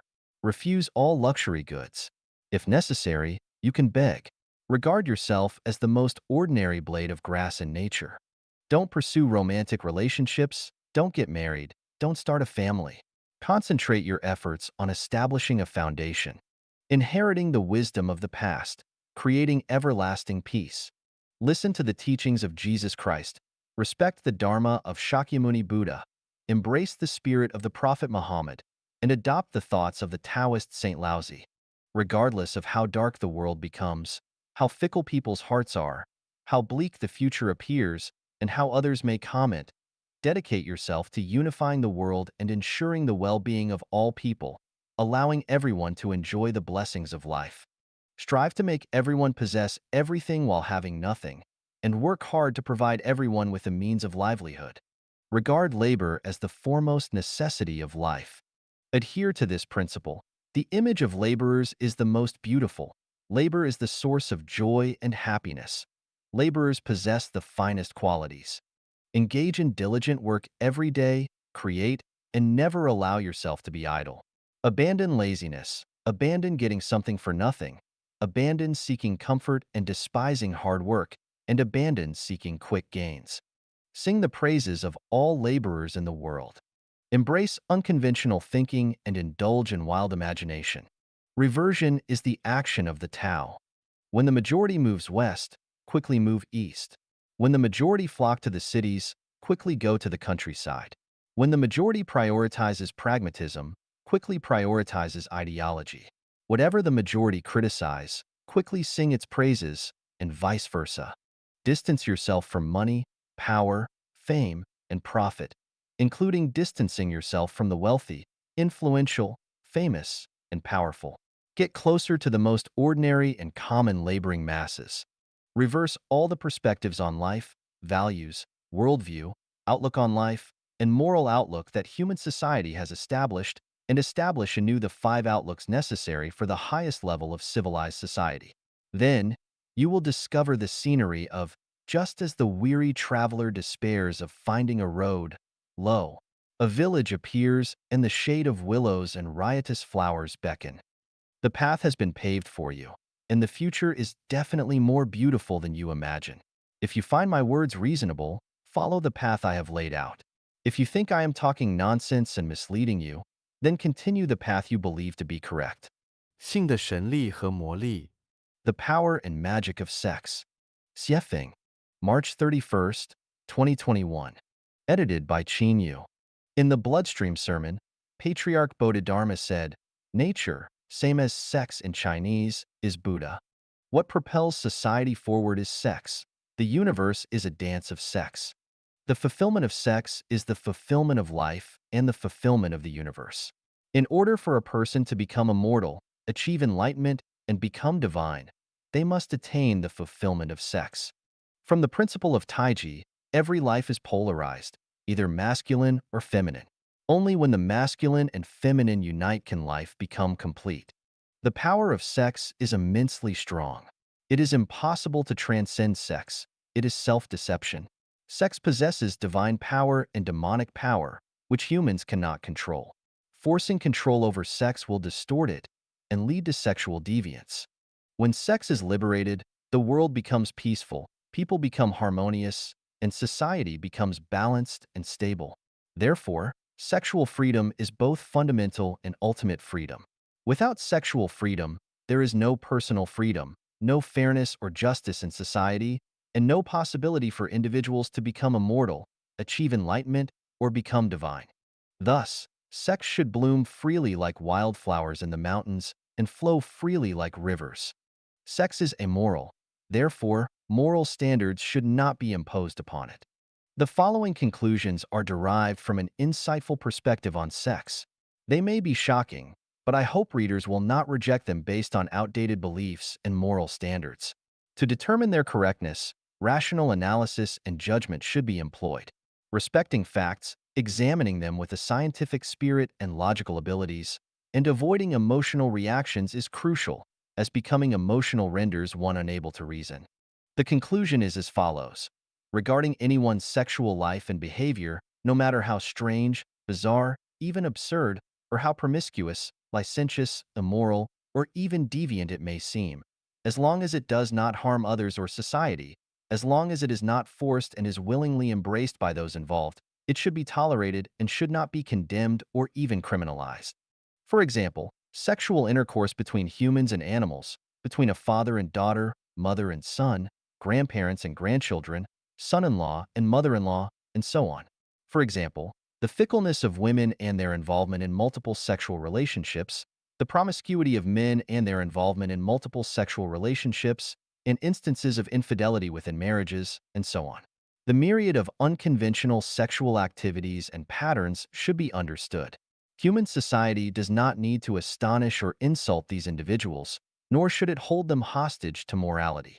I solemnly declare that I do not endorse the aforementioned sexual behaviors, but I can understand them.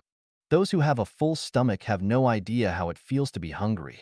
The wealthy cannot truly experience the hardships and helplessness of the poor. Those with a full stomach cannot set standards for those who are hungry, and the wealthy cannot dictate norms for the poor. This is similar to how lions and tigers cannot establish behavioral guidelines for zebras and gazelles, and wolves cannot set boundaries for sheep. When the powerful drive of sex erupts, the best approach is to satisfy sexual desires. When satisfaction cannot be achieved, people will seek various ways to fulfill their intense sexual cravings. People do not desire to engage in sexual intercourse with animals. However, if conditions for sexual intimacy with humans are not present, they may resort to releasing sexual energy through intercourse with animals. If even that condition is unavailable, individuals may engage in sexual relations with their own daughters, sons, grandsons, granddaughters, uncles, aunts, mothers-in-law, nephews, nieces, and so on. As for infidelity or sexual relationships between masters and disciples, teachers and students, these are already considered quite normal phenomena. In the world of women, sex workers are a group of extraordinary women because they provide countless men with sexual fusion and satisfaction. They are considered great because they adhere to the principle that the higher the degree of shared experience, the greater the value. Therefore, it can be logically deduced that women who engage in sexual relationships with more men and men who engage in sexual relationships with more women should be affirmed and should not be subjected to condemnation or persecution. Human beings should prioritize reality. Once individuals reach maturity, they enter a stage of sexual needs. Maximizing the acquisition of sexual energy not only leads to happy and fulfilling lives for each person, but also promotes a harmonious and stable society that progresses towards civilization. The prerequisite for human civilization is sexual freedom. Without sexual freedom, human civilization cannot be achieved. Sex is a form of energy and a resource that is inexhaustible. However, when individuals monopolize sexual resources, the resource becomes particularly scarce. Once it becomes scarce, it is inevitable that animal mating and incestuous behavior cannot be eradicated, and the trading of sex cannot be avoided, which leads to troubles, anxieties, pains, and even crimes. Of course, the more sexual partners one has and the higher the frequency, the higher the risk of contracting sexually transmitted diseases, including HIV/AIDS. This negative consequence can be addressed through a program, such as requiring sexual health certificates for sexually mature individuals. This is achievable. However, it is not appropriate to abstain from sexual activities solely because there is a risk of contracting sexually transmitted diseases, just as one does not stop eating because eating can cause various illnesses. Life is like a dream. All space directions are void. We should have full experiences and live our life to the most so that we won't have regrets when we leave the earth. Being satisfied and dying blissfully is better than being consumed by worries and regrets. 一球64智论人类生存模式。One Earth, 64 Systems. On the Mode of Human Survival. Xiefeng, April 13th, 2021. Edited by Qin Yu. Inspired by the concept, One Country, Three Systems of Mr. Li Liangbin, who is from Jinshi Province, let us explore the future mode of human survival. The most ideal life mode for humanity in the future is the Xiefeng-style communism. However, before that, we can implement the One Earth, 64 Systems as a transitional mode. The so-called One Earth, 64 Systems implies that there can exist 64 different life modes on Earth. Let's examine the following scenario. In a circle, there are cows, horses, donkeys, sheep, pigs, dogs, chickens, ducks, and geese. Due to their different habits, food preferences, and physical characteristics, conflicts, arguments, and fights often arise between them. Chickens, ducks, and geese often complain that sheep, pigs, and dogs trampled on their eggs. Sheep, pigs, and dogs frequently lament that cows, horses, and donkeys snatch their food. Cows, horses, and donkeys often grumble about chickens, ducks, and geese defecating in their feeding troughs. All the animals blame each other for excessive flatulence, making it unbearable for anyone. As a result, no one is leading a good life, and it becomes impossible to live under such circumstances. To solve the above problems, moral education is futile and ineffective. The best approach is to separate them and provide each animal with its own enclosed space, corresponding to their species. This way, we can avoid mutual complaints and torment. The human species has some similarities to the livestock mentioned above. Some people prefer the capitalist way of life, while others prefer the primitive tribal lifestyle, socialism, communism, anarchism, democracy, dictatorship, rice, noodles, meat-based diets, vegetarian diets, monogamy, polygamy, or polyandry. The list goes on. When individuals with diverse preferences are forced into the same mode, conflicts, arguments, and even physical fights are unavoidable. The way to eliminate contradictions and conflicts among individuals is to allow them to live in their respective spheres where they can find peace and happiness. Therefore, my idea is the One Earth, 64 Systems approach. For example, all white people could gather in Europe, black people in Africa, and yellow people in Asia. This would eliminate racial discrimination. Those who prefer the capitalist system could come together to engage in capitalism, while those who prefer the socialist system could come together to practice socialism, and those who prefer the communist system could come together to pursue communism. Similarly, those who embrace Christianity could gather in one place, those who follow Islam could gather in another place, and those who practice Buddhism could gather in yet another place, and so on. Likewise, those who enjoy noodles could eat noodles, those who prefer rice could eat rice, those who enjoy meat-based diets could come together, and those who prefer vegetarian diets could gather as well. Those who prefer monogamy could form their own society, those who prefer polygamy or polyandry could form their own society, and those who advocate for a society without marriage could form their own community for shared relationships. In this way, just like providing separate spaces for cows, horses, donkeys, sheep, pigs, dogs, chickens, ducks, and geese, humans no longer need to argue and fight with each other due to differences in personality, interests, and so on. Why 64 systems? Because human survival requires 64 elements, and none can be omitted. Do you see it? Cows, horses, donkeys, sheep, pigs, dogs, chickens, ducks, and geese are arguing together without any value or meaning, and their arguments will never end.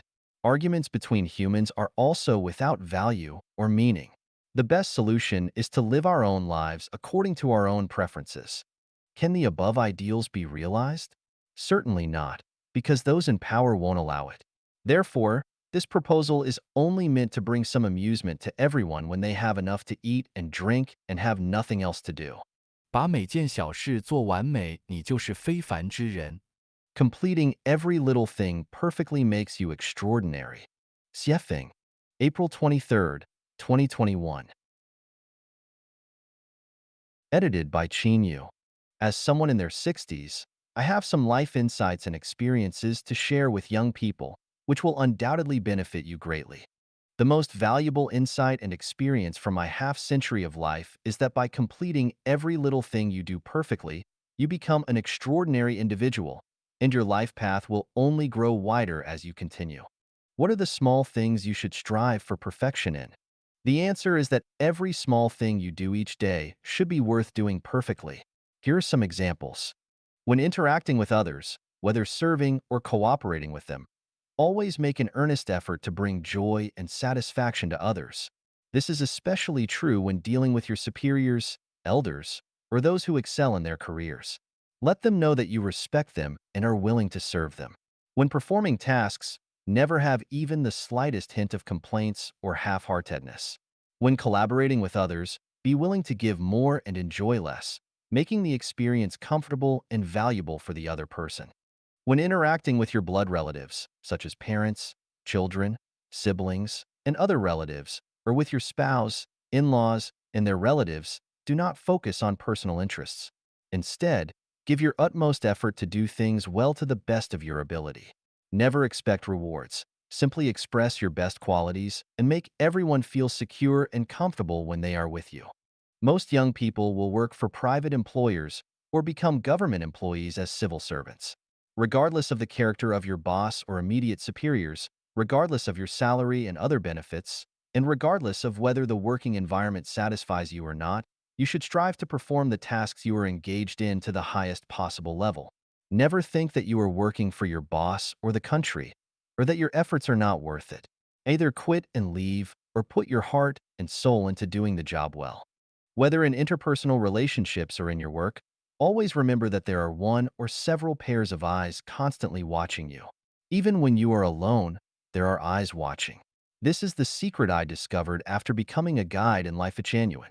Moreover, be aware that the people watching you are not those of lower or equal level to you. They are always more advanced and outstanding than you. They are the ones who determine whether your future will be smooth. If you fail to do small things well, your path will become narrower as you go. But if you excel in every little thing, your path will widen as you move forward. Every word spoken and every action taken by a person is recorded in the detention information space. Even if tens of thousands of years pass or the Earth disappears, everything recorded in the detention information space will not disappear. Once a word is uttered or an action is taken, it is impossible to change it. Nowadays, the online world and platforms like WeChat provide a vast space for us to showcase our talents. However, we must be vigilant because every word we speak in the online world or in WeChat groups, etc., will influence our future. Every word and every action pave the way for our future. Speaking perfectly and doing every little thing perfectly paves the way to heaven, while speaking and acting in an ugly way paves the way to hell. As I said before, what information you input into the world determines what results the world will give you. Therefore, be cautious with every word you speak and put your heart and soul into completing every little thing perfectly. Every word we speak and every action we take fully reflects our inner world and life qualities. It is important to be aware that sometimes a single word we speak or a small thing we do can change the trajectory of someone's life. All the words we say and the things we do collectively shape the trajectory of our lives. Extraordinary lives are those who complete every little thing perfectly. 不幸是生命旅途上转折的起点。Misfortune is the starting point of turning points on the journey of life. Xiefeng, January 9th, 2022. Edited by Qin Yu. As a guide in Life Genuine, I understand that Life Genuine members who follow the guide to climb the peak of life know that whether it's the articles I write or myself, everything is presented truthfully and transparently to the public. I have nothing to hide or conceal. I am transparent. I am real. There is no hypocrisy, no artificiality, no pretense, no schemes, no tactics. What I say may not be completely correct, and what I do may not be flawless, but what I say and do is a genuine expression of my true self. I speak out about the insights, experiences, and viewpoints I have gained on my journey of life, hoping that they may have some value as references. I experienced the years of hunger in 1958 and 1960 and almost starved to death. That was misfortune. However, the result of this misfortune is that I have found every meal I eat in my life to be delicious, whether it's the sour taste of Northern cuisine, the spicy taste of Central cuisine, or the sweet taste of Southern cuisine. Whether it's Chinese, Western, or African cuisine, they are all enjoyable. This is because I have a belief in my heart that simply having enough food to fill our stomachs in life is happiness. In 1980, I studied at Zhangjiago Geological Technical School, specializing in being a fitter. During one semester, I was assigned to the automotive repair workshop to learn car mechanics. The master had two apprentices, and one day the master asked his two apprentices to let me practice driving by taking the car to the school playground. The older apprentice explained to me how to operate the car and then got out of the car. However, the younger apprentice grabbed the steering wheel and started the car, practicing without ever letting me drive. During the practice, students from the fitter class and mechanic class came to the playground for physical education, and the younger apprentice was driving in a reckless manner. It was unfortunate for me that the younger apprentice didn't let me drive, but this misfortune saved me from disaster. Every time I think of that scene sitting in the driver's seat on the school playground, watching the younger apprentice nervously practicing driving, I am grateful that fate didn't let me drive that day. If the person holding the steering wheel had been me instead of the younger apprentice, I could have driven and hit many classmates, with terrible consequences. I might have been born with the qualities to become an official. During my primary school, middle school, technical school, college, and the first semester of university, I was almost always the class monitor. At the age of 18, I became the deputy secretary of a brigade managing 11 production teams. In 1984, I was designated as the director of the third echelon in the geological hydrology third team. In 1988, I was designated as the principal of a school for children of employees in the Geological Bureau. In 1992, I was designated as the director of a prospecting machinery factory. Unfortunately, I messed up all these positions because I didn't take those official positions seriously. Looking back today, this misfortune was actually a great blessing. If I had become an official at the time, according to what my wife said in 1993, I would have already been the governor of Gansu province. If that were the case, there would be a 90% chance that I would have become a corrupt official and could have ended up in prison. Even if I didn't end up in prison, my name would certainly be infamous throughout history. In 1994, while I was abroad, the official's vehicle broke down. I was asked to drive it to Blavoy, more than 200 kilometers away, for repairs. As I was the translator, no one else could handle it. The owner of the repair shop was a white person who said it would take 3 days to fix the car. So I handed the car over to the repair shop and returned to the base. However, that evening, I was subjected to the official's insults. He wanted me to fix the car and bring it back the same day. Faced with such irrational treatment from my superior, I quit on the spot. This unfortunate event led me to leave the system I had finally entered. Later, I started my own business and embarked on the path of self-reliance. Thanks to the irrational insults from the official, I finally found my path to freedom. At a time when there were very few private cars in China, I already had a sedan and a van, and I was living in a spacious villa with a front and backyard and a swimming pool. I employed 2 people to maintain the garden and clean and wash clothes for me. Over 20 years ago, I had a car accident, an unfortunate event. However, it was that car accident that became a major turning point on my journey of life, completely changing the trajectory of my life and leading me onto the way of the greatest creator, finding the way to heaven. In China, due to the establishment of Life Genuine and the second home, I faced suppression from the government. Over 10 communities were destroyed. This was misfortune. But precisely because of these misfortunes, I was pushed to Canada. In Canada, the land is vast, and I live on 40,000 square meters of private land. According to my friends, where I live is a mansion with 10 bathrooms, 2 washrooms, and 6 showers. I enjoy a peaceful, harmonious, and secure heavenly life. From the aforementioned unfortunate events, what have we realized? In fact, when we encounter unfortunate events, we feel anxious, suffer, worry, and even become resentful. However, in most cases, misfortune is precisely the turning point in life. It is truly said, good fortune lies within bad and bad fortune lurks within good. When we understand this, when faced with misfortunes on the journey of life, we face them calmly, accept them willingly, and may even secretly rejoice. Therefore, when misfortune befalls us, we must remain calm, not panic, not go mad, not complain, and certainly not become angry. As long as we are alive, we can await the day when the clouds disperse and flowers bloom. The members of Life Genuine all know that when I lost sight in one of my eyes, everyone worried about me. But I smiled and declared, haha, from now on, I can see everything clearly with just one eye. Since the day I began losing my eyesight until today, I haven't really cared about the loss of one eye. Who knows whether it is a good thing or a bad thing?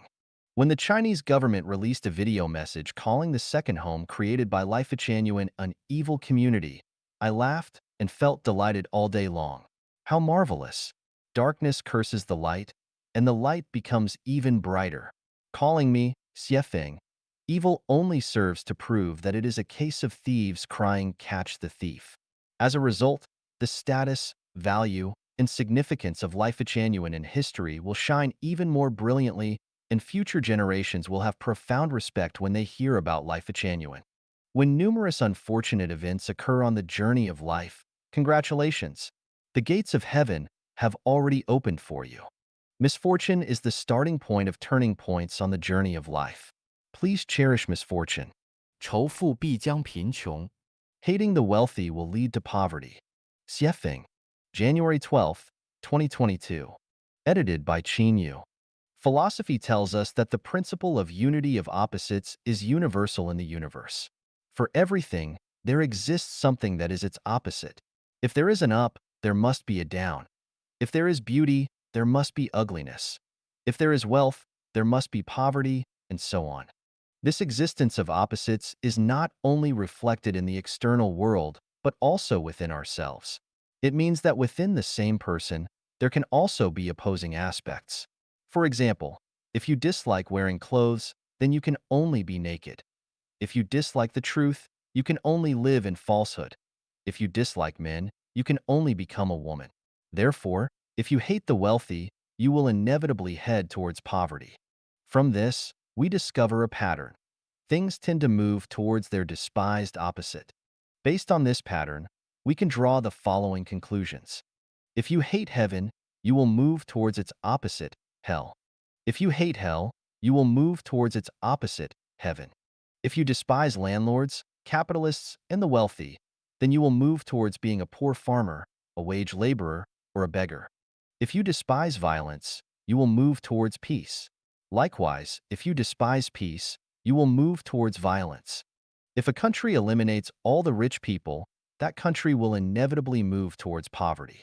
If a country despises civilization, it will move towards ignorance and backwardness.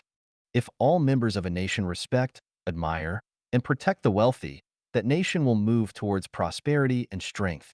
On the contrary, if everyone discriminates against, insults, and suppresses the wealthy, that nation will move towards poverty, backwardness, and weakness.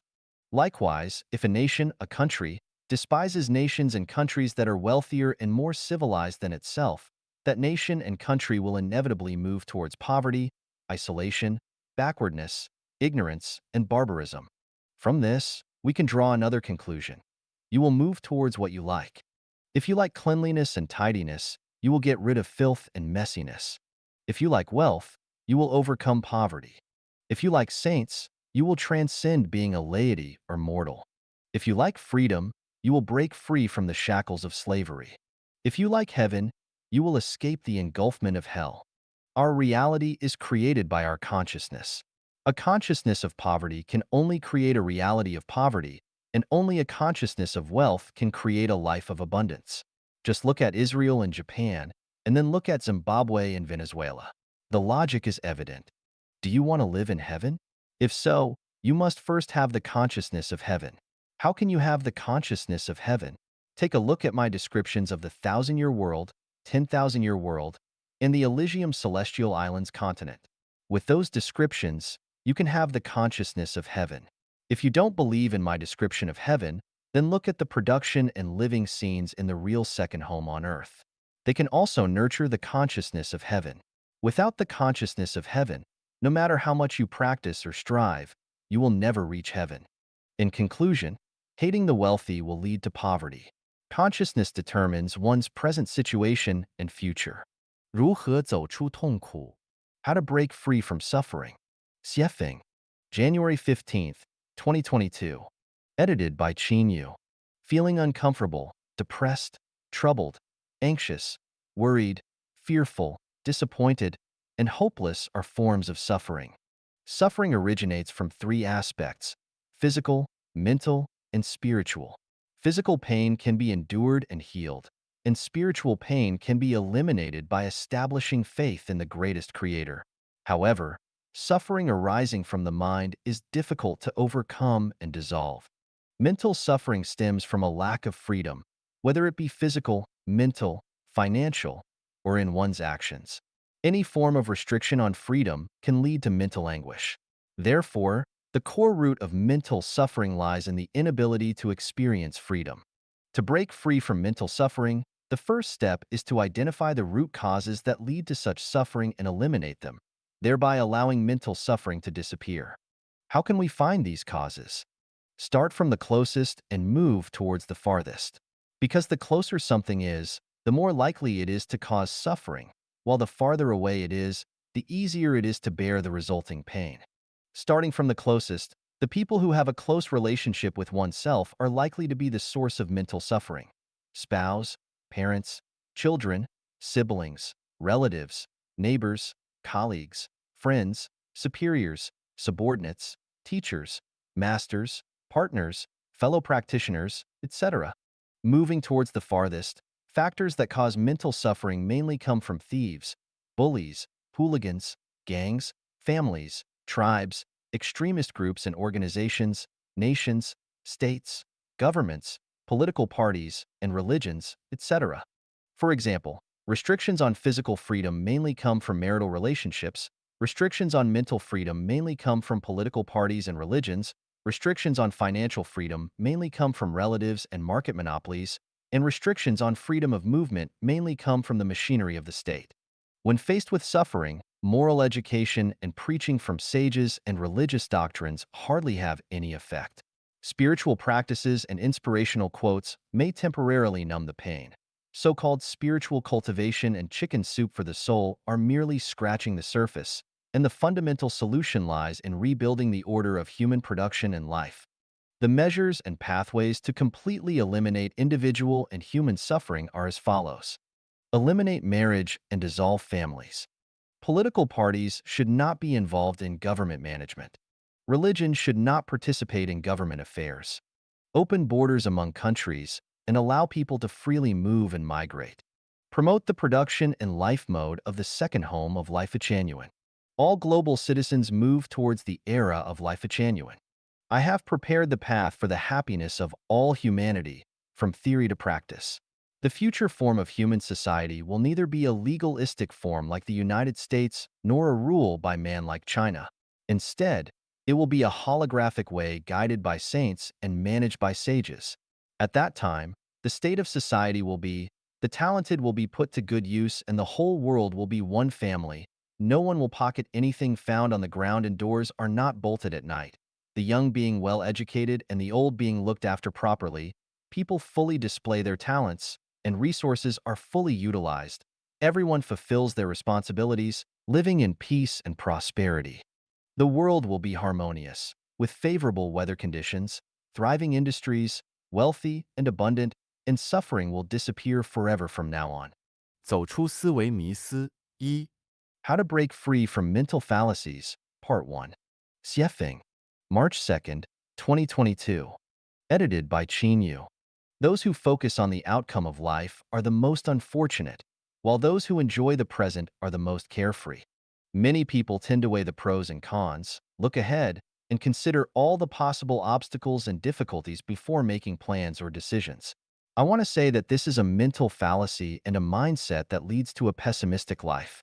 For example, if a couple planning to get married knows that they will divorce 10 years later, they might choose not to get married at all, and even if they do get married, their days will not be as sweet. On the other hand, if they are unaware of the future divorce, they can experience a period of sweetness and enjoy a wonderful time during their love and marriage. Suppose Life Changyuan had informed all the Chanyuan Celestials before creating the second home that no matter how many communities we build, they will eventually be destroyed by the government. In that case, would Chanyuan Celestials still have the enthusiasm and passion to create numerous communities? Would they still put meticulous effort into building beautiful and magnificent communities? Of course not. If the results were not revealed in advance, Chanyuan Celestials would wholeheartedly and passionately create communities, even if they were eventually destroyed. What would be the significance in that?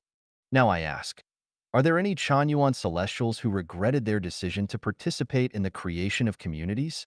I speculate that there isn't a single one. Why is that? It's because we have experienced a way of life that 99% of humanity has never experienced during the process of creating communities. Through first-hand experience, we have come to know the existence of the thousand-year world, and from there, we can deduce the existence of the 10,000-year world and the Elysium Celestial Islands continent.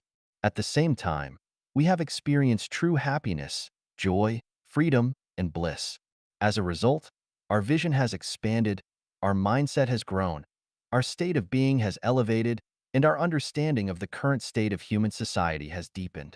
Most importantly, our consciousness has transformed from human consciousness to celestial consciousness. This is a leap in life, a transformation, and an adventure on the glorious journey of life. Therefore, I speculate that no Chanyuan celestial regrets immersing themselves in the life of creating communities. Therefore, we come to a thinking conclusion. Engage in life, engage in creation, but do not dwell on the difficulties that may arise during the process, and do not ponder over the outcome, because the outcome is within the process itself. If the process is beautiful, life will be more meaningful, and the result of life is bound to be beautiful. So, do not pursue the outcome of life, for the outcome of life is death. What we pursue is the result of life. When life is elevated, no matter how the process of life unfolds, it will be meaningful and valuable. Even if the government repeatedly destroys the communities we have built, we have already obtained what we were meant to obtain and will never regret it. Look at the historical figures. The outcomes of their lives are almost always unfortunate. Knowing that life can be unfortunate, yet people in the present still passionately strive, struggle, worry, suffer, laugh, and cry. This grand drama of life on the stage continues to play out without any novelty. Those who understand this truth live extraordinary, romantic, carefree lives, while those who do not understand this truth not only lead unfortunate lives, but also face even more unfortunate outcomes in life. This is called awakening, also known as enlightenment. 走出思维迷思二，How to Break Free from Mental Fallacies, Part 2. Xiefeng, March 3rd, 2022. Edited by Qin Yu. Life shines in attachment, while life perishes in attachment. Merging life and life into one is a mental fallacy in life. Life is merely a brief moment in the journey of life, but the unfolding of this fleeting moment determines the scenery of the next journey. Due to the lack of understanding about the mysteries of life and time, people mistakenly take life as the entirety and ultimate meaning of life. Consequently, they perform tragic dramas on the stage of life. The material world is the manifestation of the non-material world, and life is but a manifestation of life.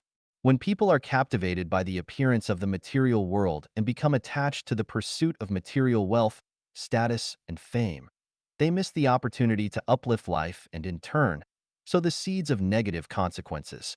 When a fish freely roams in rivers, lakes, and seas and discovers delicious bait, it rushes up and swallows it in one gulp, losing its freedom and becoming a meal on the angler's chopping board.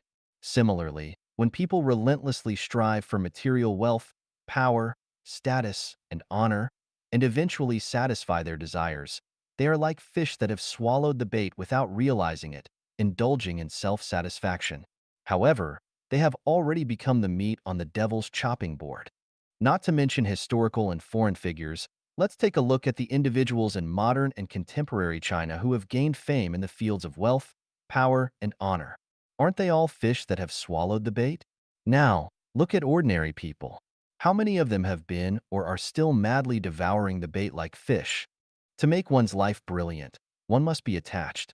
Attached to making money, gaining power, achieving status, acquiring fame.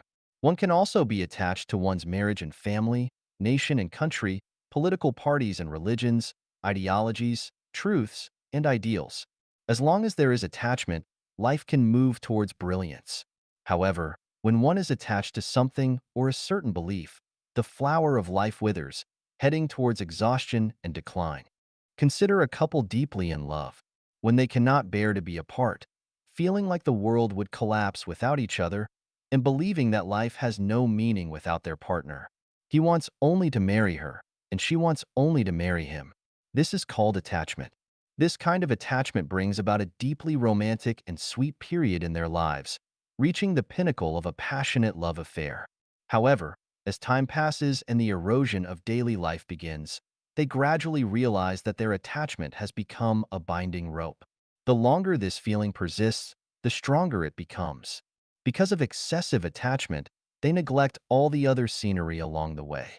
By the time they grow old, they realize that they have missed countless opportunities to appreciate breathtaking scenery. Beneath their smiling faces lies a sense of helplessness and endless lamentation. An old man descending from a mountain tells young people who are excitedly climbing up, "There is nothing worth seeing at the mountaintop. The view is even better down below." Of course, the young people do not believe him and think, "This old man just doesn't know how to appreciate the scenery." So, they keep climbing, eventually reaching the mountaintop, but also growing old. And what do they find? The old man was right all along. There really isn't anything worth seeing at the mountaintop. Consequently, one by one, these people who were once young and climbed mountains start descending. As they see the younger generation climbing with excitement, they tell them, "There is nothing worth seeing at the mountaintop. The view is even better down below." However, how could the young people believe the words of the old folks? Thus, this story of climbing the mountain continues to unfold from the distant past to the present and will continue into the distant future.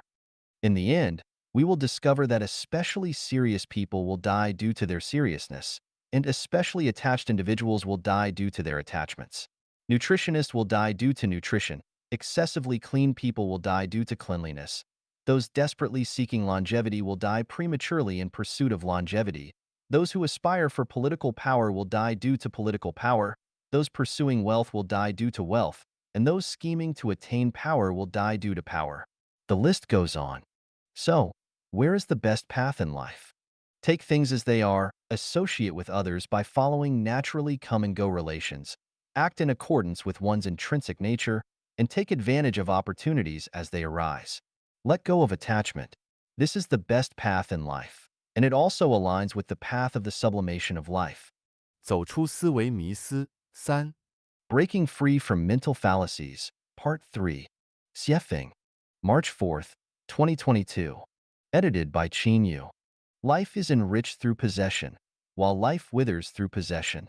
When people travel by train, they buy a ticket, enter the station, board the train, travel for a distance, disembark, and exit the station. Simple and effortless. Rarely does a passenger want to buy and possess the train they are traveling on, nor do they wish to stay on the train indefinitely. Why don't passengers want to buy and possess the train? Because it is unnecessary, and ownership would become a burden. Likewise, people do not desire to possess commercial airplanes or large cruise ships because they are merely using them for one journey. Perhaps they will only use them once in a lifetime. So why invest time, energy, and money to own them?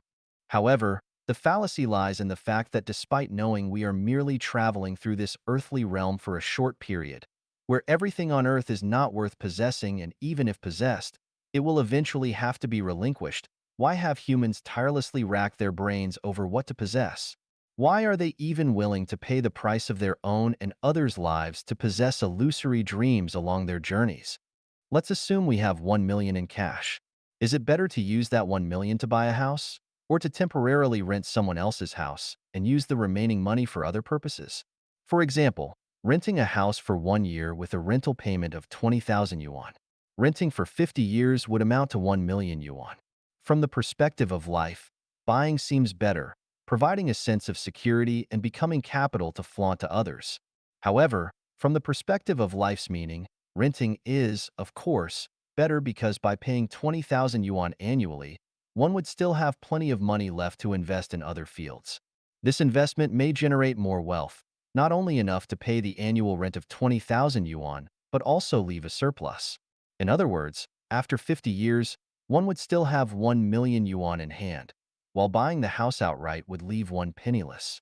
Some may argue that buying a house preserves its value, while money in hand may depreciate due to inflation. However, this is also a fallacy. Houses depreciate every year and may even collapse, while money in hand has the possibility of both depreciating and appreciating. Therefore, we do not analyze or speculate on these contingent factors. What we are analyzing now is whether a possession is worthwhile. The mistaken belief of striving to possess something is a human fallacy, also the root cause preventing humans from living a heavenly life. People feel secure when they possess something.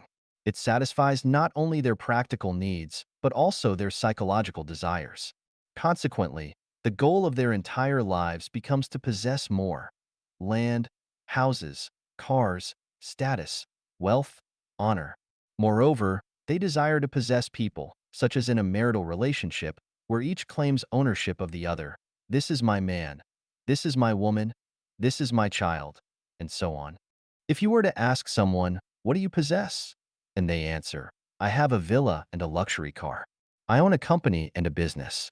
I have 200 acres of land. I have 30 cows. I have an iPhone.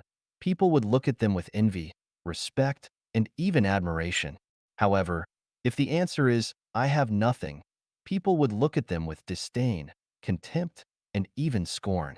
When the mistaken view of life, and values becomes a general principle for the masses, mistakes turn into correctness, fallacies turn into truth, and heaven turns into hell. When a person dedicates their lifetime and energy to possessing more and more things, they lose the qualifications to appreciate the artistic charm of life and obtain a ticket to heaven. Heaven is heaven precisely because every life possesses nothing. It is a state of having nothing. Paradoxically, it is because every life possesses nothing that it achieves the result of possessing everything. When we possess something, we feel secure, and the more we possess, the more fulfilled our lives become. Our vanity attains maximum satisfaction. However, precisely because of our possessions, we are alienated from heaven, and this is the withering of life.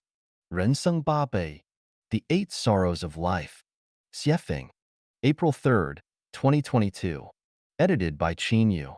Ancient wisdom states that there are three great sorrows in life: losing one's father in youth, losing one's wife in middle age, losing one's child in old age. I do not fully agree with this viewpoint. First, These three sorrows seem to be unrelated to women themselves. Second, these sorrows are not inherent but are created by human cognition and culture. My perspective on the sorrows of life is as follows. First sorrow, lack of maternal love in infancy. Second sorrow, lack of playmates and insufficient opportunities for joyful play during childhood.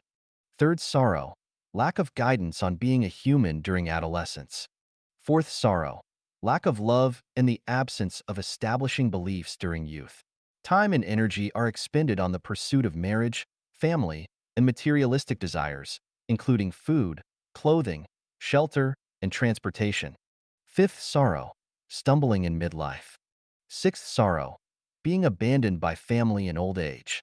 Seventh sorrow, learning the Bible in adolescence, Buddhist scriptures in youth, and the Quran in old age. Eighth sorrow, delving into cultivation methods and techniques, supernatural abilities, and metaphysics. If one of these sorrows exists, life will be filled with regrets. If two sorrows exist, life will be filled with resentment. If three sorrows exist, life will be filled with pain. If four sorrows exist, life will be filled with defeat. If five sorrows exist, life will be filled with chaos. If six sorrows exist, life will be filled with hatred. If seven sorrows exist, life will be filled with suffering. If eight sorrows exist, life will be a prison. I have the supreme method that can resolve these eight sorrows. By following this method, the sorrows can be overcome. 与其道德说教，不如更换程序。Instead of moral preaching, change the program. Xiefeng, June 25, 2022. Edited by Qin Yu. Program development always surpasses moral preaching. In the 18th century, England transported convicts to Australia to alleviate domestic prisoner overcrowding and develop the country. The British government hired private ships to transport the convicts. Prior to departure, the ship owners were paid by the government based on the number of convicts on board.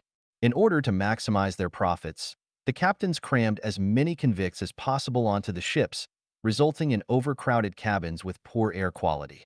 Since the ship owners had already received their payment, they disregarded the life and death of the convicts.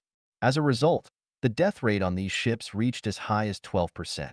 One ship, for example, carried 424 convicts, of whom 158 died during the voyage. To reduce the mortality rate, the British government dispatched government officials on each ship to supervise the transportation process. They also set mandatory standards for the convicts' living conditions and provided doctors to accompany them. What happened next? In pursuit of their own interests, the ship owners bribed the supervising officials and doctors. Those who refused to accept bribes were either thrown into the sea or killed by other means. Consequently, the death rate among the convicts remained high. Eventually, the government changed the payment procedure. Instead of paying based on the number of convicts boarded, they started paying based on the number of convicts safely delivered to Australia. As a result, the ship owners made every effort to protect the lives of the convicts, improve their diet and living conditions, and actively seek medical treatment for them. Consequently, the convict mortality rate dropped from 12% to 1%. This is the effect of changing the program.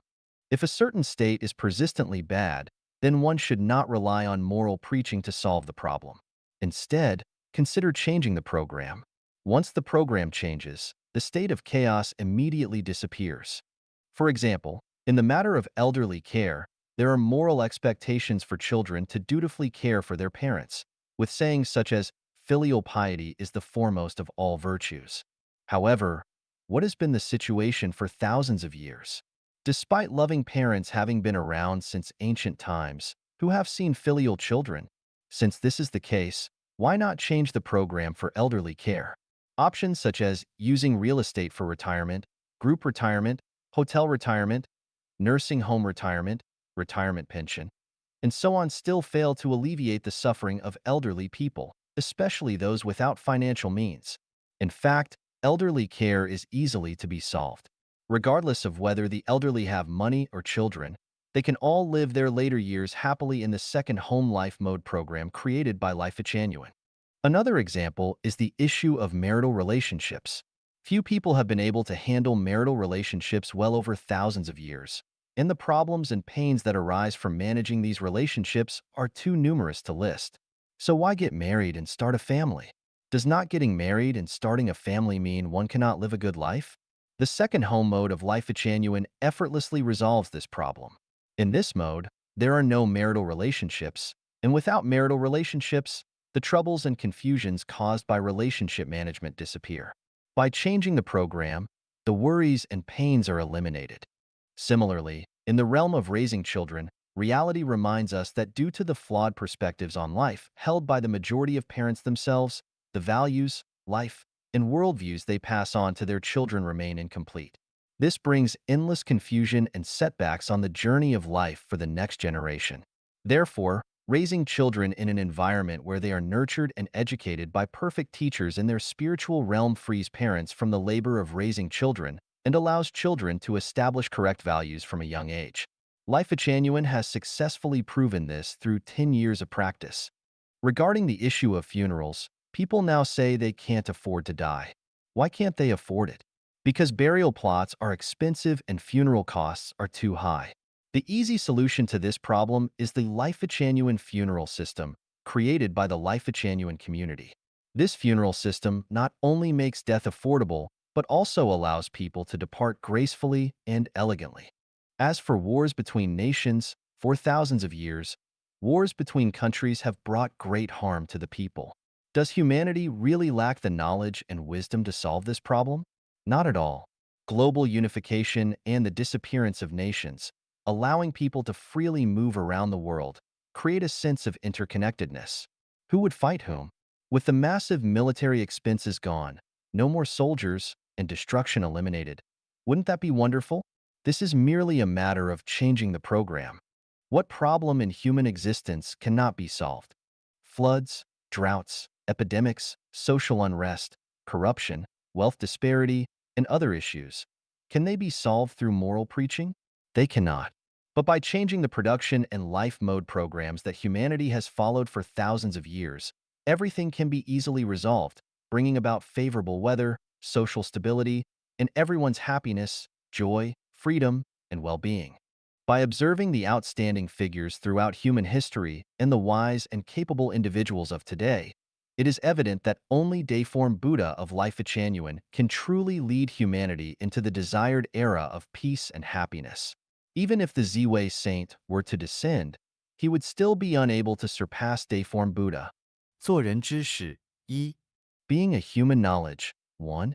Xiefeng. October 4th, 2022. Edited by Qin Yu. The more chaotic and morally corrupt the era, the more important it is to maintain one's integrity. In a society with complex and confused values, it is crucial to uphold one's integrity. In times of social unrest and anxiety, it is even more important to stay true to oneself. When facing personal adversity, oppression, poverty, and illness, it is essential to maintain one's integrity. Being a human is not about being a good or kind person, achieving status or wealth, seeking the approval and praise of others, or becoming successful in the future. It is about living with dignity, peace of mind, prospects, and being truly human, not like a ghost, demon, monster, devil, or beast. I will first list the following 28 principles as the fundamental knowledge for being a human. Never break your promises. Keeping your word is the foremost duty of being a human. Once you break your trust with someone, it is difficult to restore it. A single act of betrayal can have lifelong consequences. Maintain a sense of gratitude, regardless of who they are. If someone has shown you even the slightest kindness, remember it forever. As a result, always respect and honor your parents. Express gratitude to teachers, masters, and mentors.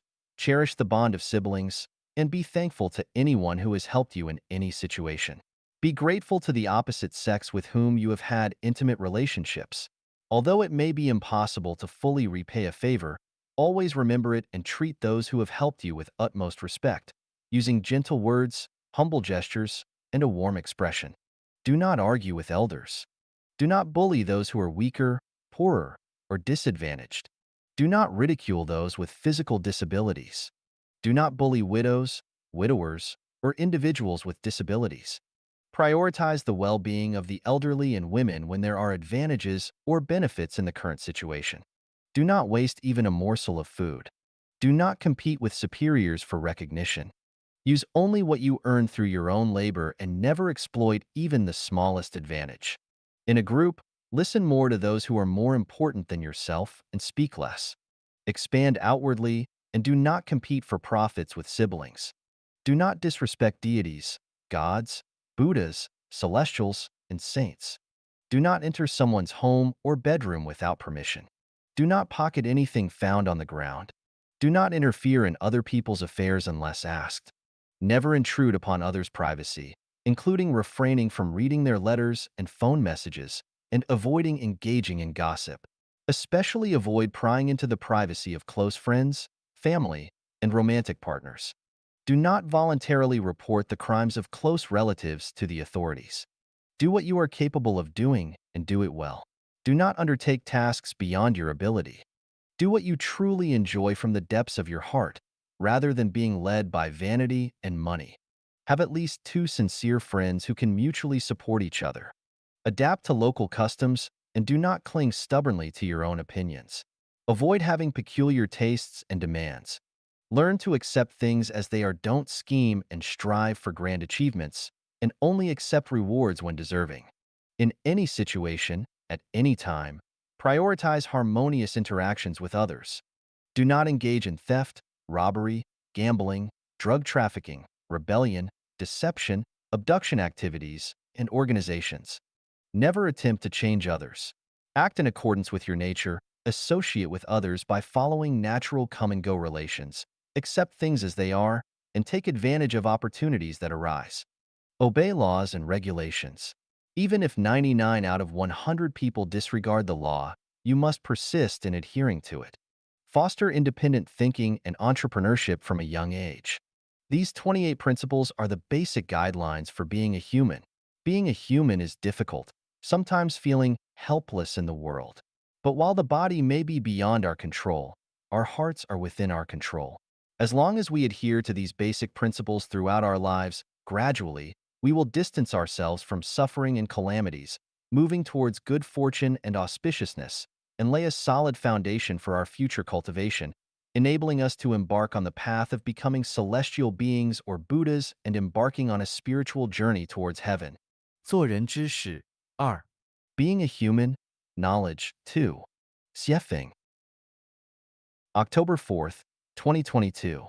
Edited by Qin Yu.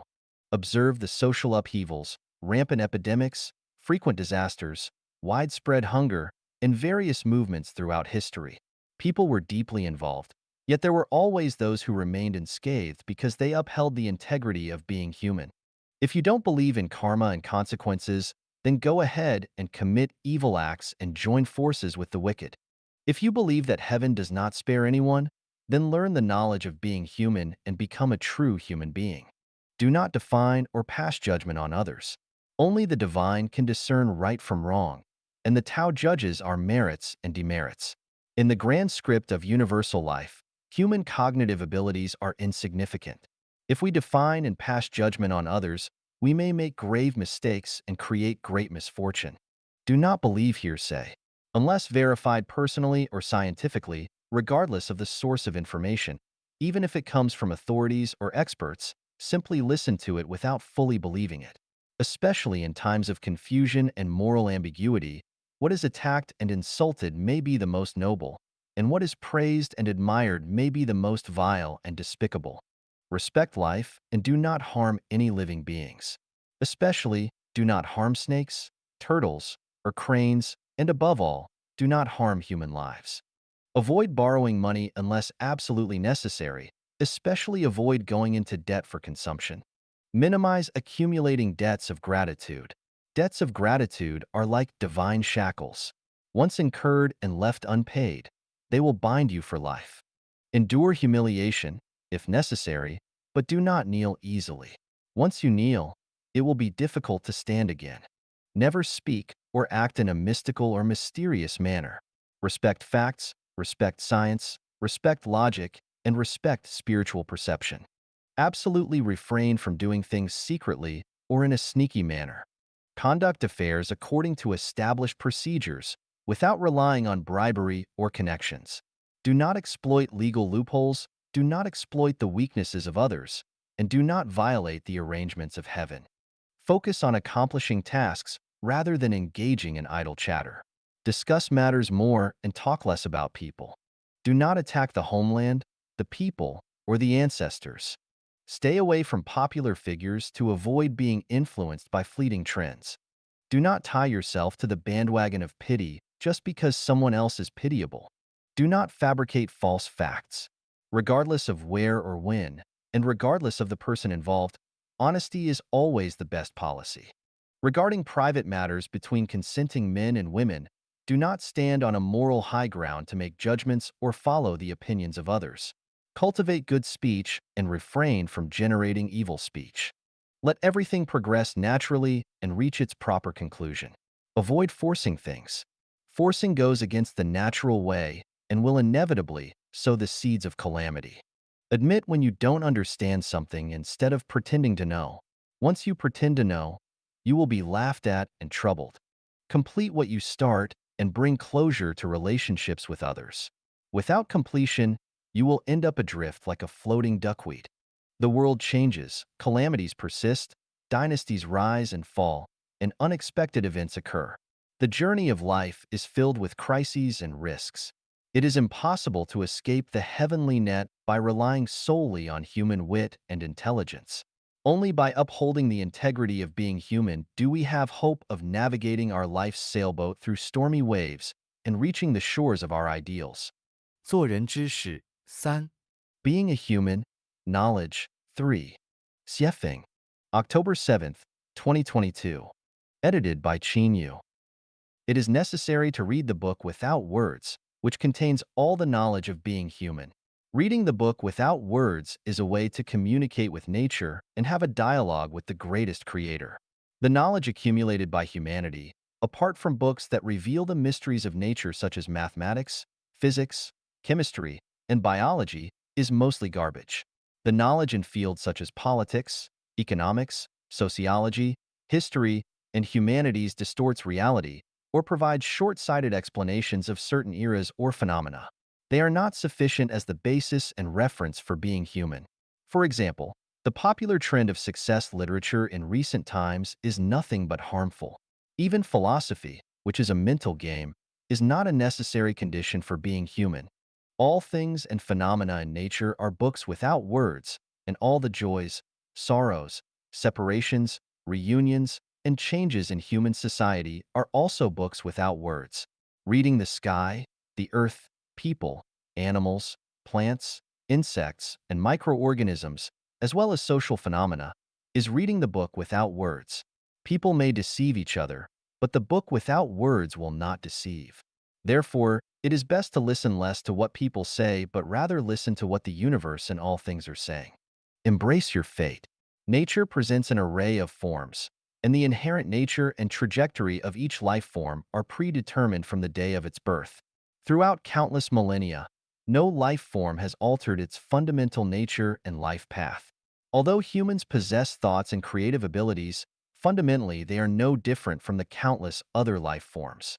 From the moment of birth, each person's life's merits and demerits, fortunes and misfortunes, and life's trajectory have already been predetermined.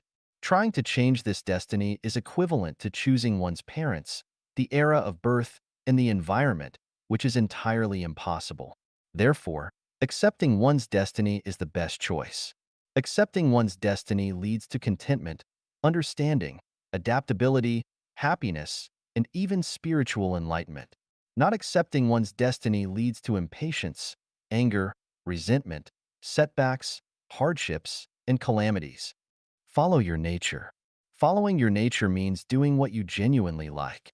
However, people generally cannot follow their nature due to considerations for the needs of those around them, supporting their families, social responsibilities, legal constraints, public opinion, and more. Those who can truly follow their nature are few in number. Nature is Buddha, and following your nature is being a Buddha. Nature is celestial being, and following your nature is being a celestial being. What does it mean to follow your nature? If you desire to own a luxurious mansion and have several servants serving you, it is not following your true nature, but rather succumbing to vanity and desire. It is following your ego and conforming to society's values.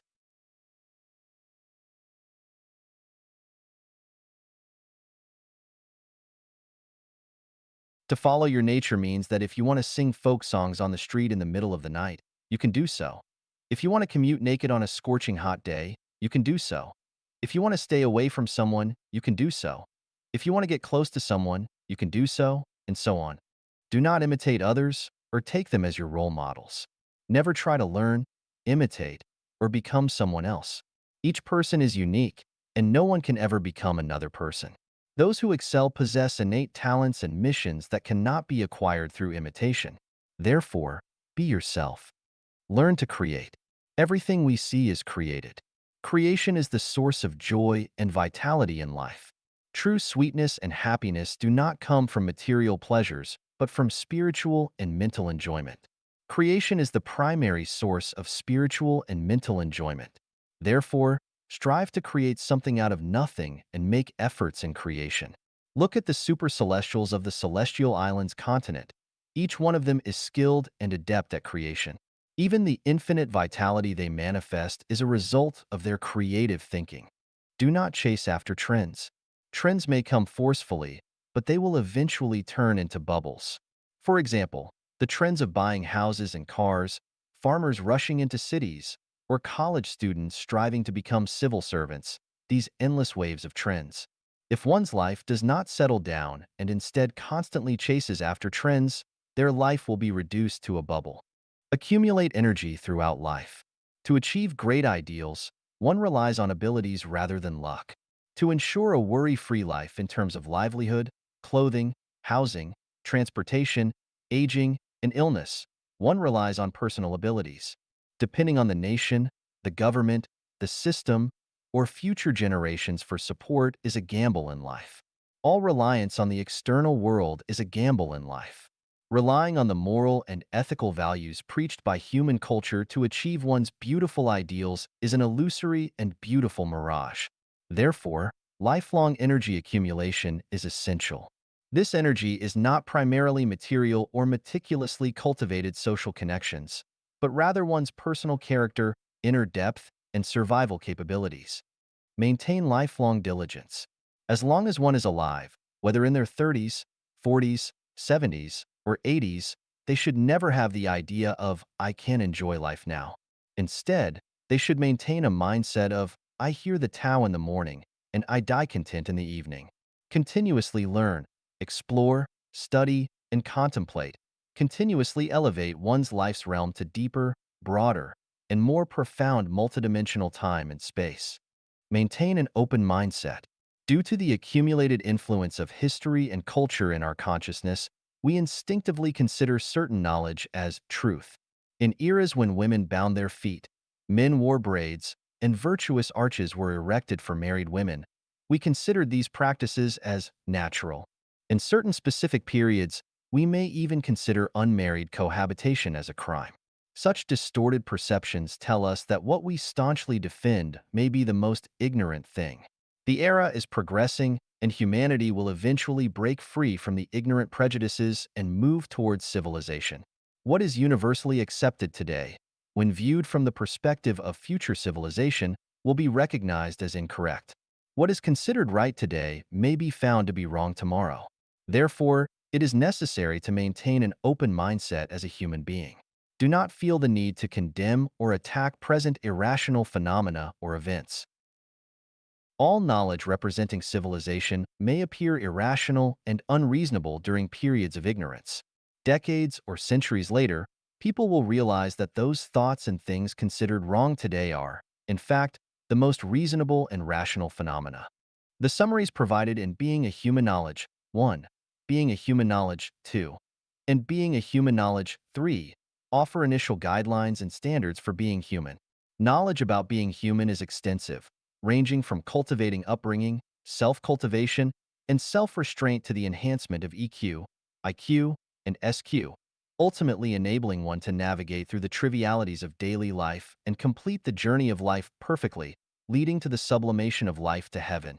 This is a profound subject that requires further contemplation and deepening of the connotations and extensions of being human. May everyone strive for perfection as a human being and make the most of their journey in this human world. 痛苦者进不了天堂。Those in pain cannot enter heaven. Xiefeng. October 13th, 2022. Edited by Qin Yu. Pain is a form of conscious illness. Whenever one feels pain, it indicates that they have gone astray.